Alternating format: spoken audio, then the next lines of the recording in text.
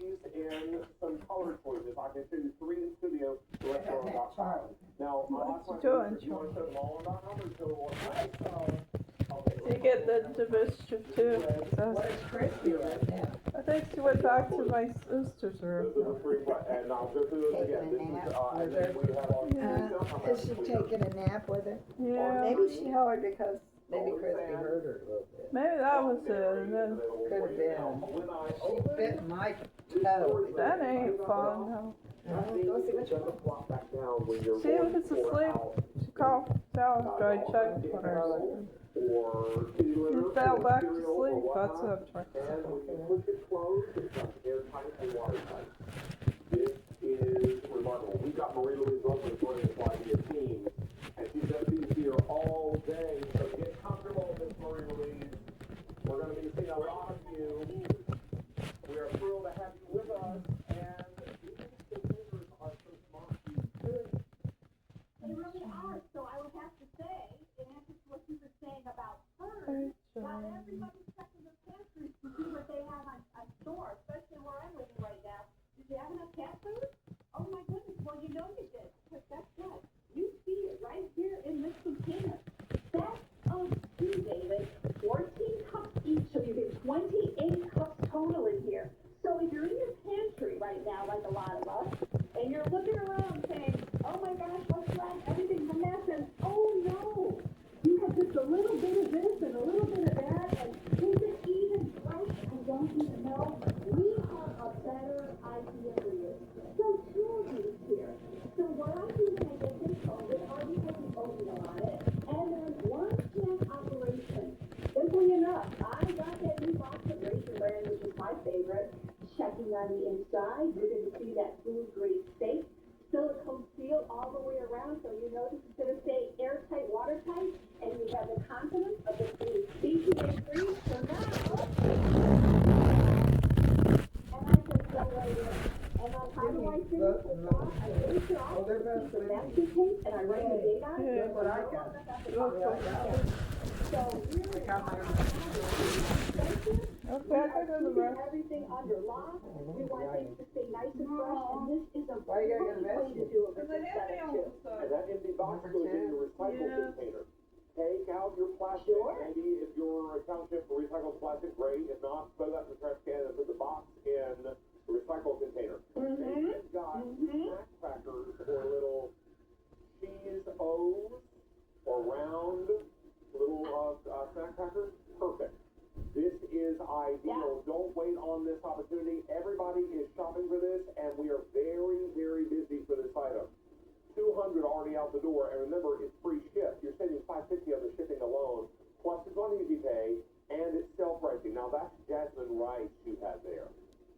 It is. We love rice in this house, but well, I'll tell you what, you get this home, you don't put this into something, it's not that the rice is going to spoil. What's going to happen is somebody's going to leave it open, and it's going to be the first thing to topple over on the floor.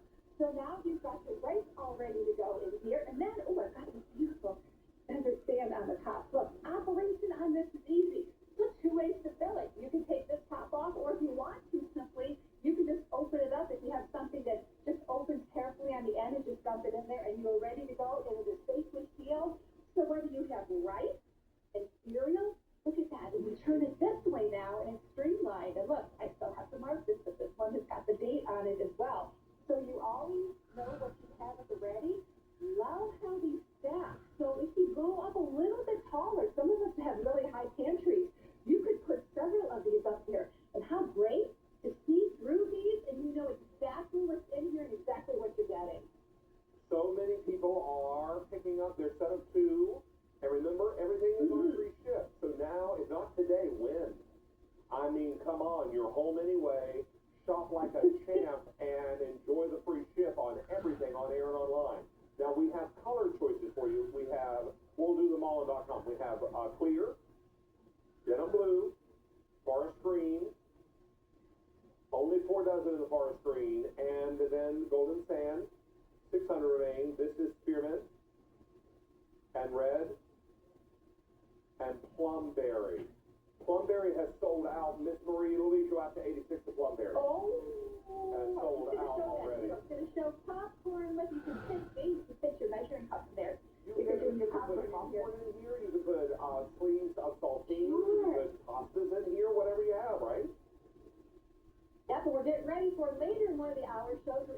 21 cupfuls. So I have made a delicious Caesar salad in here. And in here, I have my croutons. I buy those big bags of croutons at the big box store, and they go stale really fast if you don't put them into something. You look so easy it is just to open this up and pour what I need out of here, and then the lid snaps on nice and tight, and it fits right back in the storage. And now my salad is all ready to go for later on. Woo, did you see that? That's a tease. Now, Marie and I And look at have an hour of Lock and Lock at 2 o'clock. Is that right? 2? That's what we do. 2 o'clock, and we have so many goodies and everything, and I mean everything is on free ship.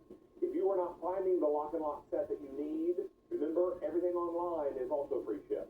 So that means any Lock and Lock that you don't show that is available on QVC.com is also free ship. So everybody take advantage of free ship Saturday and shop like a champ. It's free shipping. Head-to-head deals, free shipping on everything. I mean everything.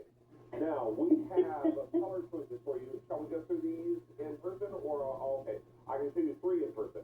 This is the red, this is the spearmint, and this is the denim blue. Now, on QVC.com, we can show you the clear, the forest green, which is getting limited. And how many left? Only 2 dozen, only 24, Miss Marie Louise.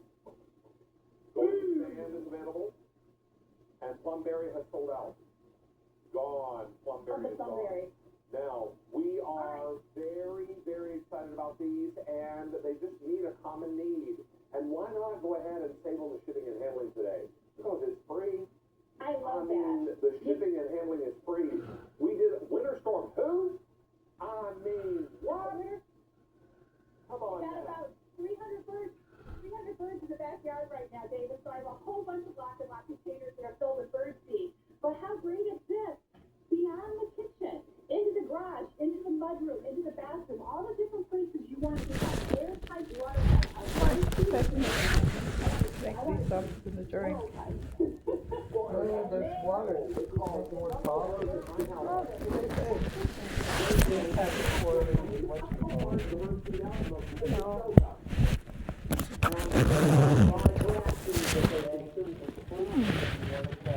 Or I might have maybe a outtake kind of drink. Mom, you have to talk about it while I'm trying to make these some kind of supplement. Mom, don't talk about it.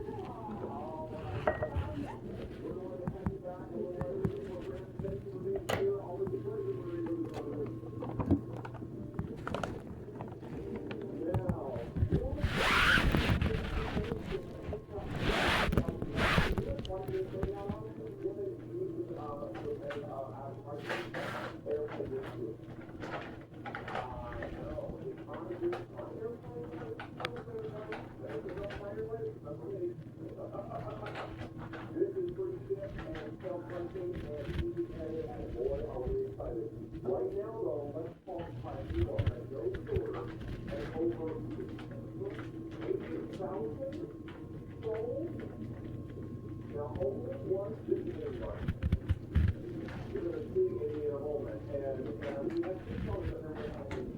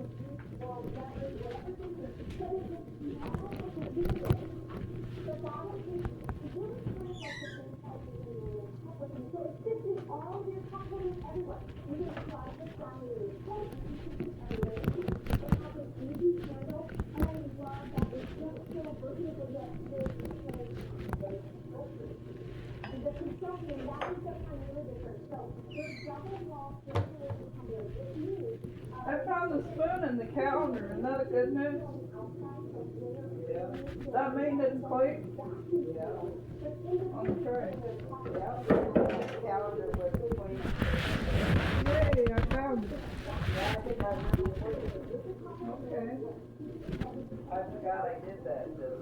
I had a spot on the spot. Good day I cleaned it. Yeah. You proud of your mother? Yes, of course, so I had to make myself.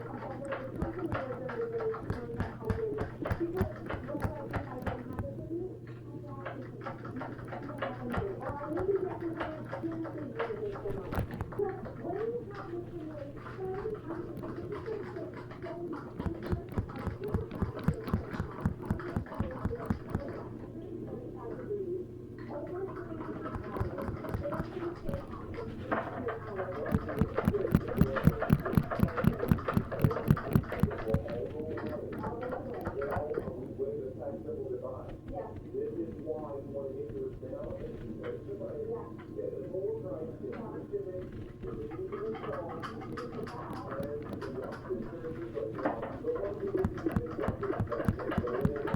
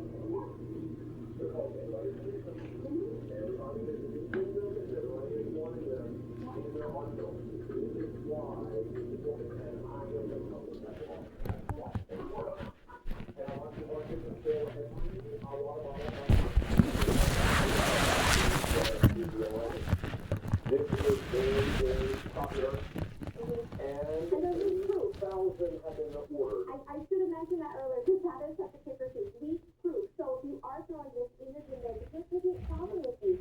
You go to the airport, it's very expensive to purchase things. Bring this with you. Have it sold out. Leak proof. And the sets are called peach, and you get both of them. Yeah. You get the light peach and the dark peach in this combo unit. And you get two 30-ounce containers, they're chug and sip water bottles, and you can put ice in there, you can put milk in there, juice in there, roar in there. Roar. I love roar. I'm a big roar fan. Coffee. And coffee, hot chocolate. I went to both once in November and took formula. They got Roar at Coffees Unlimited. If you want me to buy some of that. You hear me? I heard you, Mom. Roar's got vitamins in it. With our divided. I first saw them on QVC Roar. Then I asked Coffees Unlimited if they had Roar. They said they didn't have it, but now they got it. Oh, they do? Yes, they got a whole bunch of it sitting in Coffees Unlimited now. That's nice. That's right after I called them, they said, no, we don't have Roar. I don't know. Oh, Never heard of it. So I guess they must have looked it up and decided to try it. that's nice. Nobody's been buying it. I I don't know why. What's so bad about This it? is lovely, and we have. They advertise on here, all the stuff's got vitamins in it. Yeah, I know. Here, What kind of- we have in the middle Maybe I'll the sage, They don't buy it in a package, you have to buy it and then finally we have single. mustard. Single. Now, Okay. this is a 4.2 cup capacity, and there is a blade inside. Not only for chopping. So you're not allowed to go out and So store you're doing what there's something still like, stuff oh, I there. don't know, chicken salad, What do you mean? all There's a those, store. all those. Well, there's still what there? Big fan. Stock Pop of those items. inside, and you can, or if you're doing mixing up a salad dressing. Well, they have to quick clear and out the easy. parking Now, lot this soon, runs when for you get a lot of full snow. 30 seconds. There's no snow coming yet. And it's designed for Will roasting. be. So this is going to be something. Dad that knows I you're need cooking some up more coffee tomatoes papers, or so garlic. I don't know, we might go out before the snow comes. You're gonna do it before the snow is plenty of time. We'll see how we feel, okay? Because we paid $299 All in different the how you are groceries at mixing. mine. Now, in the United States, the most popular Don't eat too condiment many of is those not bars, just ketchup eat on one the or else you'll get fat. Okay. salsa. I'll put the rest somewhere else, like you It's put also the rest. This is, you know what that is? The most popular condiment in the United States is not ketchup. Follow what? Still Happy New Year could have go anywhere, so maybe I still put it in. I still put it in the I think it's fun to make. Christmas. And eat. Yeah, one more to the point. We have this with a special pull button on the top, and I love Carol Hall.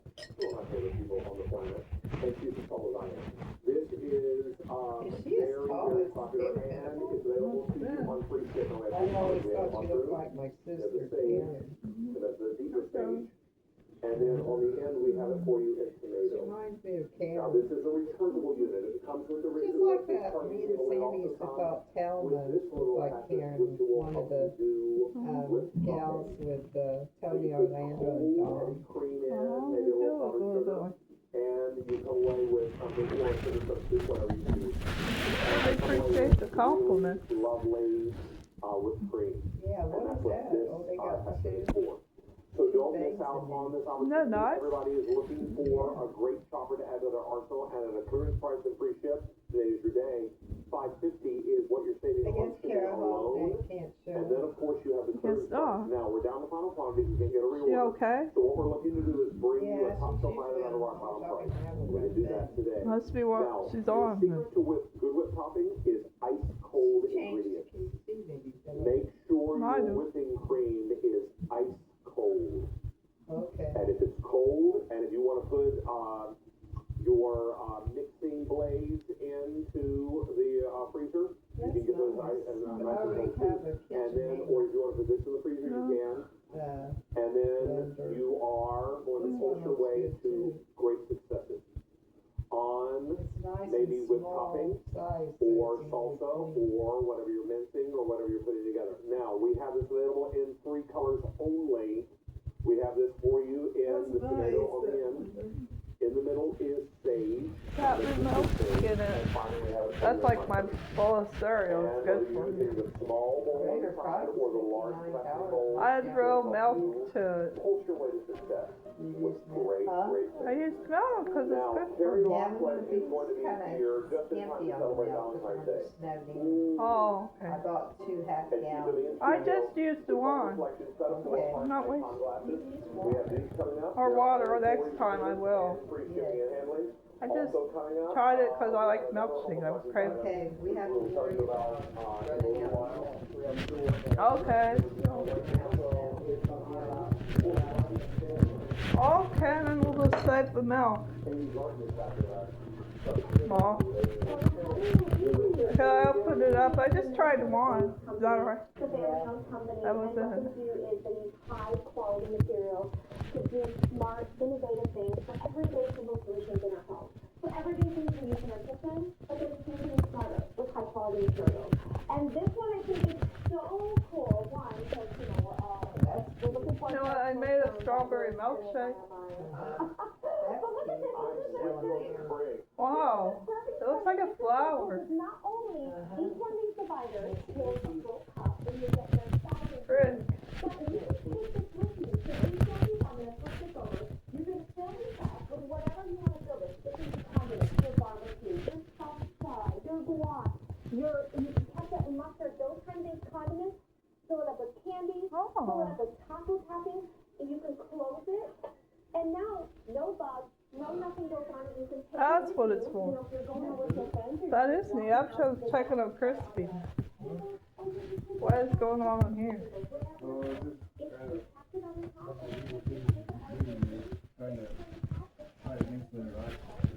If Jerry Springer was around, how would he handle it coming? If he was around. He's kind of left. What would he be, on their side? Could he, what he had, did he die or what? Well, he already passed away a long time ago. What he was a leftist, he would be on his side. Kind of, sort of leftist, but probably not as left as this. He'd be against the federal government. Oh, kind of, if he was alive. Yeah. He passed away, so he doesn't know or care what's going on. Well, he doesn't probably have a care because he might know what's going on because he's still a spirit.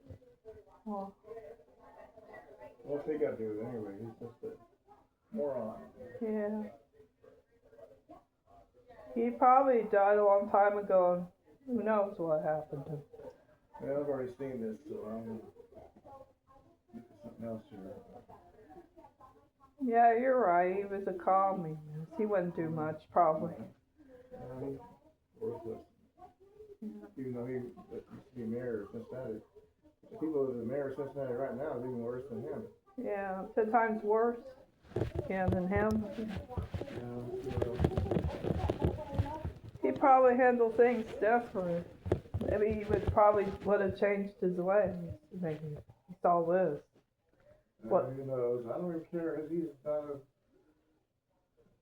Yeah, I said that because one of my classmates was into this show, Jerry Springer. Yeah, okay.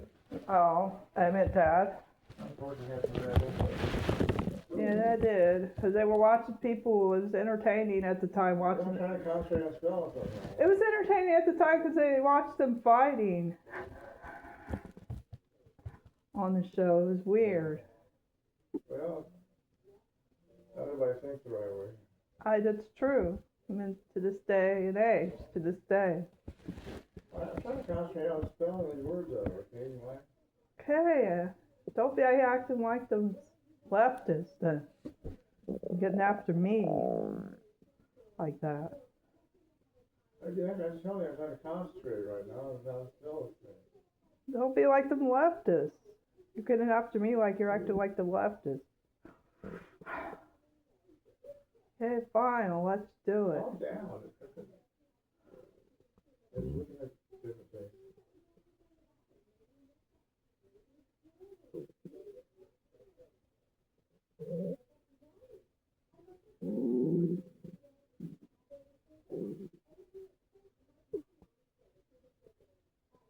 You want to look here?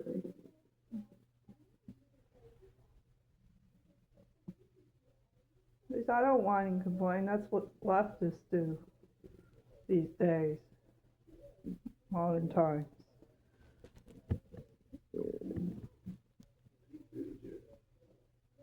I guess God wants me to forgive my dad even though he's high-strung with me.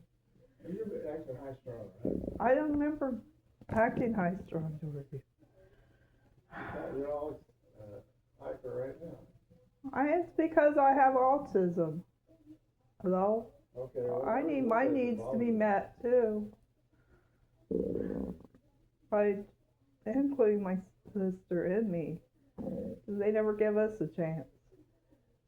All those leftist lunatics just focusing on tearing up buildings instead of focusing on the real problems that's happening into this world.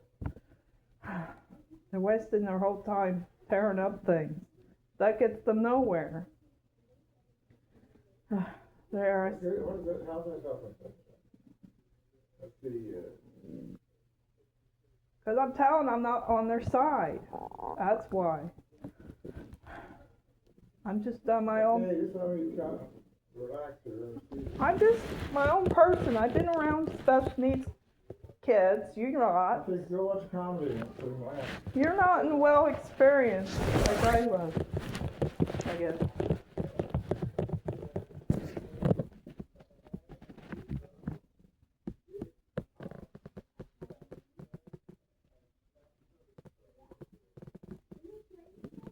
I'm in the same page as you, but your page is different than mine, okay? And Cupid's right, anger is the sin. And Cupid don't like that. You getting angry. I think they should abolish anger itself, because that's a sin. And that's what's causing people tearing up things, is anger. They should replace it with love and peace instead. Instead of tearing up stuff. I'm on Cupid angel side. Once you watch some comedy, so maybe feel like that. Okay, I thought I would be on your side, but evidently you don't like my ideas, my stuff. I didn't like him, I just don't get off hyper. Okay, I guess forgive me, I didn't know you were. Guess I wouldn't be terrible being a news anchor.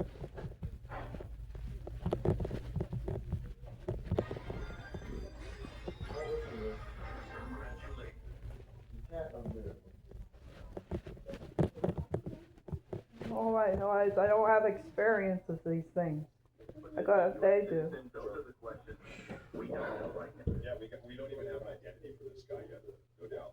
Now, obviously, when something like this happens, information is coming out very quickly, and there's all sorts of differing reports. But what we can confirm is that Border Patrol agents did, in fact, shoot somebody in Minneapolis this morning, and DHS tells Fox also heard since this report aired that this individual is dead. They've passed away. And I mean, yeah. We heard a total of that count probably half a dozen rounds get fired off. Maybe 9, 10, 11, 12 rounds get fired off.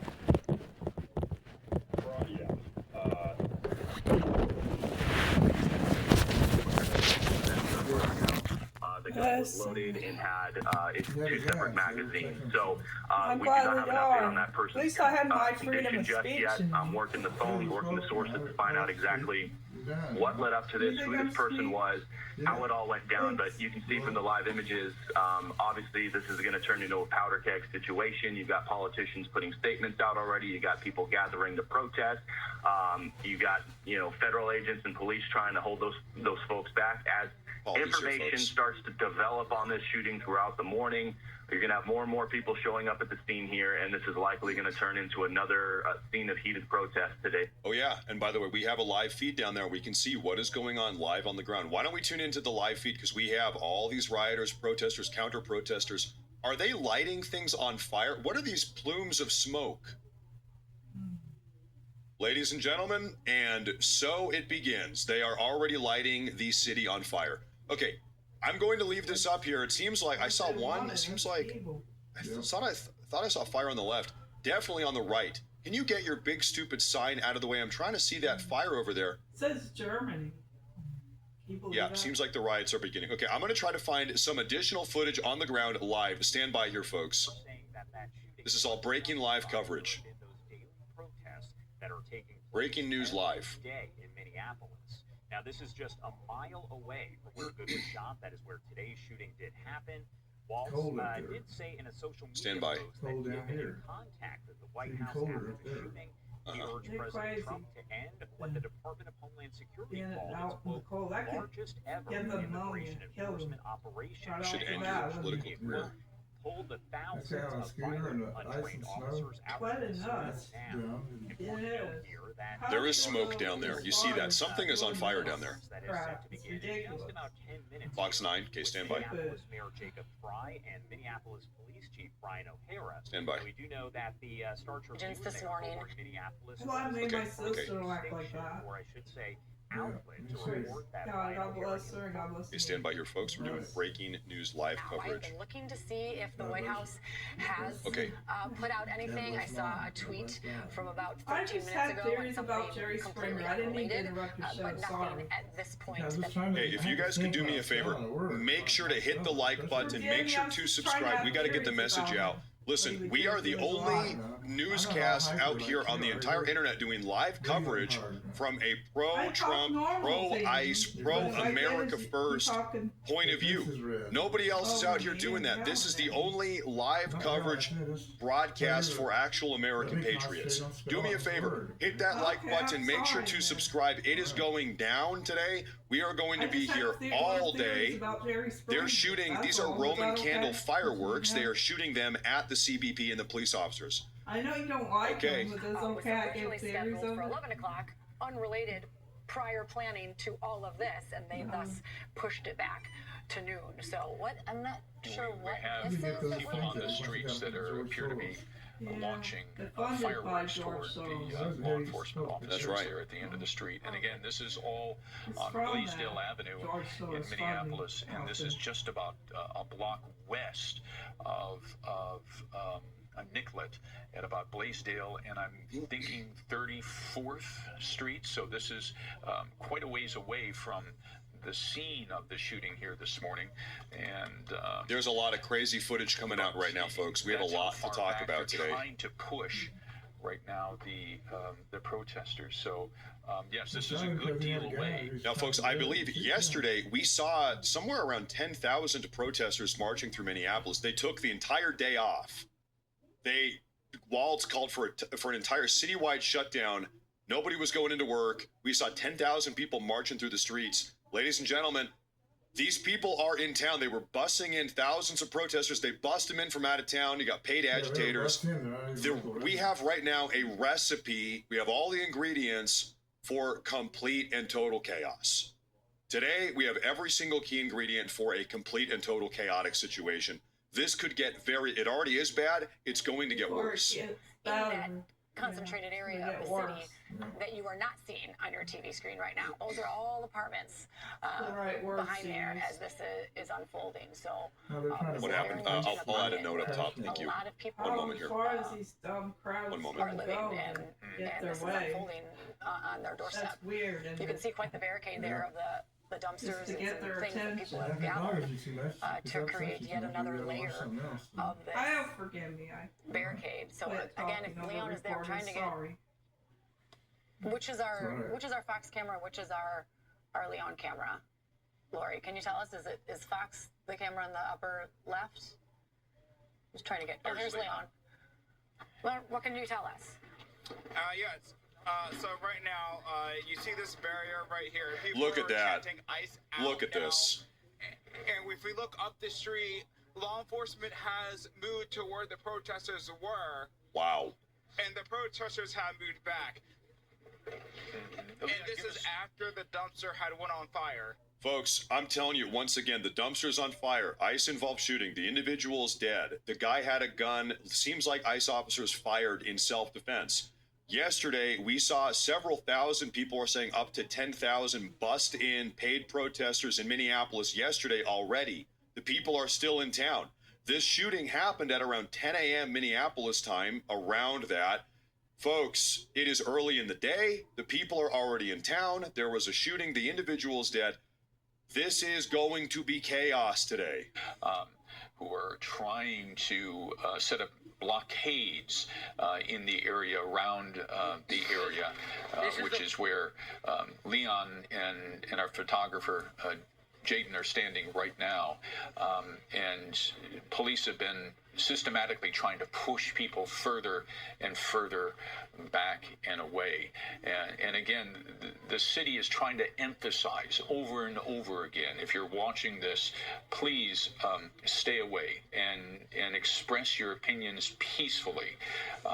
You've heard Governor Walz, you've heard Mayor Fry, you've heard Mayor Herr begging people during the course of the past couple of weeks is to not to take the bait. And what they were referring to is do not give, in their mind, the White House any more encouragement to send either more agents here or institute the Insurrection Act that would federalize troops and bring them in to Minneapolis. And we do know that 1,500 troops have been put on standby from the 11th Airborne in Alaska.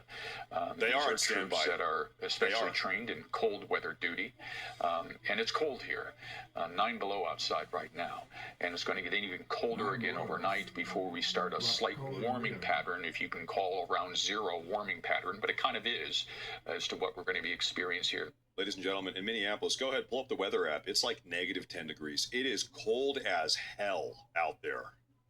To remain calm. Minus 10.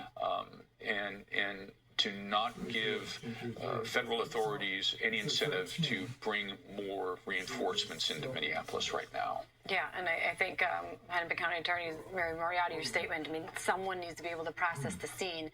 As we have seen, that takes time. In these conditions, it takes even longer. And so they need to be able to process that as quickly as they can, given the elements.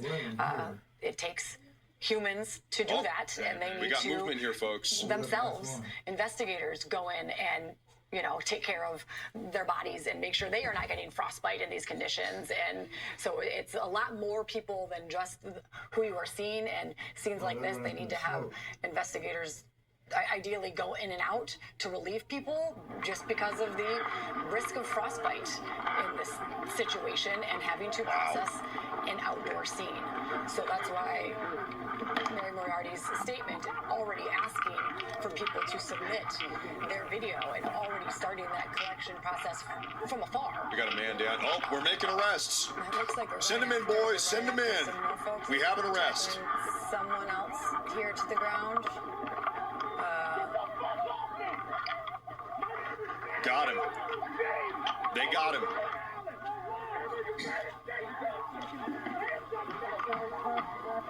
Ladies and gentlemen, we got him.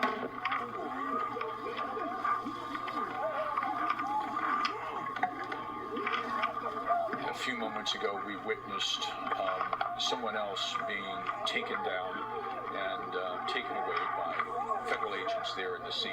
So, ICE is at the barricade. This is just another instance of more enforcement going on as they try and maintain some security discipline there at the scene to protect the scene.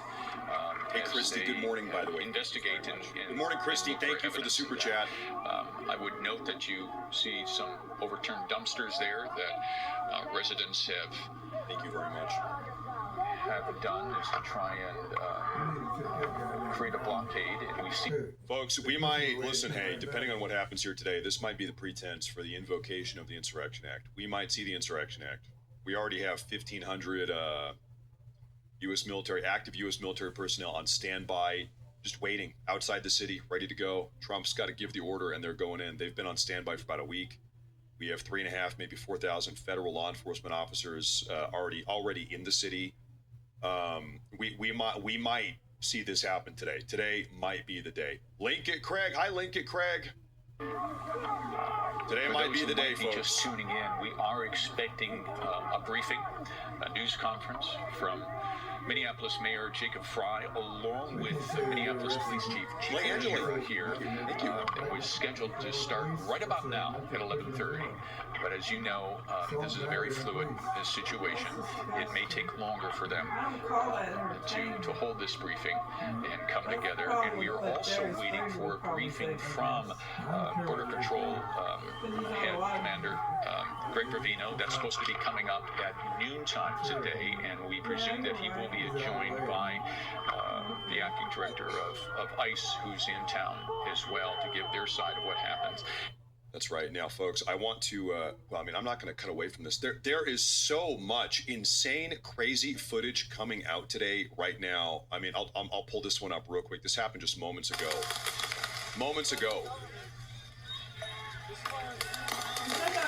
This is what is happening right now. We need to not make any sense. Chaos. Okay.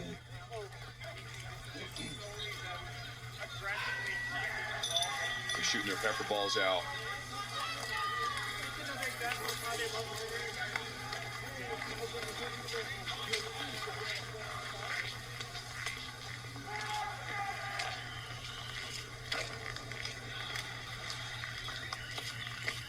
Okay, now, folks, real quick, for those of you tuning in, that is our live feed. Before we cut back to the live feed, I want to show you what happened earlier this morning. This is the shooting that took place that kickstarted all of this.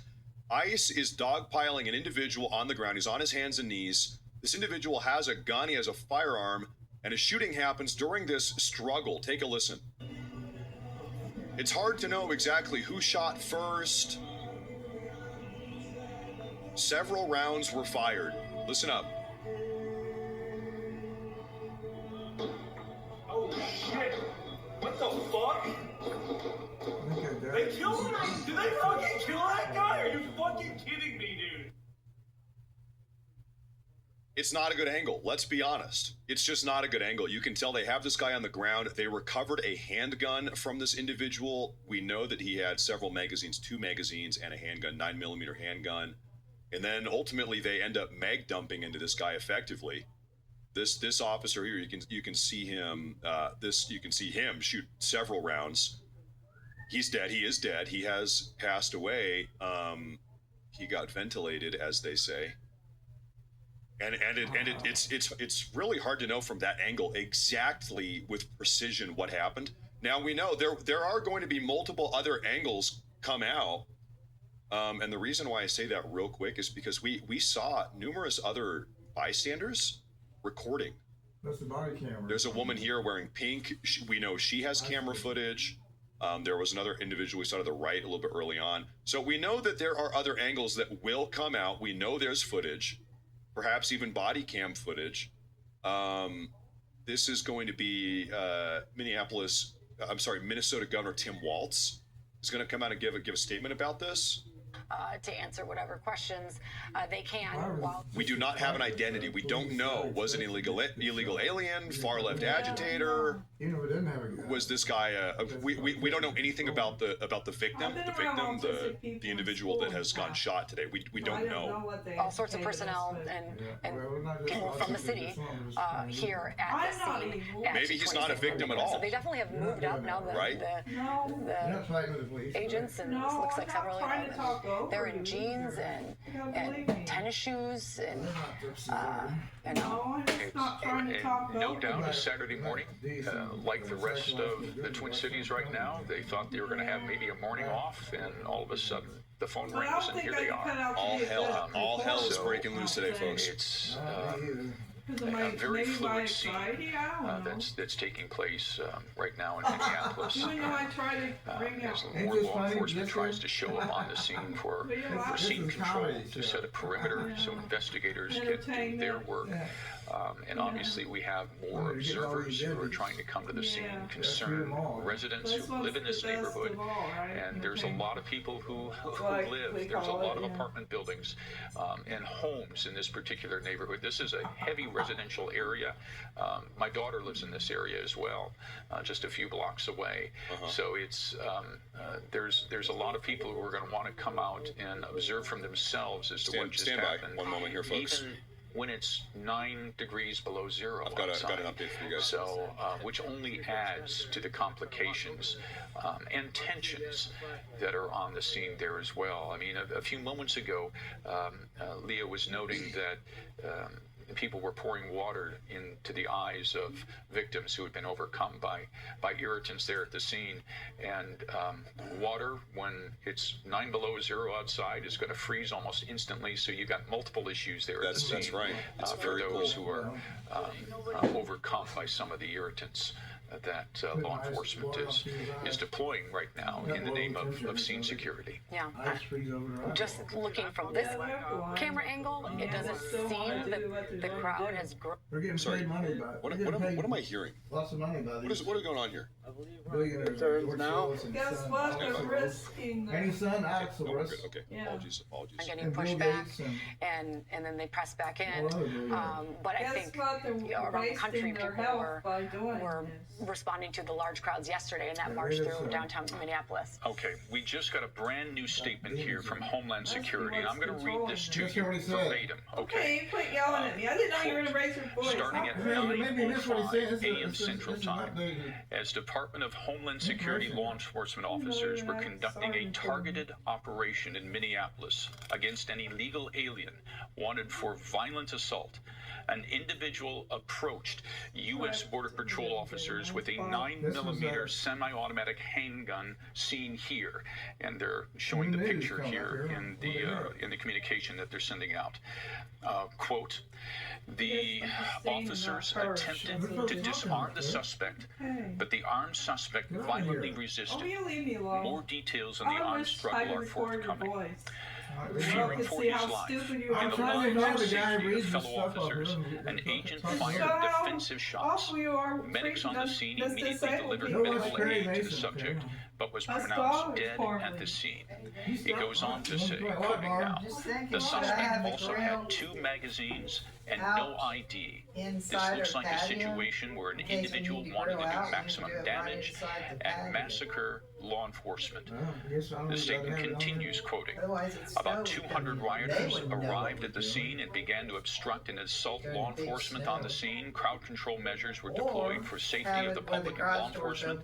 The situation is evolving, and more information is forthcoming, end quote. But you don't want to This do it close statement to just your car. coming in literally 3 minutes ago. All right, so this was a criminally violent illegal alien with a handgun that went downtown to hunt ICE officers. Now, remind me, all of my Second Amendment brothers and sisters in here in the audience, are illegal aliens allowed to own handguns?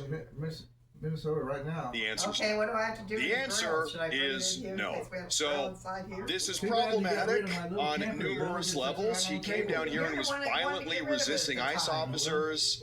A little bit of a problem here. We expect to be there, news briefing in about 20 minutes from now, give or take a few moments. We are also waiting on a news conference with Mayor Fry and Police Chief Brian O'Hara that also is scheduled to take place at any moment now. We have crews at each scene, and we will bring you those remarks live as they come in.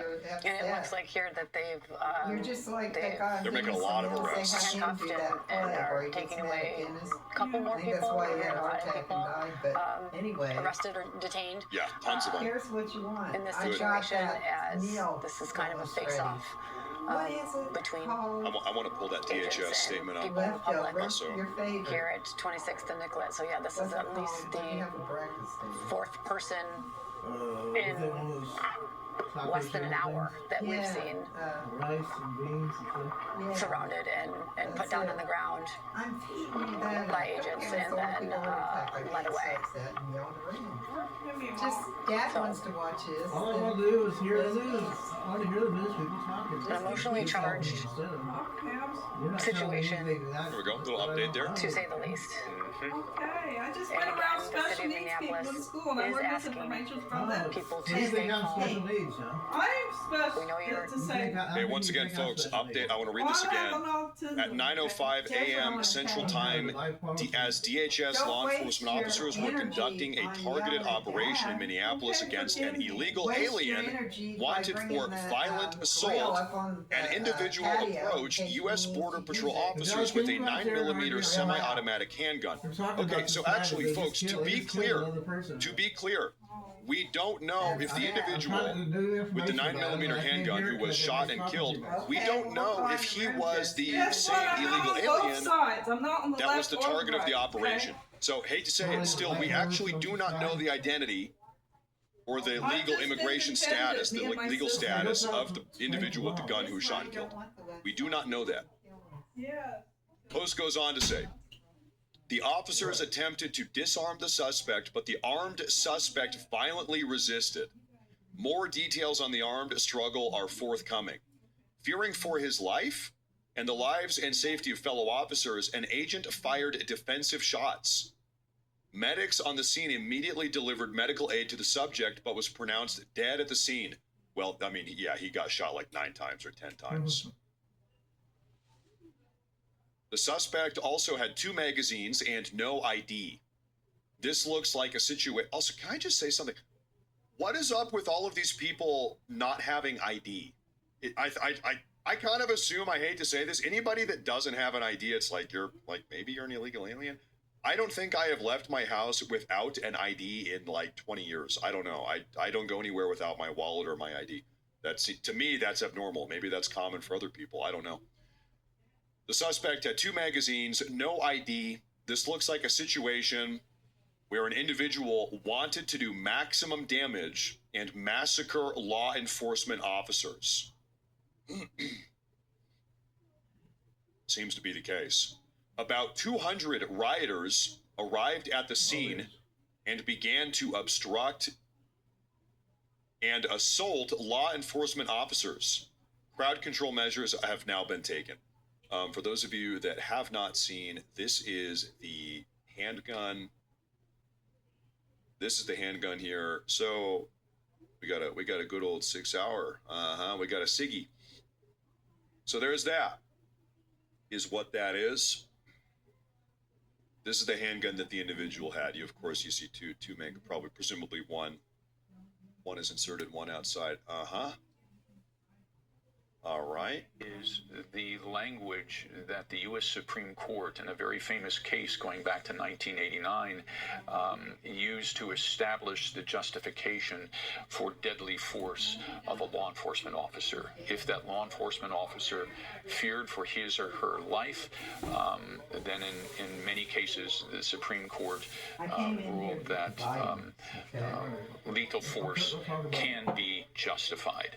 So it's a key statement. And when you now, for those of you tuning in, we have one video of this incident as it unfolded earlier this morning. It's not the best angle. It's difficult to determine exactly what happened in what order.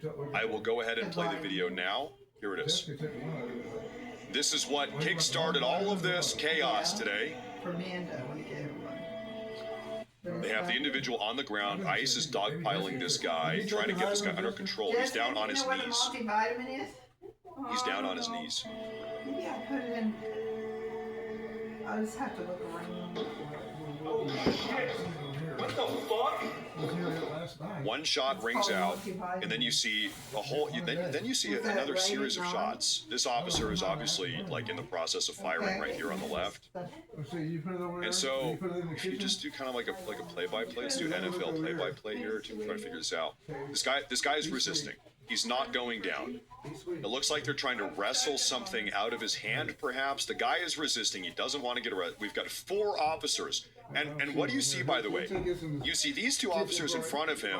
They're trying to get their hands in there. If I had to get, why are the officers trying to get their hands in there? I would suppose they're trying to get something out of his hand. They're trying to wrestle something out of his hands. That's how I interpret this. And then, oh, you also see this officer banging him.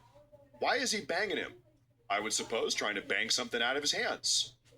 That would be my guess here. The guy's down on the ground. He's not resisting. You see this officer pull back his right hand, trying to, he's reaching for his holster. When does the first shot ring out? First shot right there.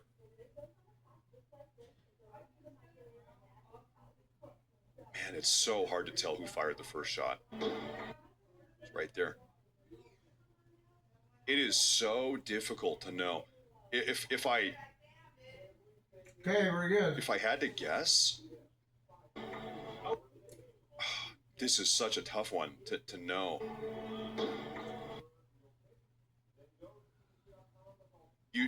You have so many people involved here, okay, I heard you. and it's such a bad angle. Such a bad angle. That's what Jessica What we do know, this guy had a gun. We Jessica must know have this moved guy had a because she gun. does it. We know these ICE officers are trying to wrestle the gun out of his hands. We know the guy is resisting, and then a gunshot rings out, and then a second later, numerous other gunshots ring out. My interpretation, this is just, I'm watching the same video you guys are watching. My interpretation here is that this individual, it was the individual that fired a shot. If I had to place a bet right now, the man being detained fired the first shot during this struggle, and then the ICE officers, after he fires the first shot, the ICE officers respond in kind by firing out in response. Another shooting involving federal agents in Minneapolis, and I'm working to get more information. I will update as soon as possible to the Trump administration and Republicans in Congress who've now stood silent. Get ICE out of our state now. And this coming in from Senator Klobuchar this morning. Get ICE out of our state. I'm wondering from Lori, can we also get this another statement that was this is just put into our internal Slack channel that we rely on for confirmed information and communication to you. But the Border Patrol Union, the official union of the U.S. Border Patrol, has just put out a statement. If we can effort getting that up to share with people, people are responding to this, and this is one of those things that can start to move very, very quickly. Oh yeah. We have that. Where's the statement? It seems there's just a lot of kind of back and forth at. Okay, ladies and gentlemen, I want to put this into perspective here. Okay, yesterday in downtown Minneapolis, we saw everybody saying 10,000 anti-ICE protesters marching through the streets. That was yesterday. We had people getting bussed in from out of town. We had paid protesters yesterday in Minneapolis, around 10,000 marching through the streets. We saw that. That's the number everybody's floating around. Could be a little bit more, could be a little bit less. Okay, anyway, the point is these people are already in town. They've got bussed in protesters already in town. We saw that yesterday. And then we have this incident today. We have the recipe for disaster here. These far left agitators, they already have their army in town. The army's already in town. The army of anti-ICE protesters. Now, Trump similarly has 1,500 active duty U.S. military personnel positioned outside of town also. Ladies and gentlemen, if we are ever going to see the Insurrection Act, it is after a situation like today. Then today, we have the shooting. We have this ICE-involved shooting. Seems to be self-defense. We have all the ingredients here, folks. Okay, here's the statement that I was just referring to that has been shared by the official union of the U.S. Border Patrol. It says, Border Patrol agents are trained extremely well to protect themselves, their fellow agents, and innocent third parties.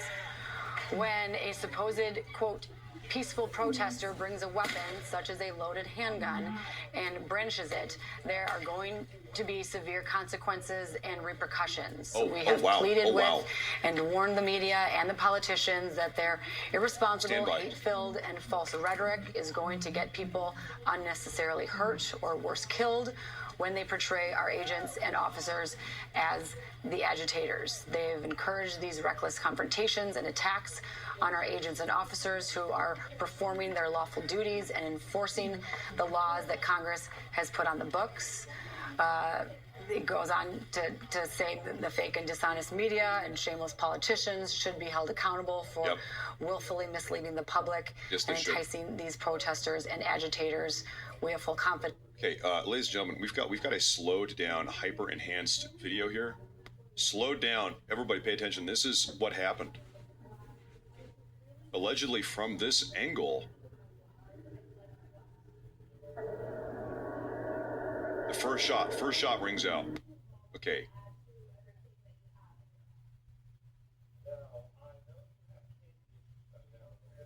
So we are looking at the individual's hand. His hand is in front of his abdomen. And it's about here that the first shot rings out. This guy was definitely going for something. This guy was going for something here. And it's like, listen, man, listen, guys, I got to tell you something. I have never been shot by law enforcement. You want to know why? Because I just comply. If I get pulled over, I'm going 5 miles over the speed limit. I roll through a stop sign. It's happened once or twice in my life. I'll be honest with you guys. I get pulled over.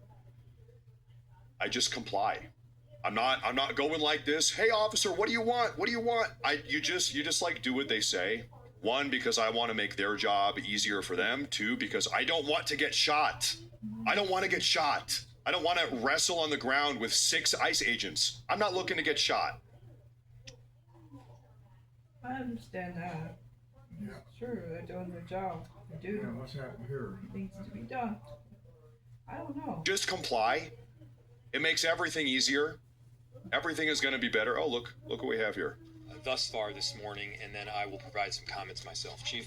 Here we go. My name is Brian O'Hara, BRIAN, O''HARA. I am the Minneapolis Police Chief. At approximately 9:03 a.m. this morning, Minneapolis police received a report of a shooting involving federal law enforcement in the area of East 26th Street and Nicollet Avenue on the south side of the city. Officers arrived and found an adult male with multiple gunshot wounds when they arrived. Life-saving aid was being rendered, and he was transported by ambulance to Hennepin County Medical Center, where he was later pronounced deceased. Based on the information that we have, which is very limited, this is a 37-year-old white male who is a Minneapolis resident, and we believe he is an American citizen. Okay, all right. We have not been told any official reports of what has led up to the shooting, but we have seen the video that is circulating on social media.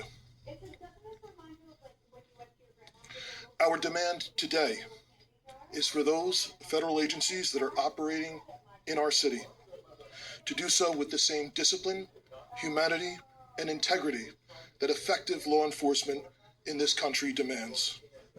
We urge everyone to remain peaceful. We recognize that there is a lot of anger and a lot of questions around what has happened, but we need people to remain peaceful. In the area, we have an unlawful assembly at this time. Minneapolis police have given multiple warnings for the crowd to disperse. We are asking for people to avoid the area and to leave if you are there. We have requested mutual aid from the Minnesota State Patrol and from all our local and county regional partners. We ask everyone to remain calm and to please do not destroy our own city.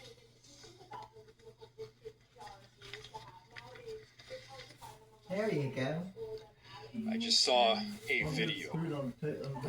Here we go. More than 6 masked agents Here we go. pummeling one of our constituents and shooting him to death. How many more residents, how many more Americans need to die or get badly hurt for this operation to end? How many more lives need to be lost before this administration realizes that a political and partisan narrative is not as important as American values? How many times must local and national leaders must plead with you, Donald Trump, to end this operation and recognize that this is not creating safety in our city?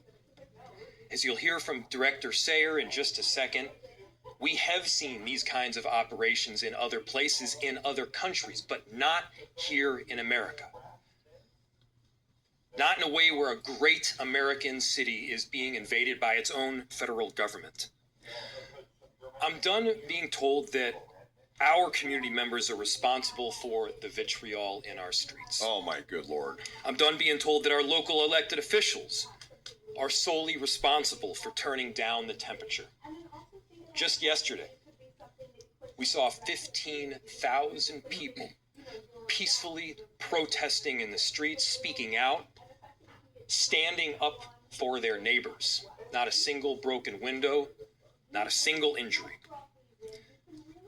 Those peaceful protests embody the very principles that both Minneapolis and America was founded upon. Conversely, the mass militarized force and unidentified agents who are occupying our streets, that is what weakens our country. That is what erodes trust in both law enforcement and in democracy itself. So to everyone listening, stand with Minneapolis. Stand up for America. Recognize that your children will ask you what side you were on. I've got a picture of the Your grandchildren individual. will ask you what you did to act to prevent this from happening again. To make sure that the foundational elements of our democracy were rock solid. What did you do to protect your city? What did you do to protect your nation? This is not what America is about. This is not a partisan issue. This is an American issue. This administration and everyone involved in this operation should be reflecting.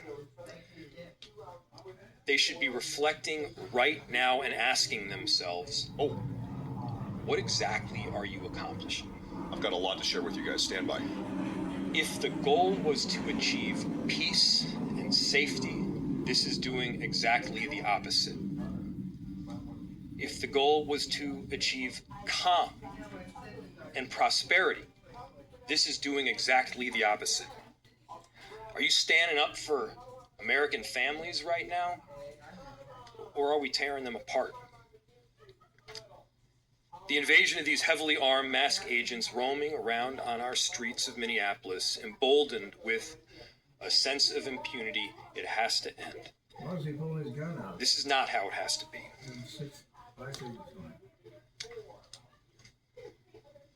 So, to President Trump, this is a moment to act like a leader.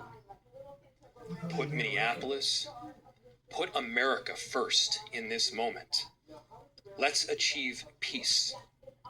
Let's end this operation, and I'm telling you, our city will come back. Safety will be restored. We're asking for you to take action now to remove these federal agents. We're going to remove the illegal aliens. All of them. All of them. My name is Rachel Sayer, and I am the Director of the Emergency Management Department for the City of Minneapolis.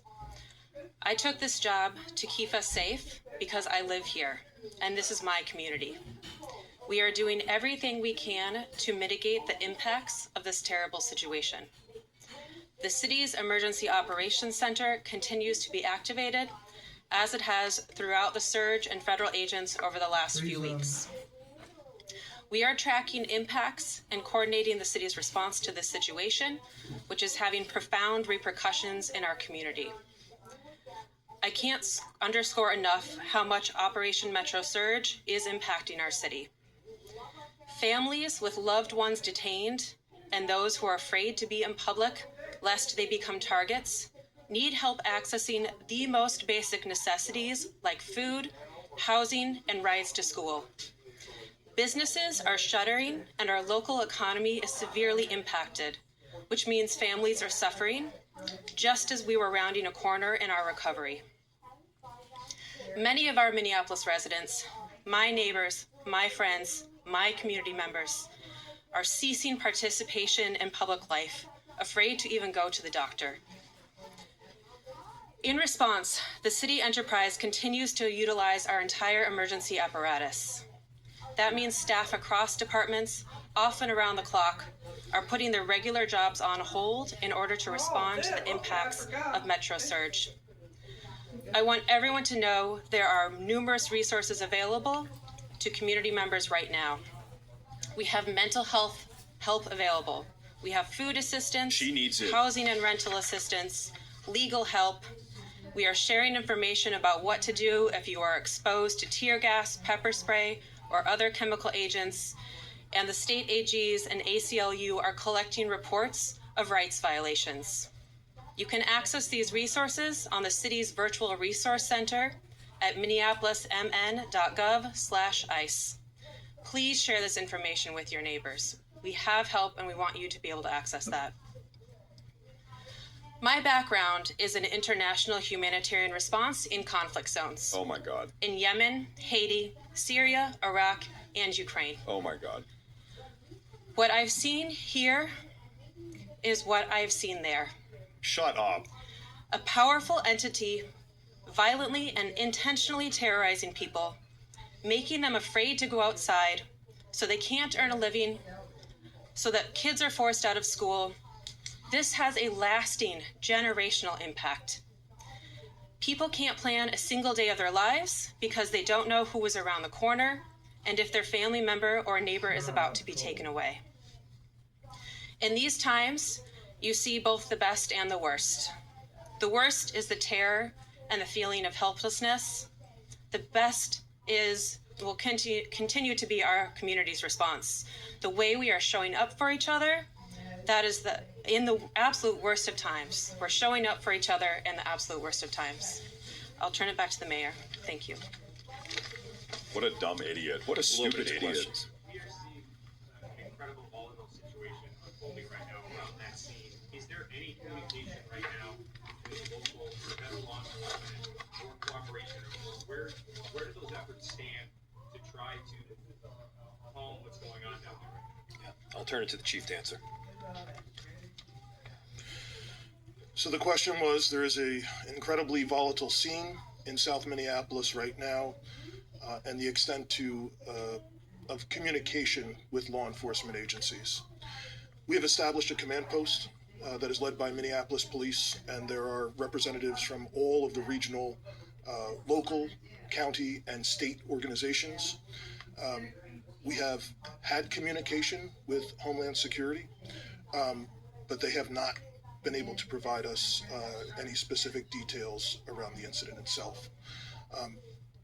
We are responsible for ensuring the safety of people on the streets of our city, and we are doing everything that we can to maintain the peace right now, led by Minneapolis Police, but with the help of the Minnesota State Patrol, Hennepin and Ramsey County Sheriffs. Several suburban towns are in the city helping us with 911 calls. We have done an emergency recall of all sworn personnel back to duty. And we are working with the fire department right now to ensure that 2 small fires that were started in the area are safely extinguished. But again, mostly peaceful fires. We need everyone to avoid the area if possible. And the people who are in the area, we understand your frustrations. This is not sustainable. But we need people to leave the area at this time. We have communicated with the National Guard. They have been on standby for several days, and we have ensured the National Guard, as well as all of the local law enforcement partners, are aware of the situation. Chief and Mayor, if I can ask you, this is a statement from Patricia Bullock, DHS. She said in her statement, an individual approached U.S. Border Patrol officer with a 9mm semi-automatic. That's right. Here, they showed a picture. The officers attempted to disarm the suspect, but the armed suspect violently resisted more details. That's right. Fearing for his life and the lives and safety of fellow officers, an agent fired defensive shots. Medics on the scene immediately delivered medical aid. Is that what happened? So Minneapolis police, the question was, you read a statement from DHS saying that a weapon was presented and there was attempts to disarm the person. Again, like I stated earlier, Minneapolis police, as well as our supervisors, our watch commander, responded to the scene. We were not provided any public safety statement around the incident, what happened. We have since seen a video that is circulating online, like thousands of other people have at this time. So we do not know what happened prior to the recording. We do. We've got another video. Right, I immediately called for the Minnesota Bureau of Criminal. A second video has just hit the internet, folks. Stand by. Oh, I think they actually lost their own feed here. This is not me. They're the ones that cut this. Well, I suppose now's a good time to go ahead and play that video. Ladies and gentlemen, like I said, a second video has just hit the airwaves. This is the individual involved in the shooting before the shooting took place. Take a look at this. I haven't even seen this one yet.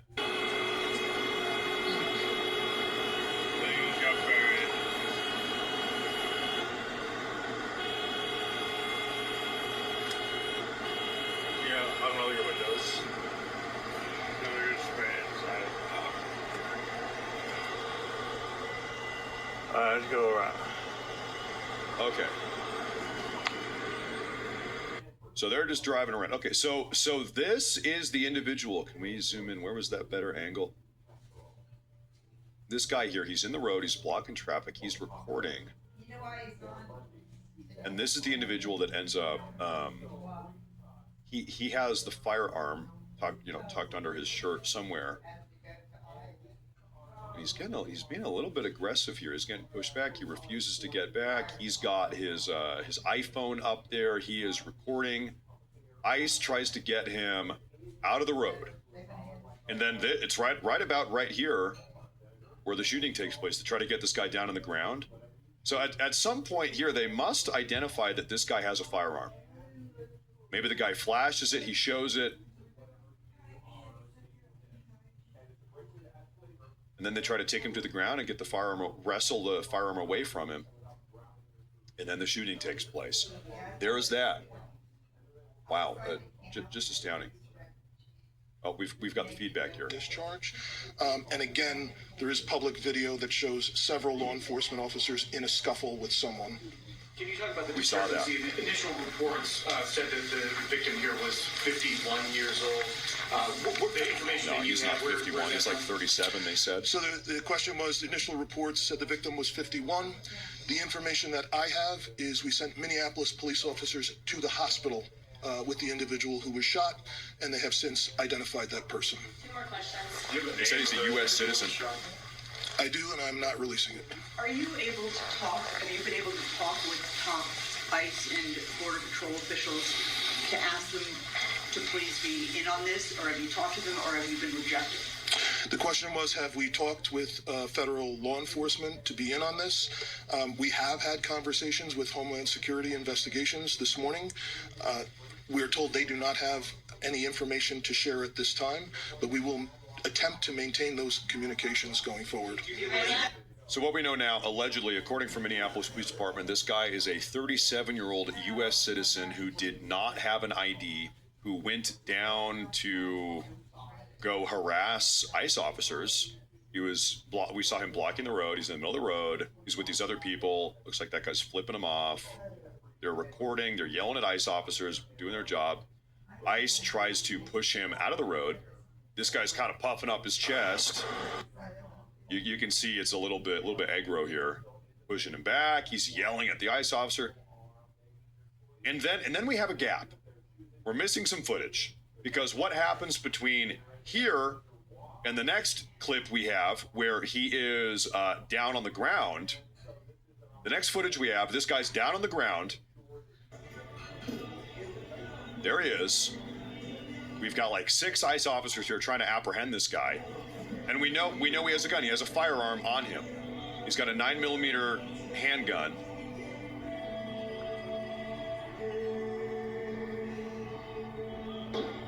Oh shit!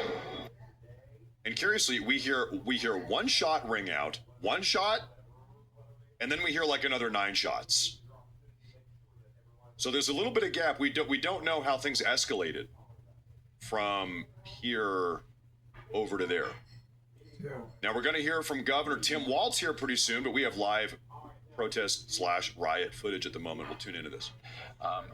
He was a dumbass. Listen, hey, is it a wise decision to go harass and yell at ICE officers, federal law enforcement officers, while carrying a handgun without an ID?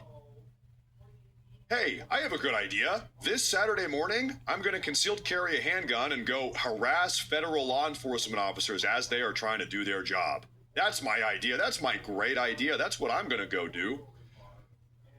Yeah, that's actually brain dead. That's brain dead. We're conducting a targeted operation in Minneapolis against an illegal alien wanted for violent assault. Not smart. And an individual approached U.S. Border Patrol officers with a 9mm semi-automatic handgun. Officers attempted to disarm the suspect, but the armed suspect violently resisted. More details on the armed struggle are for... By the way, I looked into this. It is legal. You can have a concealed carry permit. I think you need a permit in Minneapolis. You can concealed carry. What you cannot do, this is a different incident here, what you cannot do is impede or undermine federal law enforcement operations and then resist lawful orders. They're obviously trying to detain this guy. They've got 6 people wrestling with him on the ground. At that point, he is resisting, and then I think it's safe to say he attempted to reach for that handgun. At that point, listen, you are pushing the boundary there, to say the least. Yes, you can concealed carry. Yes, you can do that. But resisting arrest, impeding with federal law enforcement, you cannot do that. You don't have a right to do that. The handgun that they recovered from the suspect there at the scene. Yes, and Homeland Security putting out that statement, the police chief and the Minneapolis mayor also making comments, and we're going to hear from Tim Walz here. Also pointed out that while this statement has been put out. Oh, folks, guess what? We have a statement from Representative Ilhan Omar. She goes on Twitter. She types, "This appears to be an execution by immigration officer. I am absolutely heartbroken, horrified, and appalled that federal agents would murder another member of our community."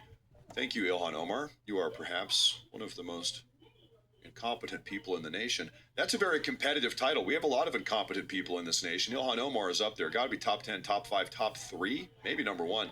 Got to give this woman a gold medal. Stupidest person in the country. She said this was an execution, a public execution carried out by immigration enforcement.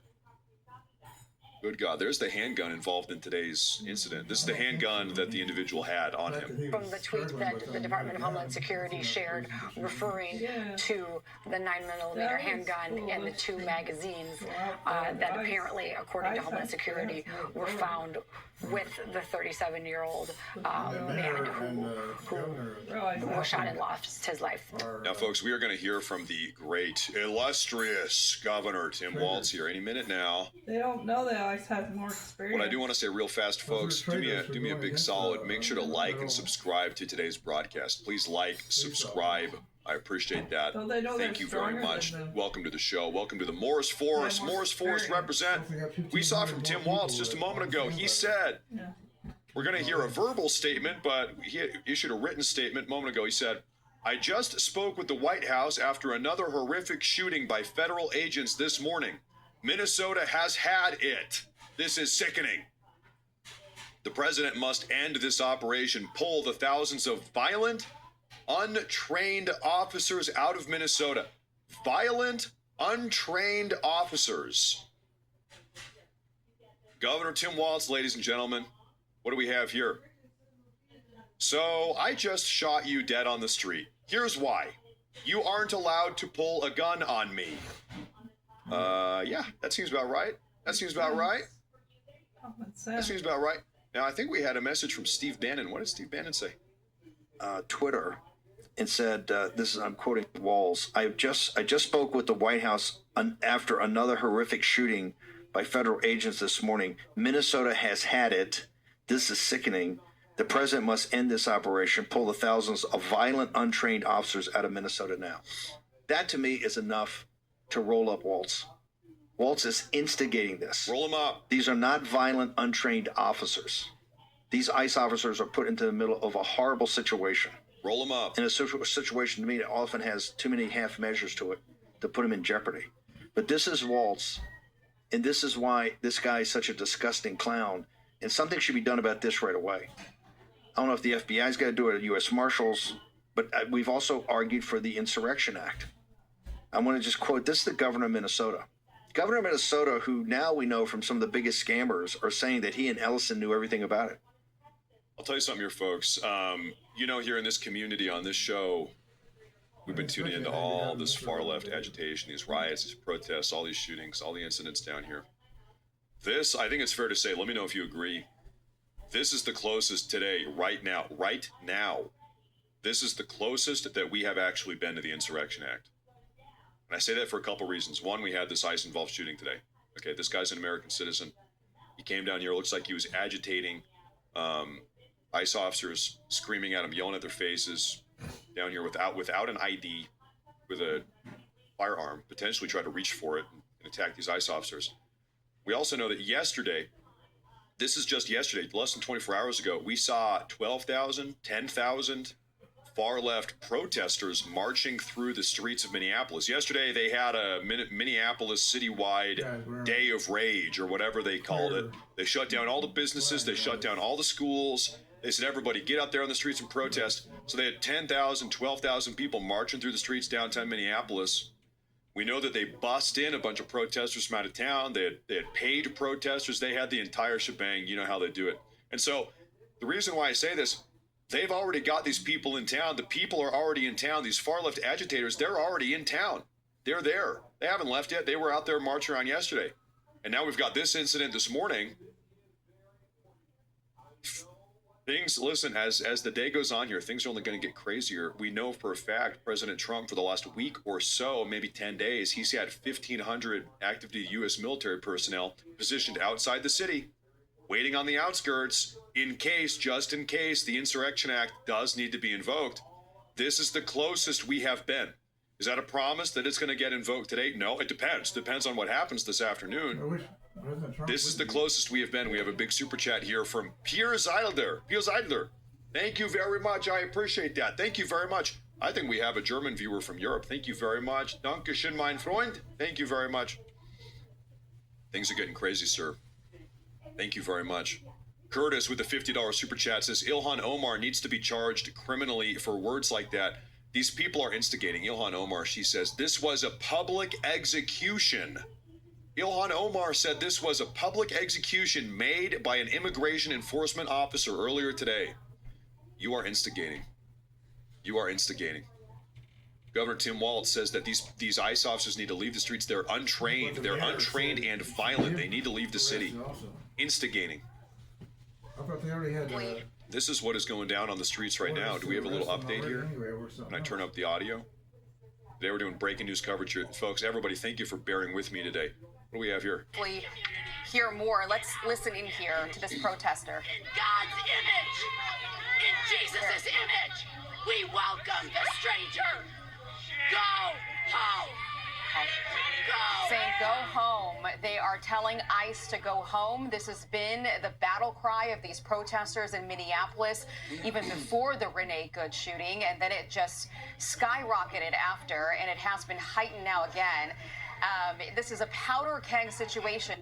Listen, the Bible tells us to love thy neighbor. These people are not our neighbors. They are invaders. They are all criminals. They are criminal invaders. All of them are engaging in federal crimes. They have invaded our nation. These people are not, this is not a love thy neighbor situation. Got to love thy neighbor. These people have invaded our country. And now people on the far left, they are actively aiding and abetting these invaders. These are not our neighbors. These are invaders. Christ never said love thy invader. He never said love thy home intruder. He never said love those who invade your nation. He didn't say that. He said love thy neighbor. These are not our neighbors. They're invaders. We know it's cold out there. We know you came in your day off. We deeply appreciate your efforts to help us be eyes and ears out there at the scene here, Kelly, and give us just kind of a great update as to everything that's happening there. And Kelly, you also mentioned, and I know there's a delay, but you talked about a rally that they're trying to establish in that neighborhood for later today. Did any of them tell you about what time that rally is?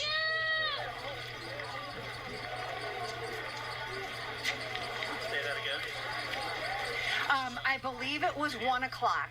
They're handing out flyers at this point, and they're just saying the rally at this scene. So, I mean, hypothetically, anywhere in this general vicinity.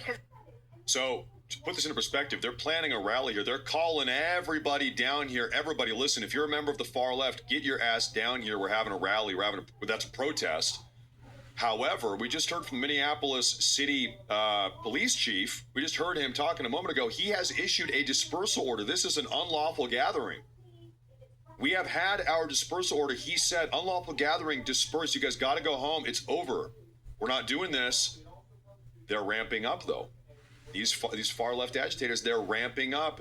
So now this is totally lawless. Now this is categorically, terminologically lawless. You're directly on this area being thrown at demonstrators. But again, there definitely was smoke in the distance and coming our way, and they were alerting people, hey, if you don't have the face protections, you're going to want to walk a couple blocks. I experienced that myself when I first arrived on the scene. So, again, to that rally, what they're trying to, say to ICE is clear. They want them out. But we'll try to get some more information on that about the rally itself. All right. Kelly O'Connell coming to us from the scene near 26th and Nicollet this morning, where we have got an on-the-ground independent journalist here. We'll take a listen to what this fine individual has to say. Take a listen here. So tense moments right now with this armored vehicle trying to get through here. We got armored vehicles on the scene. Armored vehicles. Now, I'm trying to look on the badge here. These are correctional officers? What does it say? Are these correctional officers? I think is what that says here. I just got on the scene reporting for the Daily Caller. The crowd's getting big here. Crowd's getting bigger. Conservation officer. Okay, conservation. What is wrong with you? What are you doing? What? There's already large crowds of tear gas being used, and the crowd's going big here.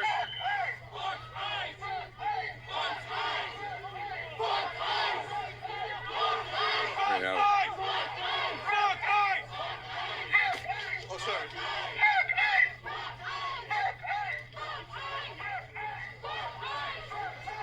Follow along. We're gonna have updates coming. So we're for better or for worse, I think we're just getting going. The day is just getting going here, folks. Citizen, a Minneapolis resident. You got to make sure to hit that like button. Make sure to subscribe, folks. We're going to be here all day. It's going to be a long day, ladies and gentlemen. Looking him up, they say that only interactions they've had with him in the past have been traffic tickets, and that they also believe him to be a lawful gun owner with a permit to carry. So that is the tiny bit about the person who lost their life in this that we know about them at this point. Now, Governor Walz issued a statement about 2 hours ago where, and I'm going to quote this, he said, "I just spoke with the White House after another horrific shooting by federal agents this morning. Minnesota has had it. This is sickening. The president must end this operation, pull thousands of violent, untrained officers out of Minnesota now, end quote. The end of his statement that he gave out this morning.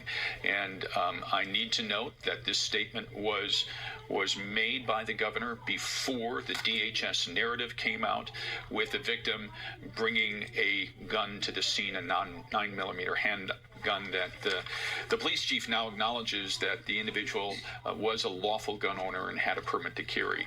And the governor will be holding his own briefing with Department of Public Safety Commissioner Jacobson coming up here at 1:30 this afternoon. We will, of course, be carrying that 6 live. minutes from now. We don't know the location of it yet, but we will be bringing that to you.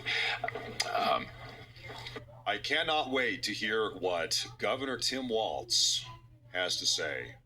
You just know it's going to be nothing but far left, radically incompetent propaganda. You just know. You already know. Yeah. This is something, where we heard from the mayor first and then the chief, Brian O'Hara, the mayor saying that, pardon me, I've got to turn this down. I'm hearing myself in my earpiece. I will just talk to you here. The mayor said that this has got to end. Once again, calling for this to end, that things are getting out of control, and that it is the massive amount of ICE agents that are in town that is really kind of pushing this beyond the breaking point here. The police chief. Yeah, sure. There's another video I want to take a look at here, folks. Here, stand by. Do me a favor here. Stand by. Hold that thought. Moving into the area, some water bottles being thrown at police now that are here on this line. The federal vehicle slowly trying to inch its way forward into this crowd, despite the growing number of people that are standing right in front. You can hear the siren going off. People now throwing ice.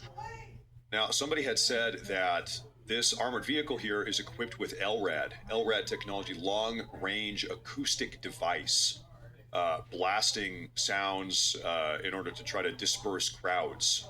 Obviously, they're not doing that yet here, but that allegedly this vehicle is equipped with LRAD technology. Yeah. The water bottles at this federal armored vehicle. We will see here. It's incredible. Jonathan Fahey, if you're still on the phone with me here, I don't know if you can see what this is insane. This is crazy. I mean, this is a deterioration of a situation that, we're all just in shock of right now. It's hard to tell who the heck is in charge in Minneapolis right now. Yeah, the riders are in charge. Both the mayor and the governor have had over a week to get things under control. And look at it. They've got a damn garbage can on top of this thing. They're blocking the vehicle. Listen. At what point do we say, you know what, we're going Charles Darwin mode? Listen, hey, this is a Darwin moment. If you are blocking a federal law enforcement armored vehicle, you're getting turned into ground beef. You're getting ground beefed. At what point do we start saying that? This is insane. They've done everything they can to undermine ICE, undermine federal law enforcement, which they know has a legitimate role to be there. And it's just shocking to me. And one of the things that you hear a lot is there are 3,000 federal troops and only 600 police officers in Minneapolis. But one of the things you rarely hear is the reason they only have 600 police is they never recovered from the George Floyd riots of 2020 when they had upwards of 900 officers. And it's just been a deterioration of that city because of the politics. We got a free garbage can. It's so shameful that they won't let the police be. That is just insane. And so allegedly this armored vehicle here has LRAD, long range acoustic device, equipped to start blasting audio, blasting the sound waves to disperse some of these crowds. I have another video I'll show you here while we are still waiting for Governor Tim Walz. Is he out here yet? This is live. Holy smokes, folks. Below zero outside. But it's been the fear all along from the governor, the mayor, the police chief, that an incident such as this, and like what we've had now repeatedly in the Twin Cities, could bring in federal troops, which is what no one wants. And Rob, I have to believe that's an overarching reason as to why our local leaders, you heard it again in your news conference there, that they're just, they're asking for calm. And Rob, I'm going to let the delay play out here for you to give your thoughts on that.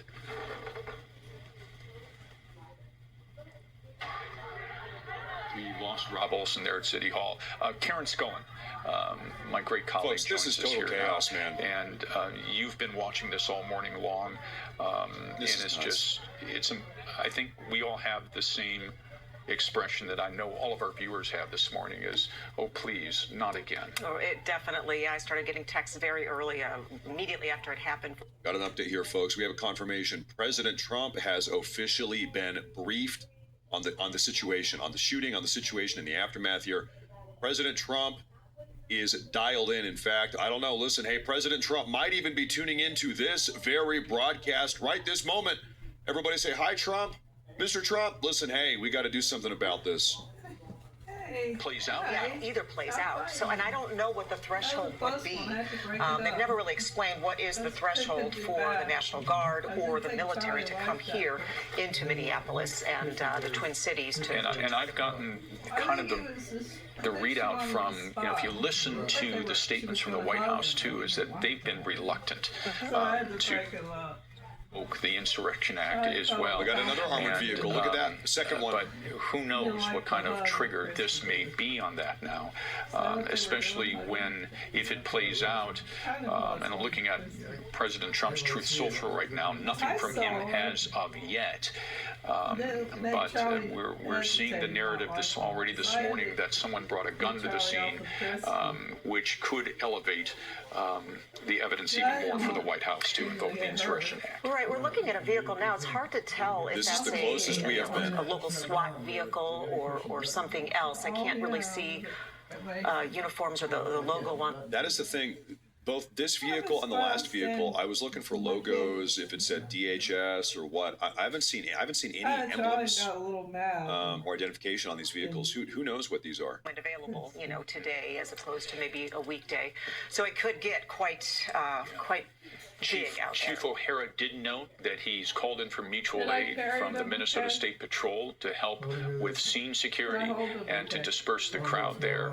He's asking everyone to leave. He's declared this an unlawful assembly at the corner of 26th and Nicollet there. And again, this is a live camera from the scene where you can see lots of smoke. And hear the tear gas. And hear the tear gas going off. Yes. And that has, there's different locations all around the scene that I've noticed. Some are busier than other areas. The State Patrol was kind of lined up in one area. Interestingly, not a lot of State Patrol, and I believe the governor would make that call on sending them out there. But it doesn't seem to be a ton. This looks like CBP of State officers Patrol out there, marching but down the certainly streets a line here. protecting at least one area. And then it looks like right now we've got more tear gas being fired off, and those appear to be federal agents there. Yes. That's right. Yeah, absolutely, federal agents. And the camera that we're looking at right now, we've got several cameras on the scene, but I believe this is the one that's coming to us from our colleagues at Fox News, who have had tremendous access to a lot of... Oh, hold up. What was he saying? Okay. This is Siraj Sarim. Okay, we have a statement from Stephen Miller. Stephen Miller, 8 minutes ago, he said, quote, "A domestic terrorist tried to assassinate federal law enforcement officers, and this is your response?" He's responding to Amy Klobuchar, far-left senator. "You and the state's entire Democrat leadership team have been flaming the flames of insurrection for the singular purpose of stopping the deportation of illegal aliens who invaded the country." Stephen Miller is right. They have been inflaming, they have been inciting this. They are engaging in open and direct insurrection. Details on the armed struggle are forthcoming. What we don't know is if that person that they were struggling with fired. Well, did he fire? Did they already take the gun? Some people are saying, agents had already taken the gun during the struggle. So it's really, really unclear and very important that we ultimately learn what exactly transpired. Was there a struggle for a gun? There's so many unanswered questions, and there's been a lot of caution to not draw any conclusions with what we know so far. A lot of movement down here. A lot of movement. And here's the gun that they recovered, according to DHS. This is the gun they recovered with 2 magazines from that person that they were struggling with. We don't know if this weapon was ever fired. We don't. And it could be a situation, too, where if The chief said he had a permit to carry. I'll tell you what here. If we find out that this weapon was fired, and they are going to run a ballistics test on this, you can tell if that gun was fired that was being held by this far left agitator, the entire left wing narrative is going to be shut down. If this guy fired a round at these ICE officers, it's over. The narrative is kaput. Seems like he did. It's really hard to tell. Seems like he did. It's tough to tell though for certain. But we'll be able to know whether or not a round got fired out of that handgun. That if you bring a firearm to a scene where there are police officers, the outcome is usually never good. It's not good. It's not good. But we really do need to wait and see. And we were supposed to hear from Greg Bovino with Border Patrol at noon, but we are still waiting for him to speak and give updated details on what unfolded here. Interesting, too, these last couple of shootings before this one have been ICE agent shootings. This one We've got our has aerial been footage here, folks. Take a look recognized at as this. a Border Patrol shooting. Wow. So a different agent from a different agency, involved in this one. And you're looking at chopper video right now.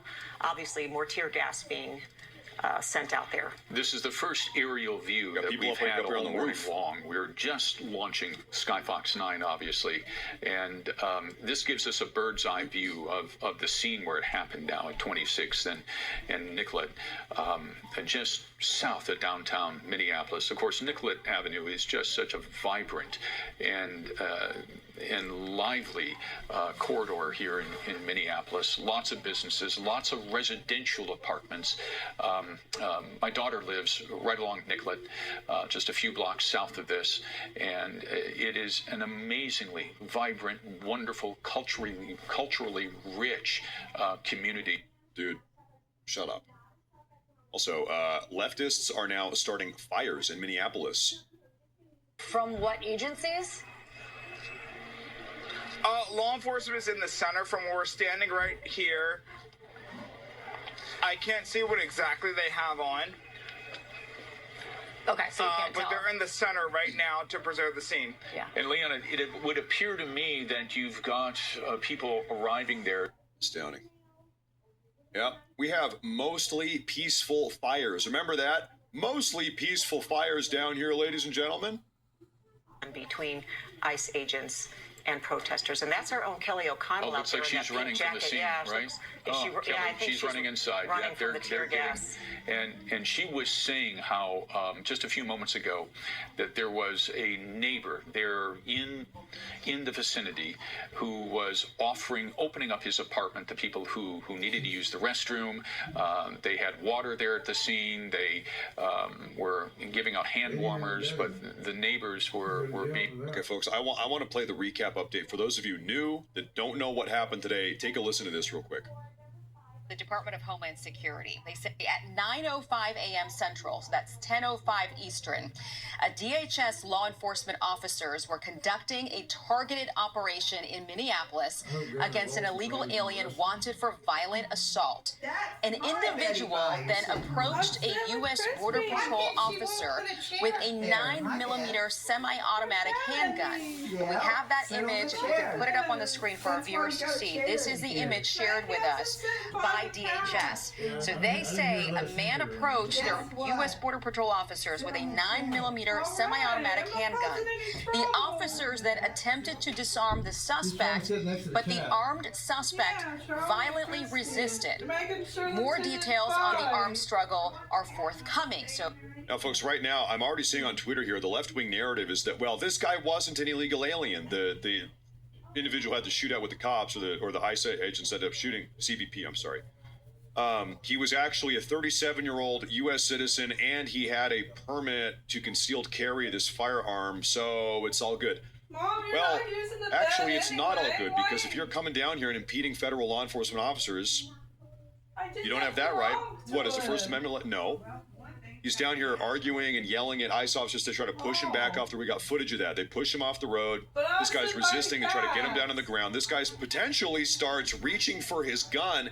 Okay, I know that. Listen, a concealed carry permit does not allow you to start reaching for your gun, resisting federal law enforcement, impeding federal law enforcement operations, potentially pointing this thing around. Listen, concealed carry license does not let you do that. I'm imagining they're reviewing whatever footage they have of this, the sequence of this event. Okay, so the statement goes on to say, this is again from Homeland Security, fearing for his life and the lives and safety of fellow officers, an agent fired defensive shots. Medics on scene immediately delivered medical aid to that subject, but he was pronounced dead at the scene. The suspect also had 2 magazines, no identification. This looks like a situation where an individual wanted to do maximum damage and massacre law enforcement. Again, this is from Homeland Security. They also add that about... Now, once again, I want to show you how this interaction started off. Okay. This individual here right in the middle in the brown jacket. This is the individual who was blocking the road here. He's blocking the road. ICE gets out of the car. Sir, get off the road. You got to get out of the road. This guy's out here recording. He's got his cell phone in his hand. And ICE is trying to push him back. It's this dude on the left. ICE pushes him back to the side of the road. Dude, get out of the road. Get out of the road. And that's where we cut off. And then we have this next video where a couple seconds later they have this guy down on the ground. They're grappling with this guy. This guy is resisting. They're trying to detain this guy. But we don't know what happened between that last video, he's standing up on the side of the road, pushed him back, versus we got him down on the ground, and now we need to detain this guy. We don't know what happened. Who knows how long? 30 seconds, 60 seconds go on, and then it's down on the ground here. While they're wrestling with this guy, a shooting takes place.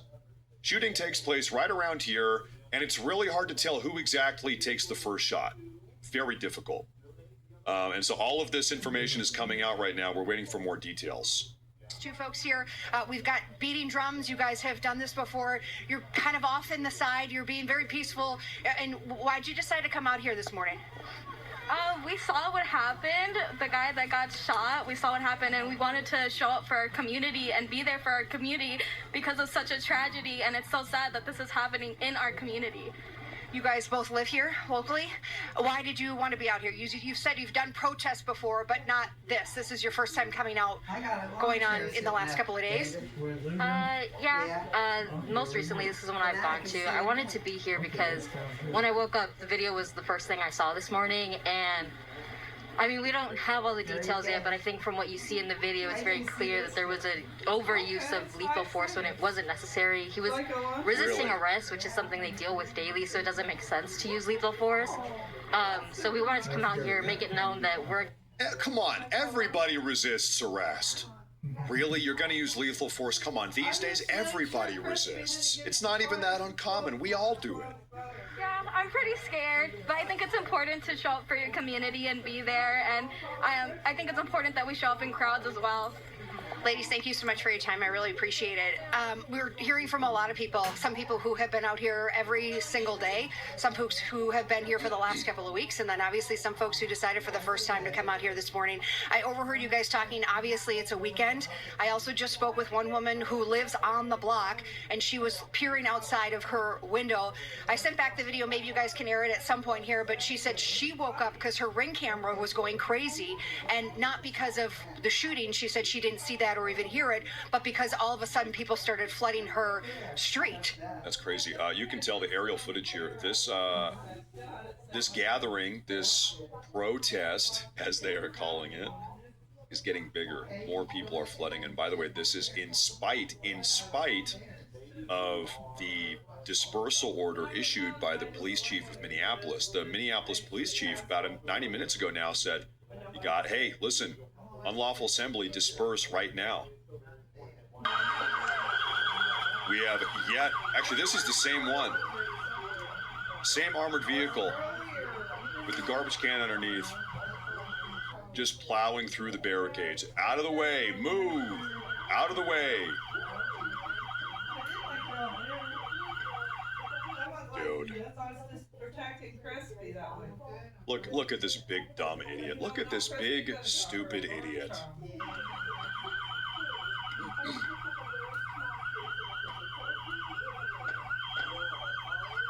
And you have a bunch of other stupid idiots. Another one. They're kind of getting away with it. Here we go. And here we go. I explained them all while I was on their beds because Charlie and Crispy were starting to fight. You believe it? You saw it too. Yeah. Don't you? Did I do the right thing? Yeah. I won that way. Okay. Unbelievable. Dude, I hate this. What's happening on here now? Trying to block us on the vehicle. Why do they have an American flag? That's ridiculous. Why do they have a flag? They should have it right side out. They're trying to block the window so they can't even see. They can't even drive. Look at that. Runs the American flag.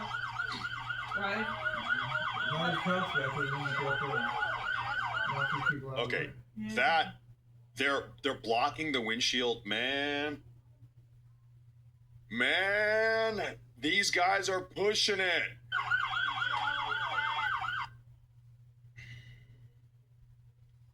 Pretty daring to block the windshield whilst also standing in front of the car. Yeah, that's stupid. Honestly, man, Yeah, at that point, just floor it. Just floor it. You've gone slow. You've done your best. You said, "May I have your attention, please? Get out of the way." Man, whoever's driving this car has the patience of a saint, saint-like. People were blocking them from leaving. So I don't want to say anything that, I don't know what was happening in front of the first vehicle. But it did look like at some point, obviously, they were using it to clear the scene in some capacity. But for what reason, I don't know. We deeply appreciate you being there and reporting for us, Kelly. Yeah. And oh my God. please keep yourself. Oh, wow. Wait, I have an update. Stand by here, folks. A protester has just broken his leg while protesting against ICE. Is that right? Wait, hold on. I should probably vet the video. Hopefully, like, blood isn't squirting out or anything. Yeah, no, I think we're good. Allegedly, a guy broke his leg down here. Who's breaking the leg? His leg is fucking broken. Oh my God, they broke his leg? You gotta lift him up. Oh no. Put him in the back of the van or the truck. He needs medical care. It's okay. It's okay. It's okay. It's okay. That's the thing. It's all right. Stupid games, stupid prizes. Stupid games, stupid prizes. This crowd is getting bigger. And this is not the only one either. There's multiple crowds down here. Going to be out there protesting. Those agents or those police that you see there in the yellow vests, from what I have seen in earlier footage, those are State Patrol officers that are out there. Now, there's not a ton of them, and Kelly, at where she is at, hadn't seen a ton, but it does look like there are at least some. There we have the shot up close, kind of trying to keep protesters you were right at about bay. that. I'm guessing while Peaceful they protect assembly. evidence, protect the scene. Unclear what those white vans are back there behind them. Well, given the temperature outside, they could be just warming vehicles, warming shelters for everyone out there. Typically, in a lot of cases like this, they'll bring in city buses to act as warming shelters too. And Thank you, OG Burnout. Thank you, sir. Next to the State Patrol, there's an officer in black, and it looks like he has a blue patch.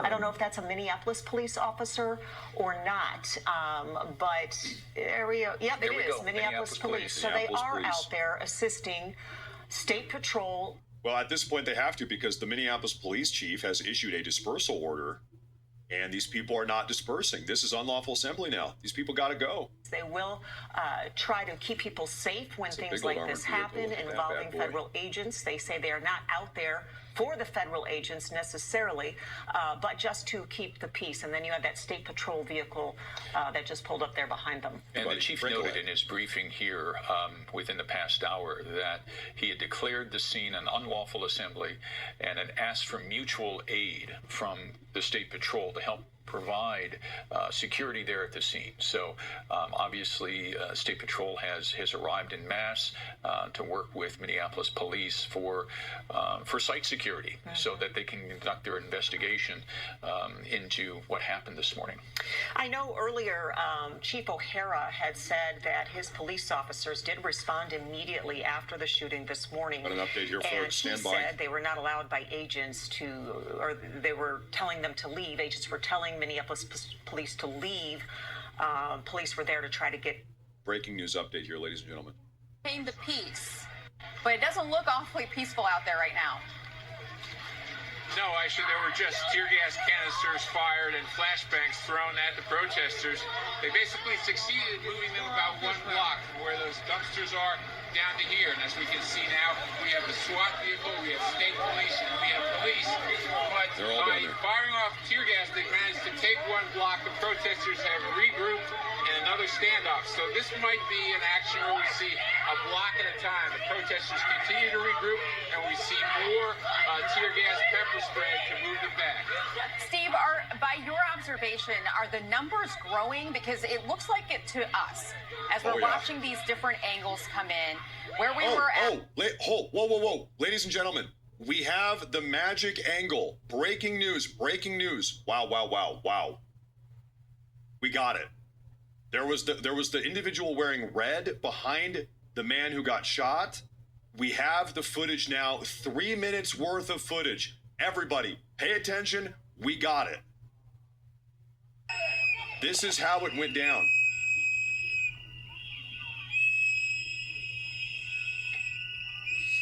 Here we go.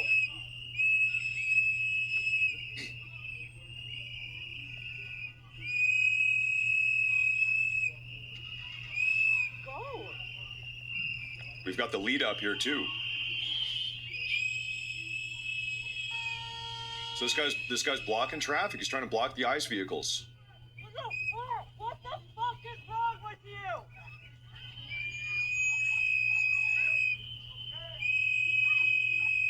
That guy pushed back on it. Did you see that? The guy who got shot. Look at this. Look at this. He just pushed up on an ICE officer. CBP pushed up on a CBP officer. Shouldn't have done that.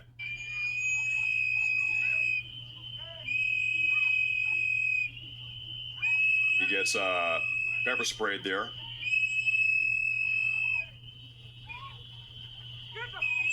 The fuck, people? The fuck is wrong with you? Get him on the ground. Honestly.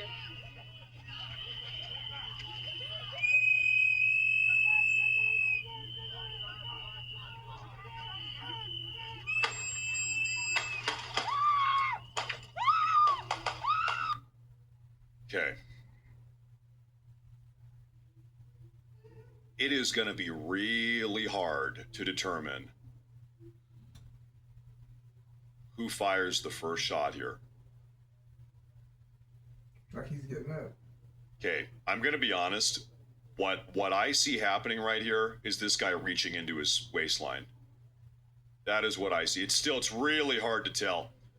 This guy's down here, he's resisting. He kind of gets back, and he kind of gets up a little bit, and it looks like he reaches for something. That's what I see.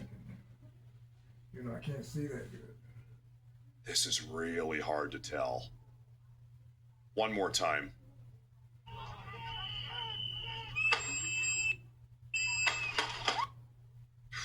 Really hard to tell.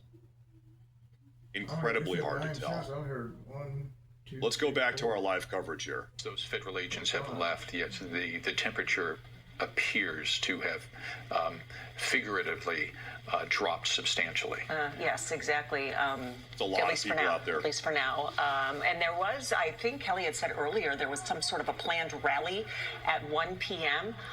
So I don't know exactly where that's going to be. I think it would just kind of be down in the neighborhood there. It's about a block away. She didn't know who was organizing it. She had just heard from people who were gathering there that yes, there was going to be a rally at 1 o'clock, which would be about 9 or 10 minutes away from now. We need to point point out we are still awaiting here the briefing from the Department of Border Patrol.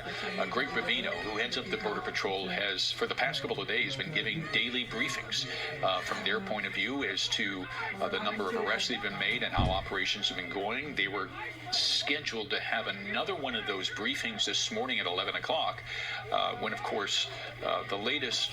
Well, ladies and gentlemen, let's have a quick conversation about the Insurrection Act here. Okay, let's put this into context. About 90 minutes ago, the Minneapolis police chief issued a dispersal order. What you are seeing right now is an unlawful assembly. This is not a sanctioned protest. These people are not out here doing what they're allowed to do.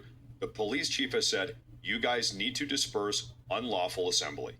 That's 90 minutes ago.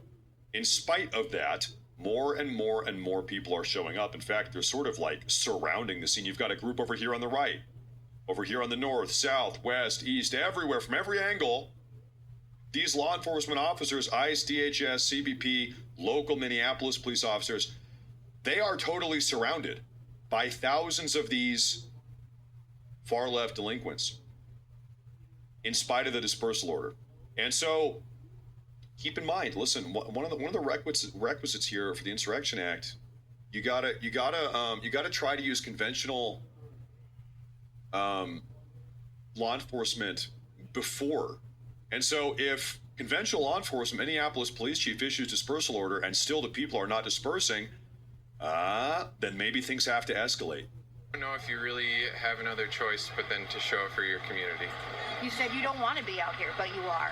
Why did you feel Here's like it was Idler. something you needed to do? Thank you very much. Well, Thank Kelly, you. I don't want to very be much, here sir. because it's negative 10 degrees, but I don't know another way to show how much I'm hurting. I don't know a way to show support for the community other than to come to the site where something super tragic just happened about 2 hours ago. If I'm not here, I'm at home crying. I know you said you live in the area. You weren't here when it happened. You would be at home crying?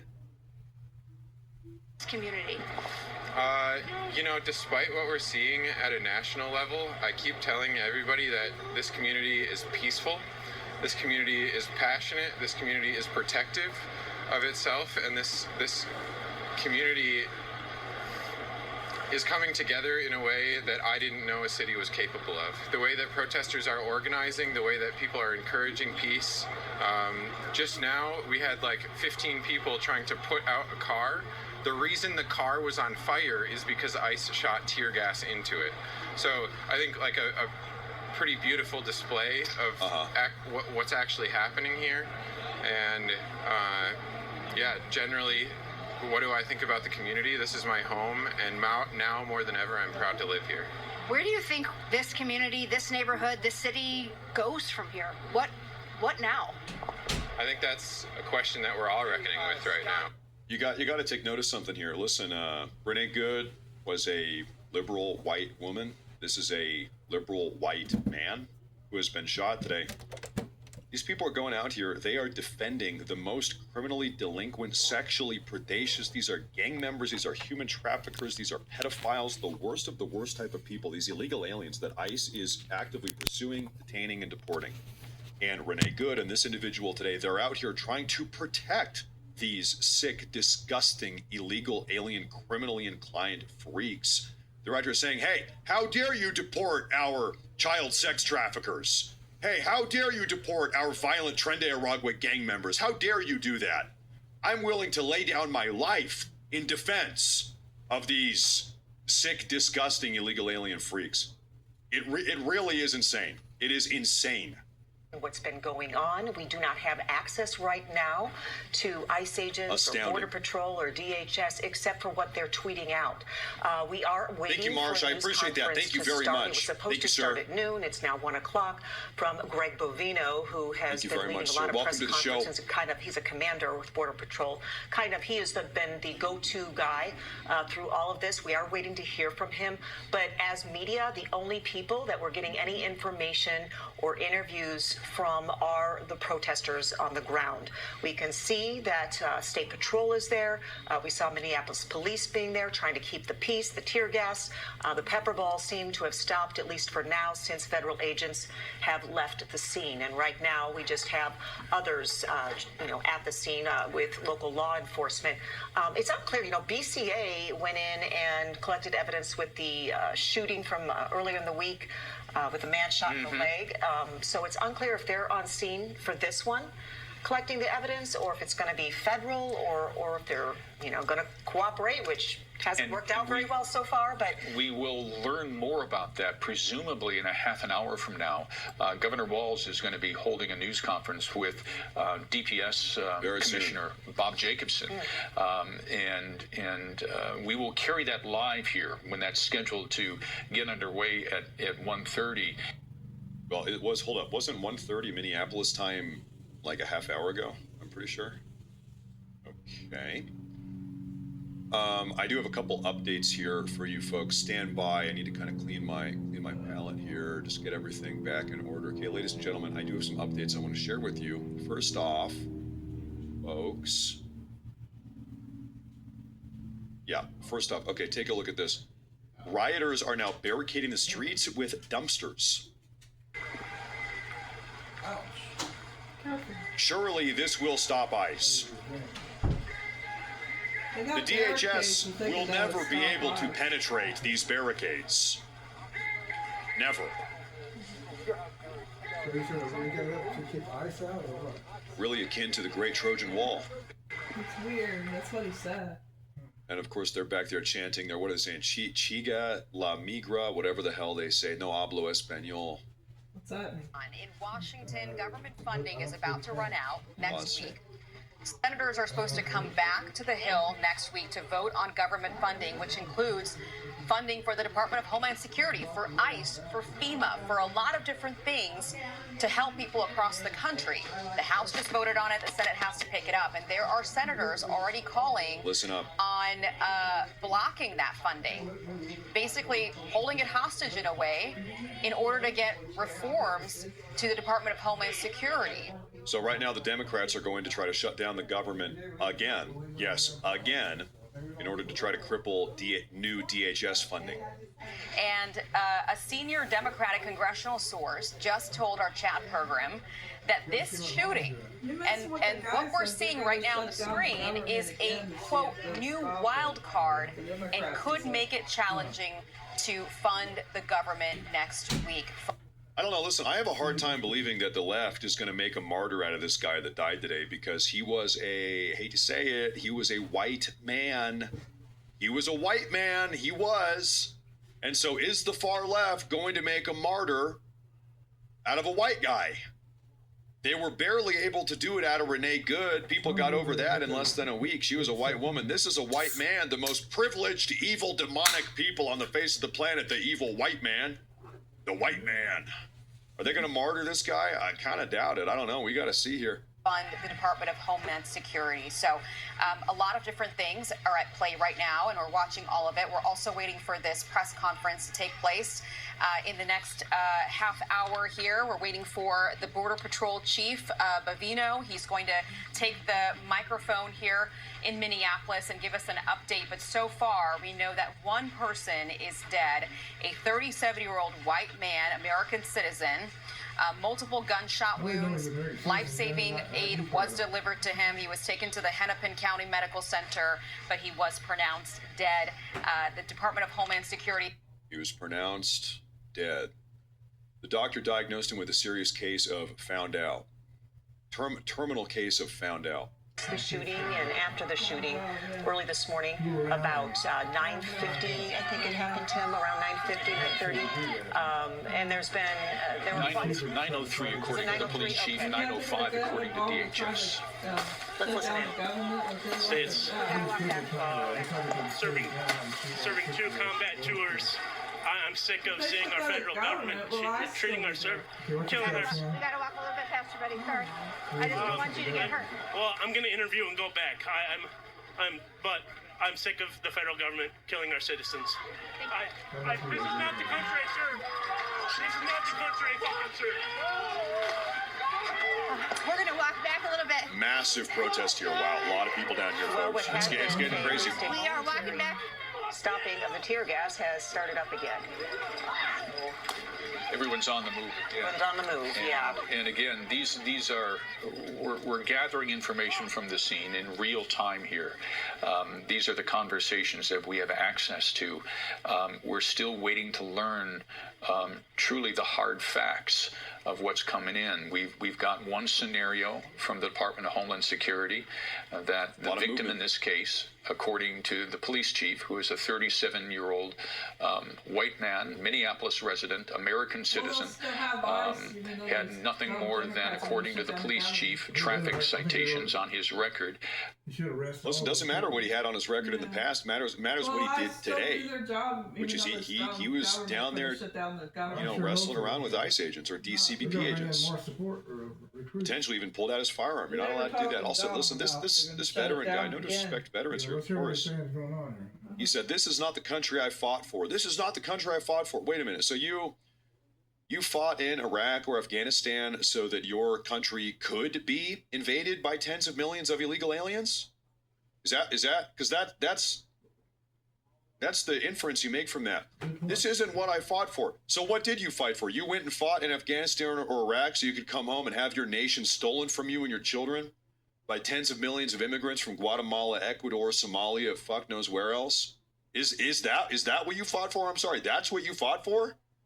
To have your own damn country invaded? Really? Up to that shooting, we'll have to take a look at it and see. But several angles, and all those videos are very important in trying to determine exactly what unfolded and who fired when. And when that gun that was on the person who got shot, when that was taken, when they finally got a hold of that gun. So that's unclear at this point. We hope to hear more soon. And if we look at the video from Skyfox 9 here on the left side of your screen, you can see more smoke agents being deployed there at the scene, and we have no idea what that is. If it's just purely smoke, or if it's OC, or if it's chemical irritants of some kind, or pepper clouds, pepper canisters, we don't know. But there obviously there's now an effort, and here you can see several scenes. Okay, at least 3 different scenes there where the agents are being deployed in an effort to disperse the crowd that the police chief has already called an unlawful assembly. And that was called quite some time ago. Right. Yeah, and so, but the crowds actually seem to not be dispersing or not going away, and it seems like more people are starting to come. And, that would explain the tear gas that is now being deployed, or the chemical irritant that's now being deployed at some of those protesters. The crowd is likely growing. And I guess the crowd is growing. More disruptive. We're getting too close. I'll say this again here, a little perspective. It was yesterday afternoon that we saw 10, some people say 12,000 far-left protesters marching through the streets of Minneapolis. They had a scheduled protest, a big day of rage. In fact, Governor Tim Walz, he pretty much shut down the entire city. Minneapolis Mayor Friday, they shut it down. They closed down the schools. They closed down all the restaurants. They closed down the entire city so everybody could go participate in the protest. That was yesterday, 12,000 people marching around. Well, today we have this incident. So all of these people are already in town. We've got, they were busing in protesters. This is just total chaos. Look at what is unfolding here. They've got paid protesters busing people in. We know those people are still in town because they were here yesterday. And so right now, I've been saying this all morning, we have a recipe for disaster. We've got all these protesters already in town. We've got this incident today. These people are losing their minds. It's already total chaos. They've already received a dispersal order from the Minneapolis police chief. They have ignored that dispersal order. In fact, opposite, the crowd's getting even bigger. So now this is just lawless anarchy down here. Dispersal order, hey, you got to go home. They are ignoring that. And of course, on the sidelines, we know President Trump for about a week now has had about 1,500 active duty U.S. military personnel, not National Guard. These are people they flew down from Alaska. They're down here outside the city, ready and waiting for the order. If Trump says go, they are going in. Insurrection Act is activated. We've got around 4,000 federal law enforcement officers between CBP, DHS, ICE, FBI is down here. Folks, I'm telling you, Today, where we are right now, this is the closest that we have been to the Insurrection Act. This is the closest we have come to Trump actually invoking this thing. There at the scene.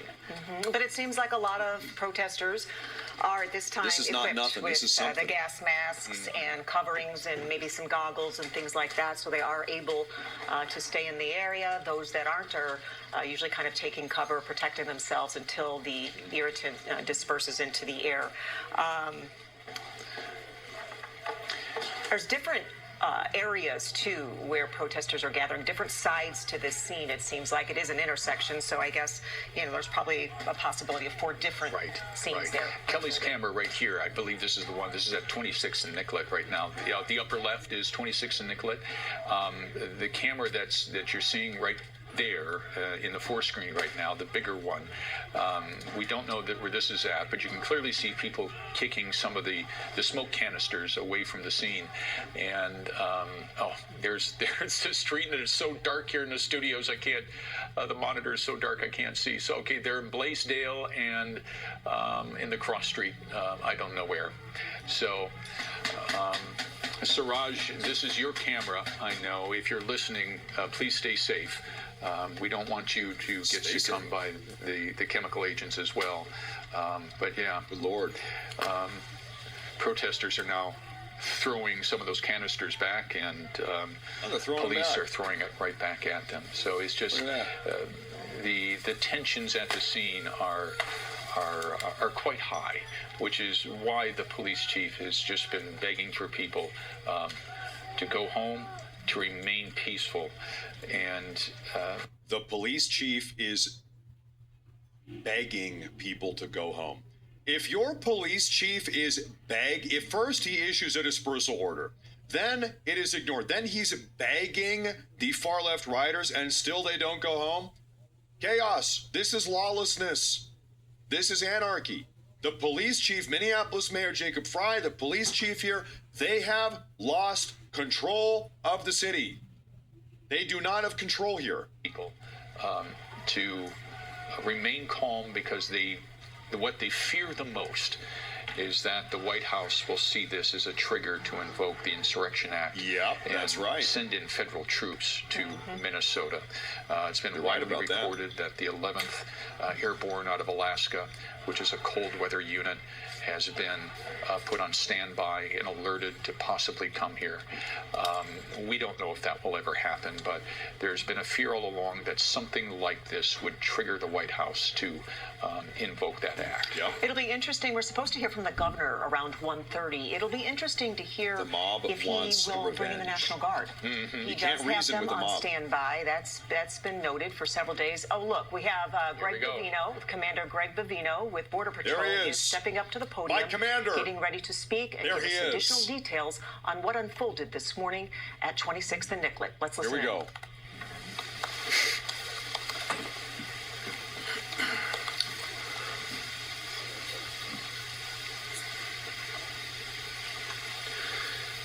Good afternoon. Thank you all for being here today. I'm Gregory Bovino, and I have the privilege and honor of leading United States Border Patrol and Customs and Border Protection here in Minneapolis.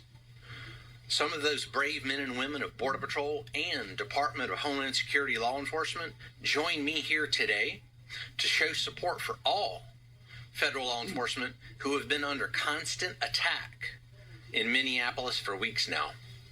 This morning was no different.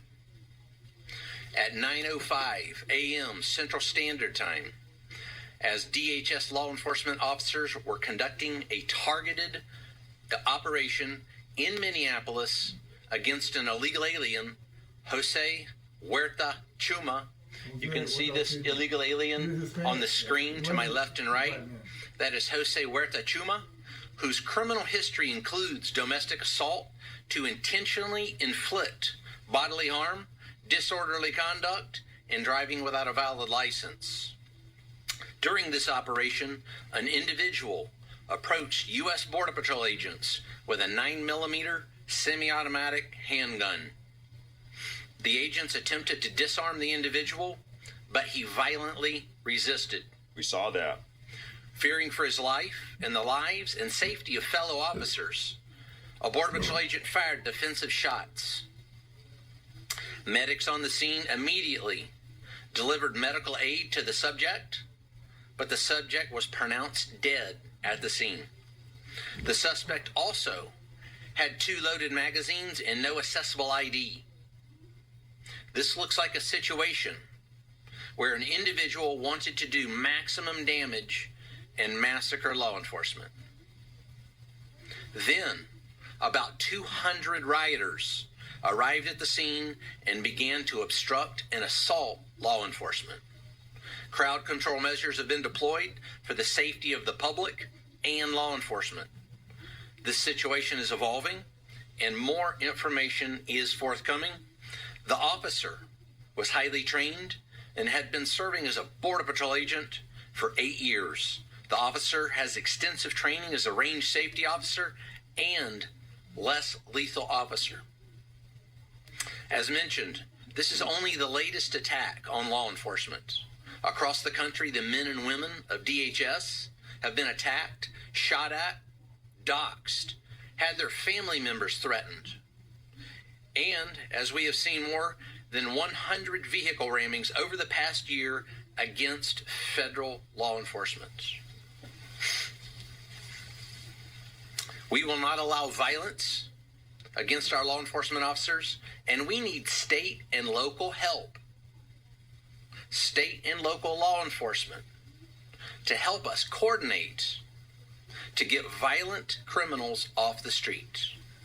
Mayor Fry and Chief O'Hara just a few minutes ago did the opposite of that by omitting the fact that the suspect had a gun and magazines full of ammunition. Very true. In what looks like a situation, again, where an individual wanted to do maximum damage and massacre law enforcement. I want to reiterate what President Donald Trump, Secretary Kristi Noem, myself, Director Marcos Charles, and so many others have said time and again. If you obstruct a law enforcement officer or assault a law enforcement officer, you are in violation of the law and will be arrested. Our law enforcement officers take an oath to protect the public. We go to work every day to protect our friends, our neighbors, and our fellow citizens. The fact of the matter is that the law does not enforce itself. It takes men and women who are willing to risk their lives to enforce it. The men and women of CBP and ICE, law enforcement, are highly trained professionals who love this country and do this work because they want to leave their kids and their grandkids a country that's safe and secure. That's right. Questions? All right. Here we go. First question, when did agents learn that he had a gun, and did he ever brandish that weapon at agents? Allie, this situation, again, is evolving. This situation is under investigation. Those facts will come to light. This particular incident is being investigated just like we investigate other similar incidents like we've done over the past several years. It's in the hands of professionals. Those facts will come to light. All right, going on to the next question. So, did he have an additional gun, or was the gun moved from the scene? And I watched the video from start to finish of that woman who was wearing the red jacket, and it doesn't seem like he pulled the weapon at any point. So, did the account come from the agents? Did they say that he pulled the gun before, during, after? When does the gun come out? Again, this situation's evolving. This is under investigation. Those facts will come to light. But let's take a look at the gun. You can see the gun here on the screen there that individual possessed. It appears to be a semi-automatic, high-capacity type, possibly a Sig Sauer 9mm. All right, no more questions. Sorry, no more questions, sir.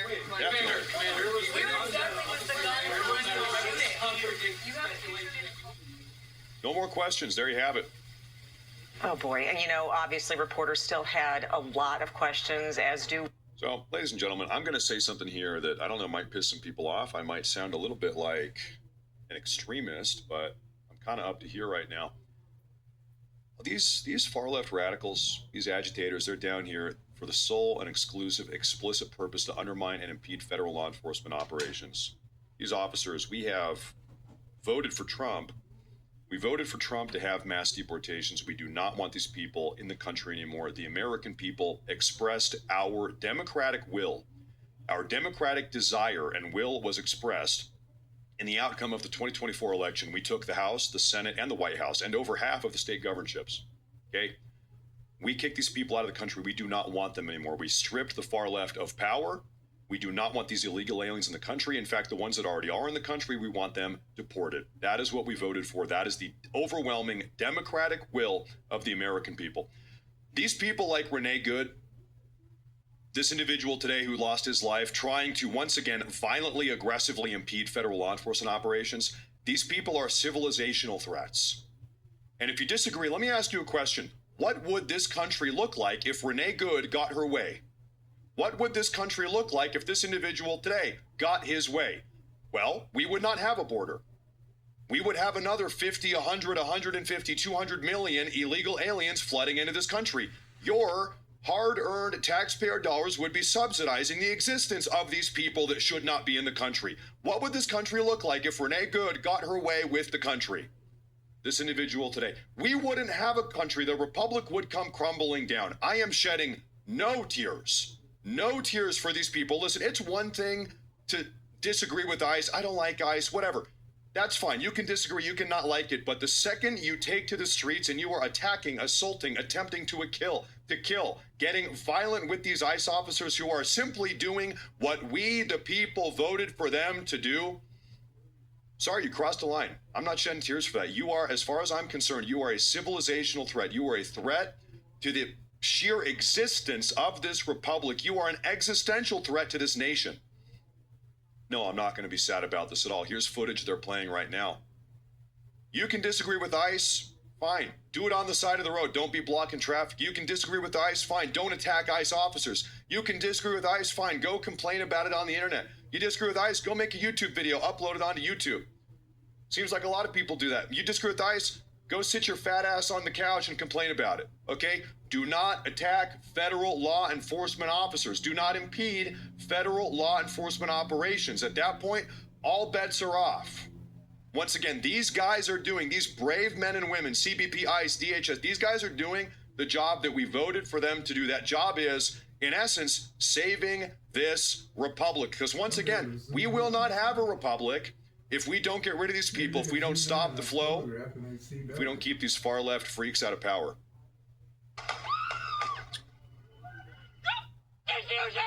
Shoot her. She's screaming at shooter. You don't want to get shot by ICE? Don't impede them. Don't attack them. Don't assault them. Oh my God! Oh my God! Oh my God! Oh my God! Oh my God! Did you just do? Did you just do?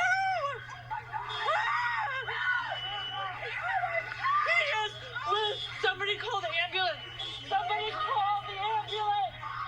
Somebody needs to call the ambulance! Somebody call 911! Ladies and gentlemen, hold that thought. We have a written statement from President Trump himself, who just posted this on Truth Social. Ladies and gentlemen, here we go.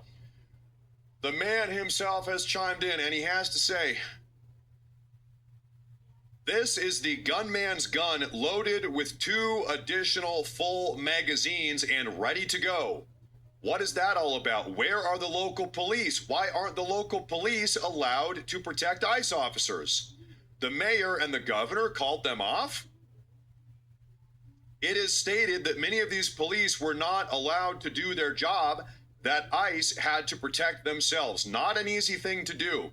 Why does Ilhan Omar have $34 million in her bank account? And where are the tens of billions of dollars that have been stolen from the once great state of Minnesota? We are there because of massive monetary fraud with billions of dollars missing and illegal alien criminals that were allowed to infiltrate the state through the Democrats' open border policy. We want the money back, and we want it back now. Those fraudsters who stole the money are going to jail where they belong. This is no different than a really big bank robbery. Much of what you're witnessing is a cover-up for this theft and for this fraud. The mayor and the governor are inciting insurrection. There it is.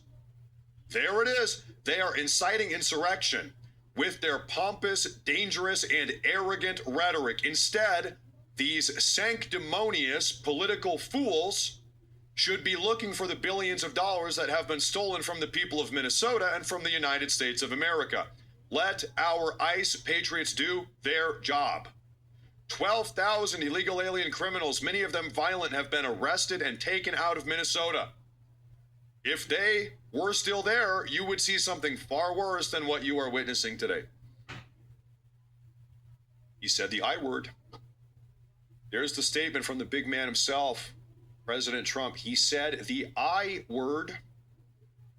Now what are we going to do about it? Now what are we going to do about it, folks? I'm going to scan for updates here. Bear with me, ladies and gentlemen. Thank you, folks. If you're new to the show and you love this country and you are sick of these far-left saboteurs doing everything they can to undermine President Trump's America First agenda, go ahead and drop a follow, subscribe, like today's video. We are live right now on Rumble as well as on YouTube. Do me a favor, folks. Let me go ahead and scan for some updates, ladies and gentlemen. Stand by, stand by. Stand by now.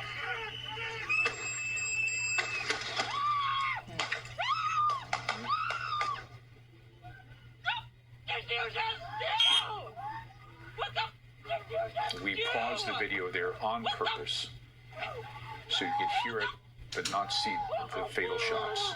Oh my God! Oh my God! You know, there's a lot going on in that video. It's still difficult to see. Even with that better angle, it's still difficult to see if a gun was actually drawn. Yep. Just can't tell. We don't see it. I don't just see it. Looking at it, you know, the 2 times I've seen it, we don't see the gun from that angle.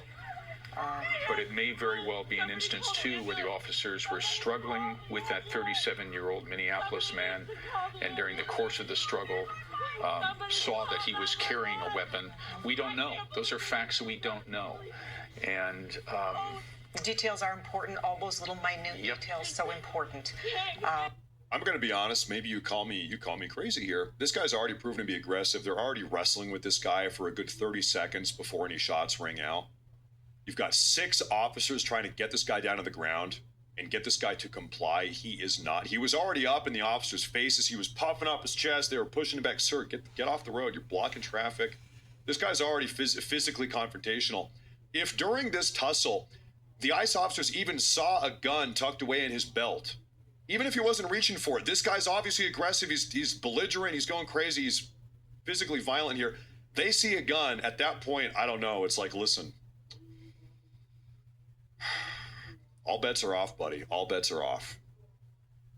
This guy made a series of bad decisions, an elongated series of bad decisions. Now, Tim Waltz is coming out here pretty soon. That's what this looks like. Exactly. It gives you reaction time as an officer. Right. And there are, I've seen it, and we can see it, there are people who do get closer than that, who do get closer, 21 feet or even 8 feet. So what a reasonable distance is, I've asked this question, and I think it varies. It seems to vary.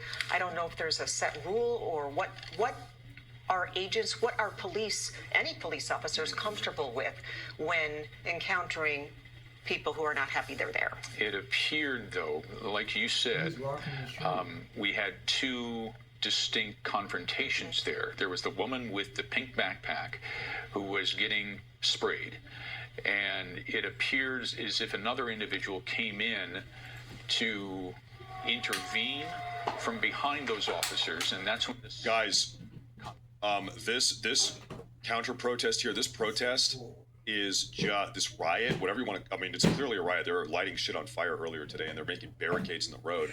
This is now categorically, this is a riot because they're lighting stuff on fire. They're blocking the road. Minneapolis police chief 2 hours ago now issued a dispersal order saying, hey, you got to go home. This is an unlawful assembly. Go home now. And they did not. In fact, there's more and more and more of them coming out. This is a riot at this point, as far as I'm concerned. And we have some, I mean, this is just out of control today. This is just out of control. Got another video here. Oh, got one.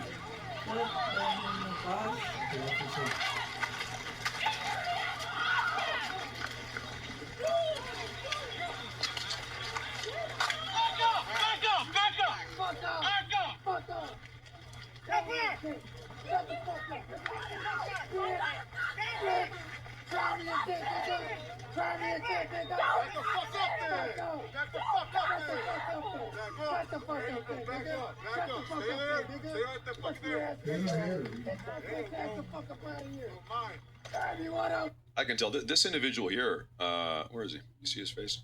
This guy right here was the individual standing to the left of Bovino at that press conference. The same guy. Get the fuck up out of here. You want to work, bitch ass nigga? The fuck? The fuck you think this? Oh, you little motherfucker. You think that's enough? You bitch ass nigga? Get the fuck out of here. No, these members of the far left, by the way, thank you, Nancy. Nancy, listen. I mean, you know this. These members of the far left, they are totally against anybody getting shot unless the shooter is an illegal alien. If the shooter is an illegal alien shooting an innocent American citizen, then it's all good. We don't care about it. These members of the far left, they are totally anti-human trafficking, anti-rape, anti-sexual assault. Unless the perpetrator engaging in this behavior is an illegal alien, then we're going to turn a blind eye. Illegal aliens, they can rape and pillage and steal and harass and defraud and murder and shoot whoever they want with complete and total impunity. It's all good. We're not going to talk about that. But the second law enforcement gets involved, tries to shut it down, then it's a problem. Then we have a problem. Then it's an issue. Then the far left is going scorched earth. Far worse than you are witnessing today. And that is the end of the statement from President Trump, just released on Truth Social. The president often weaving, as he often does, weaving a couple of ideas into the focus of the situation, the shooting that happened this morning. And it should be pointed out, he mentions illegal aliens, but the person that was shot and killed appears to have been a U.S. citizen, a white Caucasian 37-year-old man, U.S. citizen, a citizen of Minneapolis. You know, I've said this 3 times, but I'm gonna say it again here. So Waterboy on Rumble, he has a Rumble rant. He says, I will say this as a Second Amendment advocate. There's nothing wrong with walking around with a loaded firearm in a magazine or 2 extra magazines. This is called being prepared in case you don't need it. Don't impede ICE. So once again, this guy, we've got the info now. This individual today, he was legally concealed carrying a firearm. He had a firearm with 2 magazines. He had a concealed carry license in Minnesota State. That's fine. You can do that. Minneapolis, if you want to have a CCW, that's fine. What you are not allowed to do is get confrontational, physically violent, and start impeding federal law enforcement officers. And just a piece of this is my personal advice: if you are going to get physically violent and impede federal law enforcement officers, you probably should not have that concealed carry weapon on you. Just like human to human, you should probably not have that gun, which you have legally, fine. You should not have that gun with you if you are going to get violent with federal law enforcement officers, because then all bets are off, dude. All bets are off. You think they'll do that? It has a little bit of a different story, so unclear whether You're right, though. You're right, though, Waterboy. True that. were actually called, and if so, at what point. We'll have to try to get that answer. We are expecting Governor Walz to speak here shortly. The podium is set up and ready to go, but he has not taken to that podium just yet, and hopefully we will get even more answers about what's happening and what's going to happen as the day goes on here. In the meantime, if you look at the camera there in the upper left-hand corner of the screen, this is from Skyfox 9, and you can see the crowd building now at the corner of 26 and Nicollet, where the shooting happened this morning. And again, we need to say that for the record, the police chief, Brian O'Hara, has asked people not to go. He's declared this an unlawful assembly. Okay, real quick. Yeah, this is an unlawful assembly, folks. What does that mean? This assembly is getting bigger, and 2 hours ago, Minneapolis police chief said, go home, unlawful assembly, dispersal order has been given. None of these people are respecting that dispersal order. What does that mean? This is a riot. This is out of control. Minneapolis police, Minneapolis Mayor Jacob Frey, they have lost control of the city. The city is out of control. Might be time for some federal law enforcement. Well, might be time for some National Guardsmen. Might be time for this Arctic, for these Arctic guys from From Alaska. What division are there? Was it 111th Arctic Division? From Alaska. Somebody correct me about that. Now we've got a statement here from DOJ, AG Pamela Bondi. Well, they She are has to trash. turn up the audio here. Pam Bondi just took to Fox News. Rape, homicide, manslaughter. That's who they're trying to protect in Minnesota. I do not understand these people. We sent Governor Walz a very strong letter today. We had been working on this letter. We got it out saying that he better support President Trump. He better support the men and women in law enforcement, because if he doesn't, we are. And Pam Bondi, just arrest him. I'm sorry. Listen, it is not the time to send a sternly worded letter. Bondi, arrest him. Arrest him. And Minneapolis Mayor Jacob Frey, while you're at it, arrest these people. You sent him a letter. What'd you buy it at Hallmark? You sent him a Hallmark letter? Arrest him. that's what we're doing right now. Were there any consequences in this letter? Well, we'll see. This is fluid. Let's see how Governor Walz responds. Let's see what he does based on this, based on what's happening right now. But this administration is going to support the citizens. We're going to support our great men and women in law enforcement. Okay.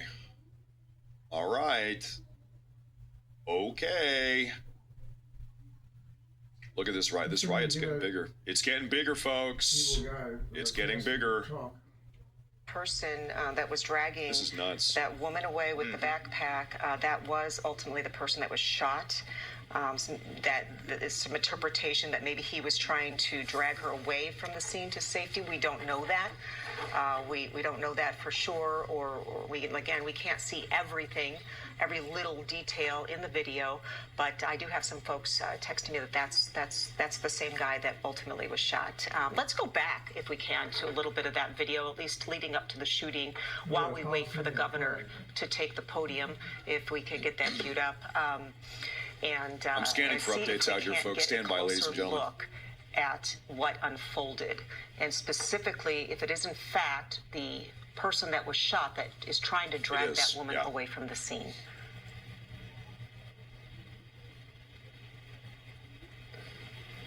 Oh boy. Oh wow. Okay. We have all seen that video 100 times now. What I want to show, the Antifa militia is on the streets. Allegedly, the Antifa militia is out here on the streets.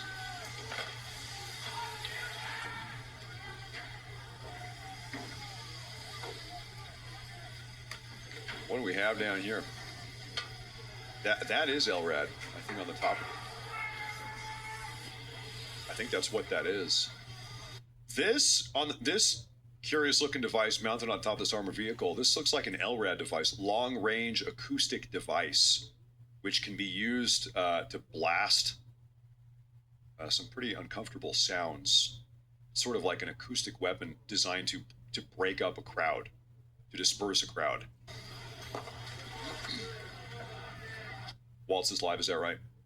Stand by, here we go. I have a strong statement here for our federal government. Minnesota's justice system will have the last word on this. It must have the last word. As I told the White House in no uncertain terms this morning, the federal government cannot be trusted to lead this investigation. The state will handle it, period. Let me say something else, and this is critically important. All of us understand what happened this morning and the tragedy of it, and my deepest sympathies to the family of a 37-year-old Minnesota resident, a lawful firearm concealed permit carrier, something that I've been lectured to by Republicans for decades, that is not only your right, it's your duty. What, attack ICE officers? We know that the potential to further inflame tensions is high, and to Minnesotans, there's a difference. We want calm and peace and normalcy back to our lives. They want chaos.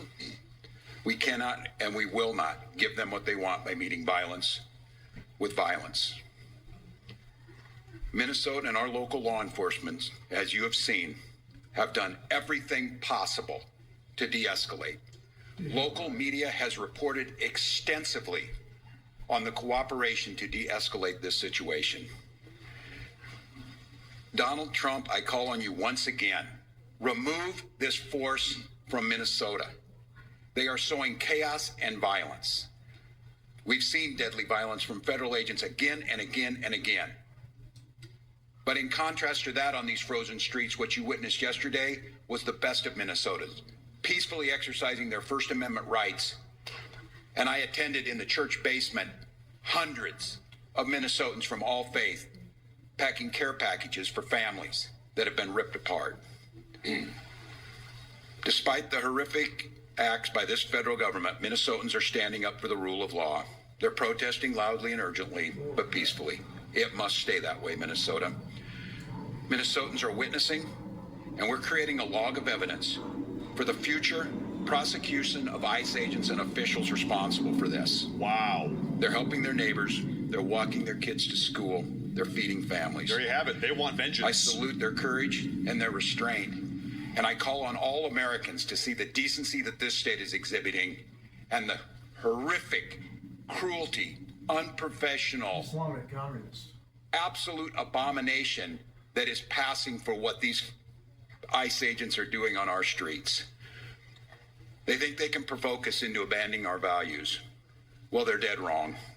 We'll keep the peace, we'll secure the justice with our neighbors, and we'll see this occupation ends. Minnesotans and Minnesota law enforcement that continuously is being denigrated by this administration will continue to be the adults in the room, the professionals in the room, the decent human beings in the room that will keep the peace. With this, I'd like to turn it over to Department of Public Safety Commissioner Bob Jacobson to update you on the situation as we know it. They want vengeance. Next time they're in power, they're going to try to get it. Thank you, Governor. I'm Bob Jacobson, Commissioner of Public Safety for the Department of Public Safety, and again, it's my honor to serve in that position. A man was shot and killed this morning in Minneapolis. I want to pause and remember what cannot get lost in this moment. A man died. His family and friends are feeling unimaginable heartbreak and trauma. And I know Minnesotans and I know our community will rally around this man's family and friends to support him. I also understand clearly that people are upset. They're scared, they're confused, and I want to assure you that this state's public safety officials and our local law enforcement partners are doing everything in our power to get answers, to help return a sense of normalcy back to our communities. You have the right to demonstrate peacefully. We recognize that demonstrations are often driven by strong emotions, beliefs, and a desire to be heard. But please, please remain peaceful. I want to say it again, that because it is important and it is critical. Peacefully demonstrate. By doing so, you help local authorities to get answers. You help us to do our investigations. By remaining peaceful, you help ensure nobody else may be killed or injured. The thousands and thousands of people who gathered yesterday in Minneapolis prove that Minnesotans can make their voices heard peacefully, and they can do so without violence, and they can do so without destruction. And state resources are available and ready to support our local law enforcement partners as requested. And those resources include the Minnesota State Patrol, the Bureau of Criminal Apprehension, and the Minnesota National Guard. With that, we'll stand for questions. There's an interpreter right next to him. What is that? I wonder if it's giving us advice. Is there any reason to believe that it will be answered differently? Have you had any conversations with the president, with the federal government, and is there any indication that they are going to pull out or back out? Well, I spoke twice this morning, shortly after I received the call of this shooting. I spoke with the President's Chief of Staff, and first request was to get her people out of there, to get these federal agents out of there if they were going to cause more chaos. And second call is with no uncertain terms that we will investigate this. We will not be stonewalled. What we've already seen, and you saw it this morning, Might have been. before any investigation is done, Was he gonna say hi? you have the most powerful people in the federal government spinning stories and putting up pictures and unrelated people who we don't know anything about, and a picture of a firearm Pay attention to our surroundings too. to try and spin a narrative. And I ask Americans, this will end when enough Americans say this will end. Do I have any confidence Donald Trump will do the right thing? No, I don't have a lot of confidence Donald Trump will do the right thing. I do have a lot of confidence that the majority of the American people will do the right thing. And I think there cannot be very many people across this country looking right now, after all the reporting that's been done, after everything that's been said under the pretense that they are here about immigration reform, and quit referring to these people as law enforcement. They are not law enforcement. We have law enforcement who do an incredible job. And to listen to Greg Bovino denigrate the work of our people who are out there cleaning up their mess, no, I don't have a lot of confidence that he himself will do it. But here's what I do have confidence in. There's a whole lot of Republicans, for whatever reason, cannot find their spine. But they might find the ability to know that they're not going to win another election as long as they live, unless they stand up for what's right and stand up for the rule of law and stand up for human decency, and that's the moment. What a loser. What a loser. What are the people of Minnesota supposed to do who are in the middle right now? Because if Yes. Yeah. Yeah, no, it's a good question. And look, I speaking to the people of Minnesota right now, I hear that scream from you, and I'll continue to plead and ask you for peace. And I know the answer is you ask us for peace and we give it, and we get shot in the face on the streets coming out of a donut shop. Oh my God. We cannot give them what they want. I don't know how to say this in so many terms to watch the madness that we've witnessed over this last week coming out of the White House and what it's doing here. My confidence is, and I say it to Minnesotans, as I've said, exercise your First Amendment rights, speak out, bear witness and document legally. But I understand the risk in that, and I understand the courage that it takes to have people out there doing this. Thank God we have video, because according to DHS, these 7 heroic guys took an onslaught of a battalion against them or something. It's nonsense, people. What? It is nonsense, and it's lies. So my confidence is this, Minnesotans. You know who you are, and you demonstrate it every single day, and we damn sure know who these people are. The American public knows, and this needs to be the event that says enough. Go ahead. No, I'm up front. Find out Monday. Liar. To the fact that you talk about you don't trust the federal government to handle this investigation. We know with the Renee Good shooting, BCA said that they were blocked from accessing evidence. Has there been any suggestion that BCA is not allowed to do this investigation? Do you have officers on the ground doing the investigation right now? The question was related to whether or not the BCA is on the ground currently with the investigation, and a reference to previous investigations that the BCA has attempted to be a part of. What I'll tell you right now is that we no longer have BCA agents or public safety, state patrol, or Minneapolis on the ground at that crime scene. Is that an instruction by the federal government, or did you pull your agents out? What I will tell you, and not to get further into the investigation, but DHS pulled out of the scene, leaving that to Minnesota State Patrol, Minneapolis. We did not have enough resources to be able to hold that ground safely, and we had to leave that scene because of the number of people that were available and the safety of those in the public and the safety of our team. So they can't police we their were own able city. to get there. But at that time, we were not able to hold that scene to do a crime scene investigation. I can't talk any more about those details. Who is handling the investigation? If not either DHS nor state officials right now. We'll have more on that, but the BCA is engaged and involved, and we are working at the request of the Minneapolis Police Department on this, on the scene and in this investigation. So we are there, we're available. We want to make sure that we continue to work on this and engage with our federal law enforcement. But at this point, we don't have anything more to share about the crime scene. Again, we were not able to hold it. We wanted to make sure and keep people safe. but federal law enforcement left the scene and left us there. Governor Ernesto, within your time, have you activated the National Guard? I noted that Sheriff Witt has requested for additional assistance. Can you tell us whether they're going to be playing a role in keeping? Yeah.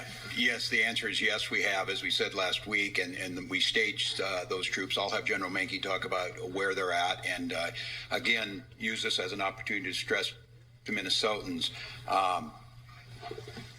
the frustration you have. And as you saw this, they killed a man, created chaos, pushed down protesters, threw gas indiscriminately, and then left the scene, and then we're left to clean up. I understand the anger. I understand trying to parse who were the law enforcement on the scene when you got there after a man was killed is difficult for the folks who are out there. But I can't stress enough, our goal, and I'll have General Menke talk about what the role of these Guard troops are in conjunction with incredible work from the Hennepin County Sheriff's Office, from mutual aid across, and of course the State Patrol, of trying to get to the point where what we're saying is we can handle this, and Minnesotans can express their First Amendment rights. Clearly you can. And have our folks on the streets and get these people out of here. And so, John, if you want to talk a little bit, but the answer is yes, there's activated. He can talk to you about numbers. To be clear, Governor, activated.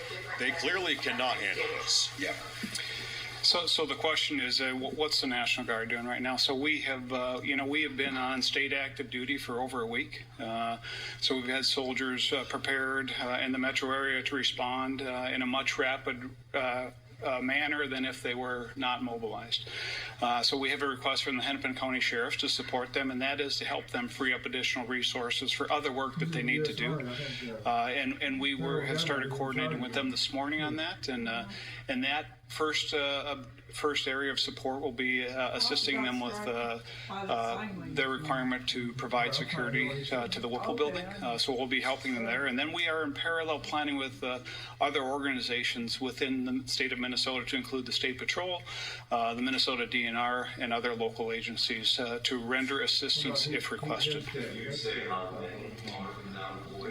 I would say that the number that we have is adequate for the requests that we have right now, and I will also tell you that we are bringing more resources that will be able to respond in a timely manner that are not fully mobilized yet, but we are mobilizing more soldiers as we talk at this time.